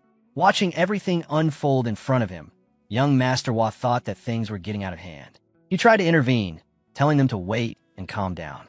But before anything else could happen, a man suddenly appeared, carrying a massive sword on his back, and ordered them to move aside because they were in the way. This was Namgung Wai, Namgung's strongest swordsman and a participant of the Dragon Phoenix tournament. Dako Han looked toward the new arrival, and Venom Fox, also staring at him, asked who he was. Namgung Wai answered by scolding Dako Han, saying he had wasted his inner energy on a trivial opponent earlier and was now squabbling with these people, implying he must have too much free time. Dako Han, angry, said Namgung Wai's name. Inside his mind, he thought about how Namgung Wai was the grandson of the Sword Emperor. At the same time, the protagonist looked at Namgung Wai and thought that his appearance really did resemble the Sword Emperor, and even at a young age, he seemed quite skilled. Then Namgung Wai looked toward the protagonist and said that he assumed he was the one from the merchant group. And suddenly, Dako Han spoke again, asking Namgung Wai if he wasn't the one who should be busy with the duel and why he was meddling here, saying he must have a lot of free time. Namgung Wai simply replied that the duel was already finished and he was on his way down. Hearing that, the group members were a little shocked, and Venom Fox quickly looked toward Namgung Wai, saying the last match had only ended moments ago. At the same time, people in the arena were tending to a participant covered in blood. With confidence, Namgung Wai explained that Dako had ended his match with a single strike, so of course he shouldn't take too long. The protagonist looked toward the arena again and thought that no wonder the match had progressed so quickly. That was Namgung Wai. Hearing this, Dako Han glared at Namgung Wai angrily and said his name through clenched teeth. Then, young Master Wa's younger sister appeared with a green-haired girl and called to her brother, saying Ri-Eon wanted to greet him and questioning the strange group combination. Young Master Wa looked toward the green-haired girl and greeted her, calling her Lady Beck. She replied that it had indeed been a while and thanked him for the sword he had given her, saying she was using it well. He smiled and said he was glad she liked it. Suddenly, Namgung Wai spoke to Lady Beck with a flushed face, but she ignored him and bowed respectfully to the protagonist. The protagonist bowed back, and Lady Beck began to walk away. Seeing that, Dako Han tried to call out to her, telling her to wait, but she continued walking. The group fell silent for a moment, and both Dako Han and Namgung Wai turned their angry stares toward the protagonist. Sometime later, the announcer called out to the protagonist, telling the round 1 winners to wait there for their next match. The protagonist rested in an air tent while young Master Wa looked toward him and reminded him that it was almost time for round 2, asking if he was prepared. The protagonist answered that he was ready. He then noticed the glares from Dako Han and Namgung Wai and wondered why they kept glaring at him. Young Master Wa replied that, as he mentioned earlier, they were rivals in love. The protagonist, confused, asked why that meant glaring at him. Young Master Wa thought to himself that it was because he had become the enemy of their love rivalry. Venom Fox, also watching them, commented that the whole commotion earlier had been because of a woman and questioned what the point was of being a child of a prestigious clan if they acted like fools blinded by lust. Then suddenly, Venom Fox poked fun with a teasing laugh, saying, "Oh dear. Haha." The protagonist looked toward him with a serious expression and told him to watch his mouth, saying young Master Dako had held back because of all the eyes watching, and that if he hadn't, Venom Fox would already be dead. Silently, the protagonist gave Venom Fox a thumbs up and thought that he'd done a good job. Venom Fox quickly responded in a respectful manner, saying he'd bear that in mind, while thinking to himself that the protagonist was welcome. Seeing their little act, young Master Wa's sister laughed, and young Master Wa spoke to the protagonist. Later, the scene shifted to the fighting arena, where the protagonist defeated his opponent again with a single hit, and the referee declared him the winner. When the protagonist came down, young Master Wa explained that the two of them really did seem like friends, and that with just 2 more wins, he'd reach the finals.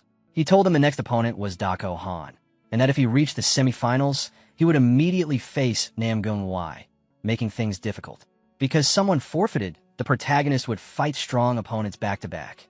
Between Hainan Sec's Golden Sandsword and the Manhwa Sec's Plum Blossom Wanderer, one of them would reach the finals. Soon after, the referee announced from the arena, calling Peerless Dako and Fist Warrior to step onto the stage. From the ground, the protagonist looked toward the arena where Dako Han stood, thinking about how he couldn't believe she was interested in someone who knew only crude physical techniques. Dako Han thought that he'd pour all his inner energy into crushing him. Pointing toward the protagonist with a mocking expression, he told him to get up there.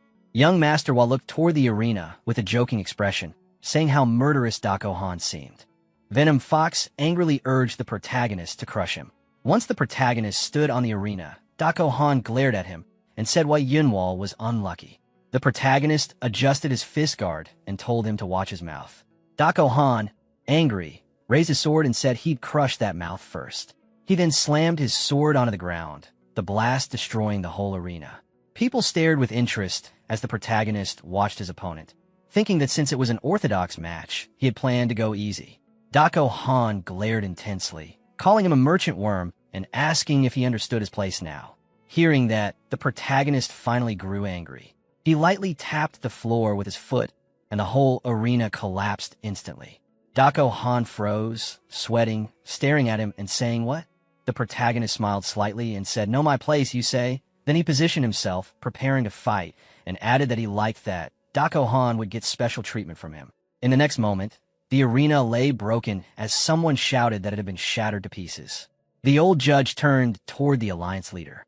After a brief pause, the alliance leader raised his hand and instructed that the match proceed as planned, ensuring the spectators were not harmed. Inside the ruined arena, the protagonist and his opponent faced each other. Sweat ran down the opponent's face as he thought about how a single step had released such overwhelming power, questioning how much the protagonist had trained in external martial arts. Still, he convinced himself that this was probably all the protagonist had. He attacked in an instant. The protagonist remained still, expression blank, until lightning suddenly formed around his hand, and an illusory fist shattered the attack. The opponent's thoughts froze in shock at the sight of inner energy. From the audience, the siblings watched, and the young master quietly acknowledged that his earlier choice had been the right one. Lightning gathered again in the protagonist's hands as both fighters prepared to clash. As the protagonist threw a punch and the opponent drew his sword, the opponent realized that the protagonist's external and internal energy were perfectly balanced. Taking the punch head-on, he recognized that this was not just deep internal power, and that even as the son of a merchant group, the protagonist moved like a top martial master. No wonder Ouyang Sang had been defeated. The protagonist suddenly stopped attacking and questioned where the overwhelming force used to break the arena had gone, noting the opponent's excessive caution. Enraged, the opponent shouted back, only for the protagonist to flick the sword away with 2 fingers. Shock struck as memories resurfaced his father's harsh rebuke, the shame of losing balance, failing to master even the first stance of the heaven-destroying art, and whispers from others questioning his worth as the future patriarch. Back in the present, the opponent clenched his teeth, refusing to yield. He picked up his sword again, insisting he still had not shown his true strength. From the audience, the young master reacted in shock. The opponent declared his name and lineage and launched the heaven-destroying art. The protagonist observed calmly, recognizing the technique that concentrated all power into a single point. As the attack neared, he raised his hand and spoke coldly about the unity of sword and body, lightning flashing as he pointed out that while the sword was heavy, the opponent's mind was scattered. The clash sent shockwaves through the arena. Some spectators shielded themselves, while the young master protected Venom Fox. The alliance leader and the old judge watched closely as a massive crack tore through the ground. When the dust settled, the opponent knelt heavily, barely conscious, realizing in disbelief that his strength was dispersing everywhere. He asked how it was possible. The protagonist answered in a cold voice, expressing disappointment and stating that the Dako clan did not seem special after all, making it clear why the opponent had still not been recognized. Those words triggered buried memories. The opponent recalled a voice from the past, calling him an empty cart, making noise without substance. Panic surged through him as he muttered in denial, his mind unraveling. Grinding his teeth, he launched another reckless attack, cursing repeatedly. Inside his head, questions spiraled, why his attacks would not work, why the protagonist remained calm, and how those eyes could be so steady. Watching the desperate struggle, the protagonist reflected that children raised within powerful clans often carried inner demons more violent than those forged through hardship. Expectations and scrutiny cut deeper than any blade. When the body grew strong, but the mind remained weak, collapse was inevitable. What such people needed was a single clue to grasp and the composure to recognize it. He loosened his fist. Seeing this, the opponent suddenly understood. The heaven-destroying art was meant to gather scattered energy into one point, encasing drifting inner energy firmly. With renewed determination, he resolved to attack again. The opponent unleashed the heaven-destroying art once more. The protagonist dodged cleanly, acknowledging the success, then calmly stated that it was fortunate his opponent faced someone from the Orthodox faction. In the next instant, a punch sent the opponent flying out of the arena. Nearly unconscious on the ground, he stared upward in disbelief, realizing the gap was far beyond what his heaven-destroying art could reach. Even then, he struggled back to his feet, gripping his sword and insisting on continuing, swearing he would land his attack properly this time. An authoritative voice cut through the chaos, stopping both of them. The alliance leader appeared, reprimanding Dako Han for failing to realize that the Fist Warrior had been holding back. He warned that further disgrace would not only shame him, but the entire Dako clan, urging him to take the defeat as a lesson and train harder. Hearing this, Dako Han dropped his sword and bowed respectfully, admitting his loss. He then walked away from the arena. The announcer declared the Fist Warrior the winner. Nearby, an observer commented that while it was a pity not to defeat Dako Han personally, this outcome was better, saving that satisfaction for later.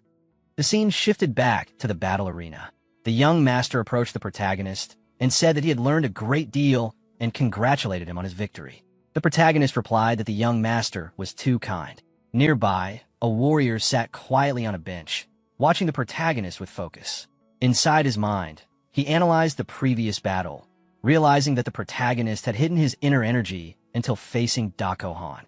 He concluded that the man was more calculating than he appeared and resolved to fight carefully, at the very least avoiding the fate Dako Han suffered. He recalled Dako Han's fighting style, which relied on overwhelming strength, and how it had failed completely. Though the protagonist was far superior in pure skill, the warrior believed he possessed one advantage: information. His thoughts drifted to a memory from his past, sitting with his grandfather while playing a tile game. After losing again, he admitted his defeat and asked how his grandfather always managed to win. His grandfather replied that acting with certainty without calculation was the habit of amateurs. He then reminded him that those who carried the blood of Namgung must always rise above the board, control the flow, and never become mere pawns. The way of the Namgung clan was to read the board and command it. Holding green tiles in his hand, the warrior smiled faintly at the memory. Looking down at the board, he placed a tile and decided that the first step was to pull his opponent onto his own board.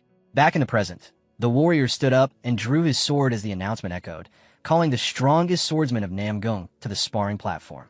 The protagonist tightened his stance, preparing himself. The two stepped onto the battlefield, facing each other. Voices from the crowd rang out, some cheering for Namgung, others shouting for the protagonist to tear him apart.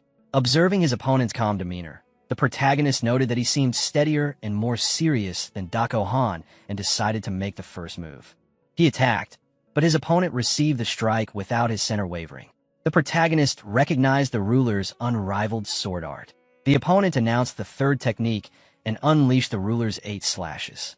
Despite the flurry, the protagonist remained unmoved, standing firm as the sword energy formed a defensive barrier. From the audience, the young master realized that the technique, normally meant to shave away inner energy, was being used as a specialized defense.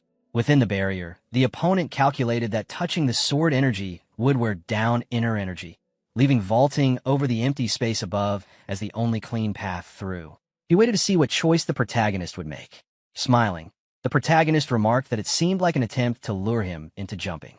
Instead, he charged forward directly. To the opponent's shock, the barrier held, but sweat formed on his face as he realized the protagonist was forcing his way in head-on. Calling him a lunatic, he braced himself. In the next instant, the protagonist landed a fist to his stomach, sending him flying. With a smile, he remarked that he wanted to see how long his opponent could hold out while overthinking. From the ground, the opponent questioned whether fists alone could really break such a technique. Forcing himself to calm down, he resolved to retake control and attack first. He launched a renewed assault, but every strike was calmly defended and deflected with minimal effort. The audience gasped as they realized none of the attacks were landing. Watching closely, the protagonist acknowledged that his opponent was holding out well and had clearly been trained properly by the Sword Emperor. Still, he knew that surpassing the Sword Emperor was inevitable if he was to become the strongest under heaven. This young warrior was already using the Namgung clan's ultimate techniques. Feeling a spark of excitement, the protagonist recognized the fight as valuable preparation for his eventual battle against the Sword Emperor. Straining under the pressure, the Namgung warrior swung his sword in a wide arc, grinding his teeth in frustration as the clash continued. At the same time, his opponent realized that none of his slashes were landing properly. As he continued exchanging blows, a realization slowly formed in his mind. The sequence of attacks was repeating: palm strikes, fist strikes, kicks, then back again. There was a pattern hidden within the chaos. When a kick came in and was blocked, he suddenly understood what should come next. He moved forward, confident that he had finally read the flow correctly. However, the moment he acted on that assumption, he was proven wrong. The protagonist's response shattered his expectation completely. The impact was not just physical, it shook his mind. He realized in disbelief that this was not ordinary fist martial arts. The techniques carried an unfamiliar element that disrupted his perception and rhythm entirely. Memories from the past surfaced, moments spent playing board games with his grandfather. He finally understood what had gone wrong. From the very beginning, there had never been a fixed board. He had been trying to control something that could not be controlled. Another heavy strike landed, sending him reeling. In that moment, the difference became clear. The Namgung clan's way was to dominate the board and dictate every move. But the man standing before him was someone who destroyed the board itself. Blood trickled down his face as he collapsed to the ground. Around them, spectators murmured in shock, unable to believe how decisively the Namgung clan was being overwhelmed. Someone rushed to his side in concern, pointing out the blood on his forehead. But his attention had already shifted elsewhere. His eyes locked onto a familiar figure within the crowd. Lady Bakley, slowly standing back up, he smiled bitterly to himself. He questioned how he could have suffered such a complete defeat. All his life, he had believed the world was a board he could manipulate at will. Lifting his blood-stained hand in front of his eyes, he looked through it toward the protagonist and finally understood the truth. The board he thought he ruled was no larger than the palm of his own hand. With that realization, he bowed deeply and accepted defeat, acknowledging that the encounter had taught him a great deal. The protagonist simply closed his eyes and smiled, offering a brief remark before turning away. As he left the arena, the defeated warrior vowed silently that he would challenge him again one day, determined to construct a board that could not be broken so easily. Soon after, the announcer officially declared the Fist Warrior as the winner of the semi-final match. Not long after, another warrior approached the protagonist and greeted him enthusiastically, praising his performance. This man was known as the Golden Sandsword, Maxian. His energetic demeanor made it clear that he was eager for a future clash. The protagonist, observing his behavior, felt only mild irritation at the noise. Their interaction was interrupted when another martial artist appeared, asserting that he would be the one advancing to the finals. The tension between the two semi-finalists rose instantly. The announcer soon stepped in and declared the beginning of the semi-final match between the Plum Blossom Wanderer and the Golden Sandsword. Amid the rising excitement, shouts, and anticipation filling the arena, the protagonist ignored everything around him. His thoughts drifted to a much simpler concern. He was hungry. The scene shifted as the second semi-final was about to begin. The referee formally announced the start of the match between the Plum Blossom Wanderer and the Golden Sandsword. As the two fighters stood facing each other, the Golden Sandsword drew his weapon and immediately advanced without hesitation, declaring his intent through action alone. Activating Gale Rush, he leapt into the air and descended with a powerful, aggressive strike. The Plum Blossom Wanderer met the attack head-on, blocking it with a solid and refined counter, showcasing the strength of Manhwa's swordsmanship. From the crowd, spectators observed closely. One noted how flashy and aggressive the Manhwa fighter appeared, while another reflected on the reputation of the Manhwa sect, how its disciples fought as if staking their lives, showing no hesitation in their blades. Watching the exchange, it seemed at first glance that the Plum Blossom Wanderer might overwhelm his opponent. However, the Golden Sandsword remained smiling throughout the clash, an unsettling calm in the midst of the battle. As the Plum Blossom Wanderer prepared his next technique, he unleashed the 24 moves Plum Blossom Sword technique, leaping high and bringing down a powerful descending strike. The Golden Sandsword responded effortlessly. With a composed expression, he adjusted his stance and countered, acknowledging through his actions that his opponent always fought at full strength. Then, activating his own technique, Golden Thread Needle, countless strands of energy manifested around the Plum Blossom Wanderer. The threads bound him completely before he could escape, and with overwhelming control, the Golden Sandsword slammed him into the ground. The impact shattered the arena floor beneath them. Struggling against the bindings, the Plum Blossom Wanderer attempted to rise, but was unable to break free. The Golden Sandsword placed his blade near his opponent's throat, making the outcome unmistakably clear. Recognizing the situation, the Plum Blossom Wanderer finally exhaled and accepted defeat, exhausted from the fight and acknowledging that he had lost once again. The referee then declared that the finalists of the Dragon Phoenix tournament had been decided. The Golden Sandsword helped his opponent back to his feet, signaling respect rather than hostility. Shortly after, the referee announced the two finalists, the Golden Sandsword and the Fist Warrior. As the final match approached, the atmosphere within the arena intensified. The referee announced the beginning of the final battle, and the crowd erupted with excitement. Some spectators believed the Golden Sandsword, hailed as a once-in-a-century genius, would undoubtedly claim victory. Others argued that the Fist Warrior still seemed to be hiding his true strength and would emerge victorious instead. When both finalists stepped onto the arena and faced one another, the referee stood between them to confirm their readiness. With no delay after the signal to begin, the Golden Sandsword immediately launched a powerful kick toward the protagonist. The protagonist raised his arms and blocked the strike cleanly. As the impact resonated through his body, he calmly assessed the situation, noting with interest that a swordsman had chosen to open the fight with close combat techniques rather than drawing his blade. The protagonist caught his opponent's leg firmly and, with a swift and controlled motion, spun him through the air. Even while being swung airborne, the Golden Sandsword remained calm, immediately assessing the situation and recognizing the counter for what it was. Mid-spin, he drew his sword and adjusted his grip, deliberately shifting into a reverse grip technique. Using the momentum, he flipped his body in the air and forced the protagonist back toward the ground. Rising higher, he activated his Golden Sandsword technique, moving violently through the air before releasing Golden Thread Needle. Thin streams of energy spread rapidly throughout the surrounding space. As the protagonist observed the web forming around him, he identified the technique and quickly realized something was unusual. The particles were not ordinary sand, but grains infused with inner energy, suspended and controlled with extreme precision. Carefully testing his assumption, the protagonist reached out and touched one of the particles. When it responded to his control, he confirmed his understanding. At that moment, the golden sand sword attempted to complete his attack, but the threads abruptly halted midair. The sudden stop shocked the spectators. Even the judges were stunned by what they witnessed. The golden sand sword realized that he had not stopped the technique himself. His opponent had forcibly taken control of it. The protagonist gathered the scattered threads onto a single point, condensing them around his finger before redirecting them outward. The strands wrapped tightly around his opponent, completely restraining him from all sides. The control was so precise that the threads were barely visible. Trapped and unable to resist, the golden sand sword understood the gap between them. He recognized that the technique had been replicated and surpassed after being seen only once. The realization felt like standing before an insurmountable wall. The protagonist calmly withdrew the energy threads, releasing his opponent. Acknowledging the result, the golden sand sword bowed in defeat. The crowd erupted in confusion and awe, many unable to comprehend how the sand had turned against its original wielder. One of the judges silently observed, realizing that this level of control exceeded what ordinary martial artists could even perceive. The implications of the protagonist's potential were deeply unsettling. As the two fighters stood facing each other, the golden sand sword openly acknowledged the overwhelming difference between them and expressed his desire for another spar in the future.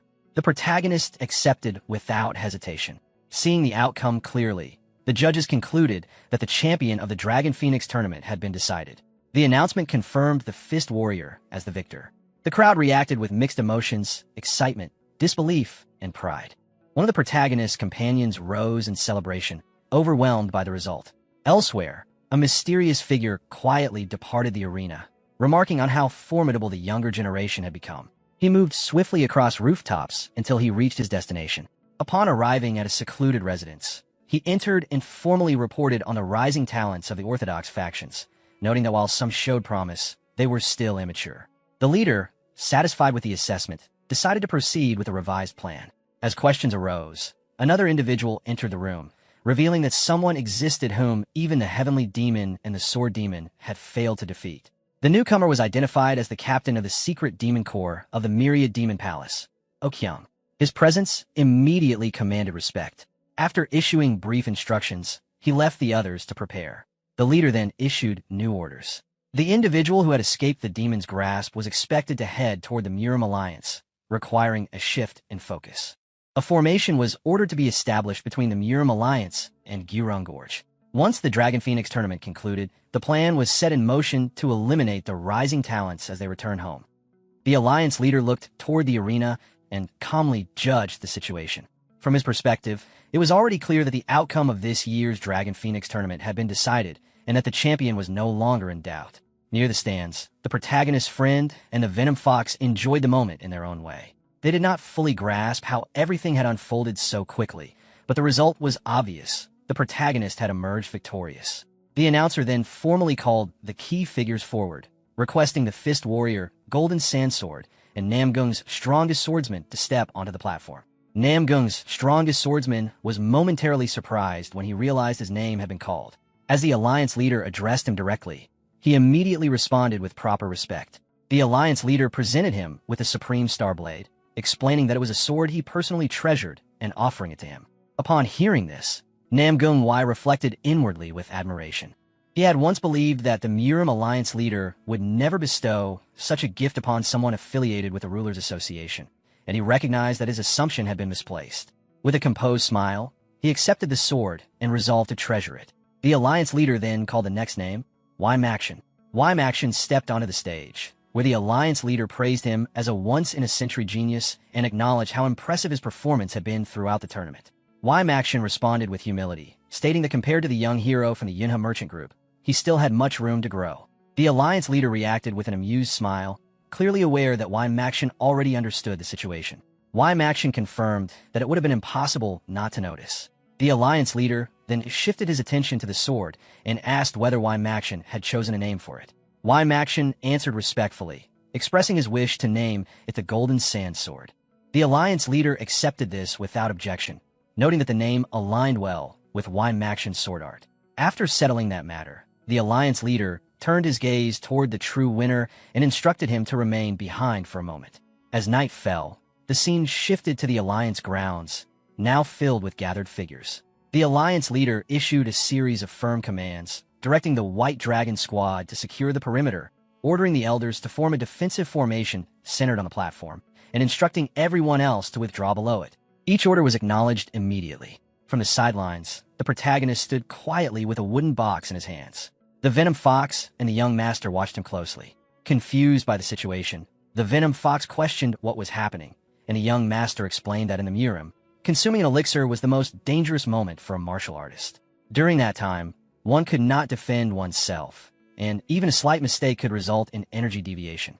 Because of this risk, it was evident that the Alliance leader intended to personally oversee and protect the protagonist. The Venom Fox remained puzzled, wondering why the Alliance leader was showing such consideration. When he looked again, he noticed the Alliance leader silently signaling for restraint. The young master then explained that the Alliance leader had always treated juniors in this manner. Hearing this, the Venom Fox reflected inwardly that while not everyone in the Jianghu was extraordinary, the Alliance leader truly stood out as an impressive figure. Amid the controlled activity, the Alliance leader instructed the protagonist to consume the item immediately and assured him that he could take as much time as needed. While the protagonist circulated his energy, the Alliance leader and the Alliance members would stand guard. The protagonist paused briefly, then sat down at the center of the gathering. He opened the wooden box, revealing a century-old purified ginseng, and swallowed it whole. Closing his eyes, he began to meditate. Memories of his past life surfaced, and he reflected on how unimaginable it once would have been back when he lived as a mere wanderer to have others standing guard for his sake. The Venom Fox reacted with visible excitement, but the young master stopped him at once. The Alliance leader also maintained a calm, steady gaze. Meanwhile, the protagonist continued meditating, a faint blue form gradually taking shape within his dantian. He sensed that an entirely different Jianghu was unfolding before him, far removed from the lonely life he had once known. After some time, the protagonist slowly opened his eyes. Clenching his fist, he assessed the result internally. Thanks to the azurite essence, the absorption of the century-old purified ginseng had taken far less time than expected, and the cultivation had reached the 9th level. He then informed the Alliance leader that the process was complete. The Alliance leader expressed surprise at how quickly it had ended and questioned whether the protagonist was truly all right. The protagonist rose calmly from where he had been sitting and indicated that there was nothing wrong with him. Seeing this, the Alliance leader allowed him to withdraw. However, the Alliance leader was still clearly surprised by how quickly everything had concluded and asked if there were any lingering issues. At that moment, the atmosphere turned slightly awkward when the protagonist admitted that he was extremely hungry. The Alliance leader laughed at the unexpected response and decided that, under the circumstances, he should treat the winner to a proper meal. From the back, the Venom Fox loudly reacted, realizing that everything was finally over and openly complaining about his own hunger. The Alliance leader glanced in their direction and told the protagonist to call his friends over as well. After a brief pause, the protagonist agreed. The scene then shifted to the dining hall. Everyone sat together at the same table and began eating. The Venom Fox ate stiffly and awkwardly, clearly uncomfortable with the setting. While eating, the protagonist quietly observed him and noted inwardly that Shulmyungo was unusually quiet, likely because he was sitting in front of the Alliance leader. The Alliance leader soon turned his attention to the Venom Fox and casually brought up his nickname. Hearing this, the Venom Fox became visibly embarrassed and hurriedly clarified his proper title and name. The Alliance leader responded with a gentle smile, acknowledging it and asking whether he had gotten used to the umbrella he was now using. The Venom Fox answered hesitantly, and the Alliance leader commented that it must feel quite different from the one he had used before, encouraging him to continue working hard. The Venom Fox immediately affirmed this with renewed nervousness. Watching the exchange, the young master found the situation amusing and smiled to himself. Noticing this, the Alliance leader shifted his attention to him and confirmed his identity as the young head of the Wa clan. After receiving confirmation, the Alliance leader asked about his father and the state of the villagers. The young master responded politely, though sweat rolled down his face, clearly surprised that the Alliance leader knew such details. As this conversation continued, the protagonist quietly focused on his meal and reflected that there seemed to be something hidden behind the exchange. The alliance leader then reassured the young master, explaining that he had received multiple reports regarding the Wa clan's covert actions during the Great Battle of the Five Tombs. Seeing the young master falter slightly, the alliance leader set down his chopsticks and spoke firmly, reminding him that as the descendant of a great clan, losing composure was a form of disrespect toward his ancestors, who had once been his comrades in arms. He emphasized that such behavior should be avoided, especially in front of him. The young master accepted the admonition and resolved to remember it. The alliance leader then addressed everyone seriously, explaining that since the Wa clan had begun moving again, it was important for them to know that the Fist King and Moyang Chu had gone silent. As for the Sword King, a letter had already been sent, ordering him to return to the Murim Alliance for the time being. He instructed the young master to relay this situation to his father as well. The young master acknowledged this without hesitation. The alliance leader added that if the demonic faction began seeking revenge, the Wa clan and the others involved would need to be especially cautious. Everyone present agreed to take extra care. The alliance leader then turned his gaze to the protagonist and told him that he needed to become far stronger than he already was. He explained that he wanted the protagonist to become the hidden sword of the Orthodox faction. Although winning the tournament would spread his name to some extent, the protagonist had not yet gained true fame, meaning the demonic faction was still unaware of his existence. For now, their attention would remain focused on figures like the alliance leader himself. He made sure the protagonist understood this point. The protagonist acknowledged this calmly. Inwardly, however, he noted that his own objective aligned perfectly with what had just been said. At that moment, the Venom Fox spoke up, admitting that he was completely lost and had not understood most of the discussion. The protagonist responded bluntly, making it clear that he did not need to know any of it. After the meal concluded, the alliance leader stood and excused himself, explaining that it was late and that he needed to prepare for the Dragon Phoenix tournament the following day. Everyone present respectfully wished him a safe journey.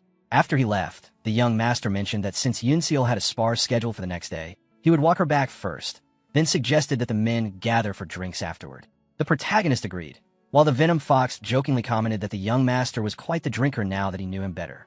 As the alliance leader departed, he overheard their exchange and smiled quietly to himself. Later, while walking through a corridor, the alliance leader suddenly stopped and sharply sensed a presence. Two figures emerged from the shadows, greeting him after a long absence. Moments later, another man appeared, carrying an injured person over his shoulder. Recognizing him immediately, the alliance leader reacted in shock, identifying the Sword Emperor and noticing the injured man beside him. The Sword Emperor confirmed the alliance leader's suspicion, revealing that the injured man was indeed the Sword King's disciple, and that the Sword King had been attacked.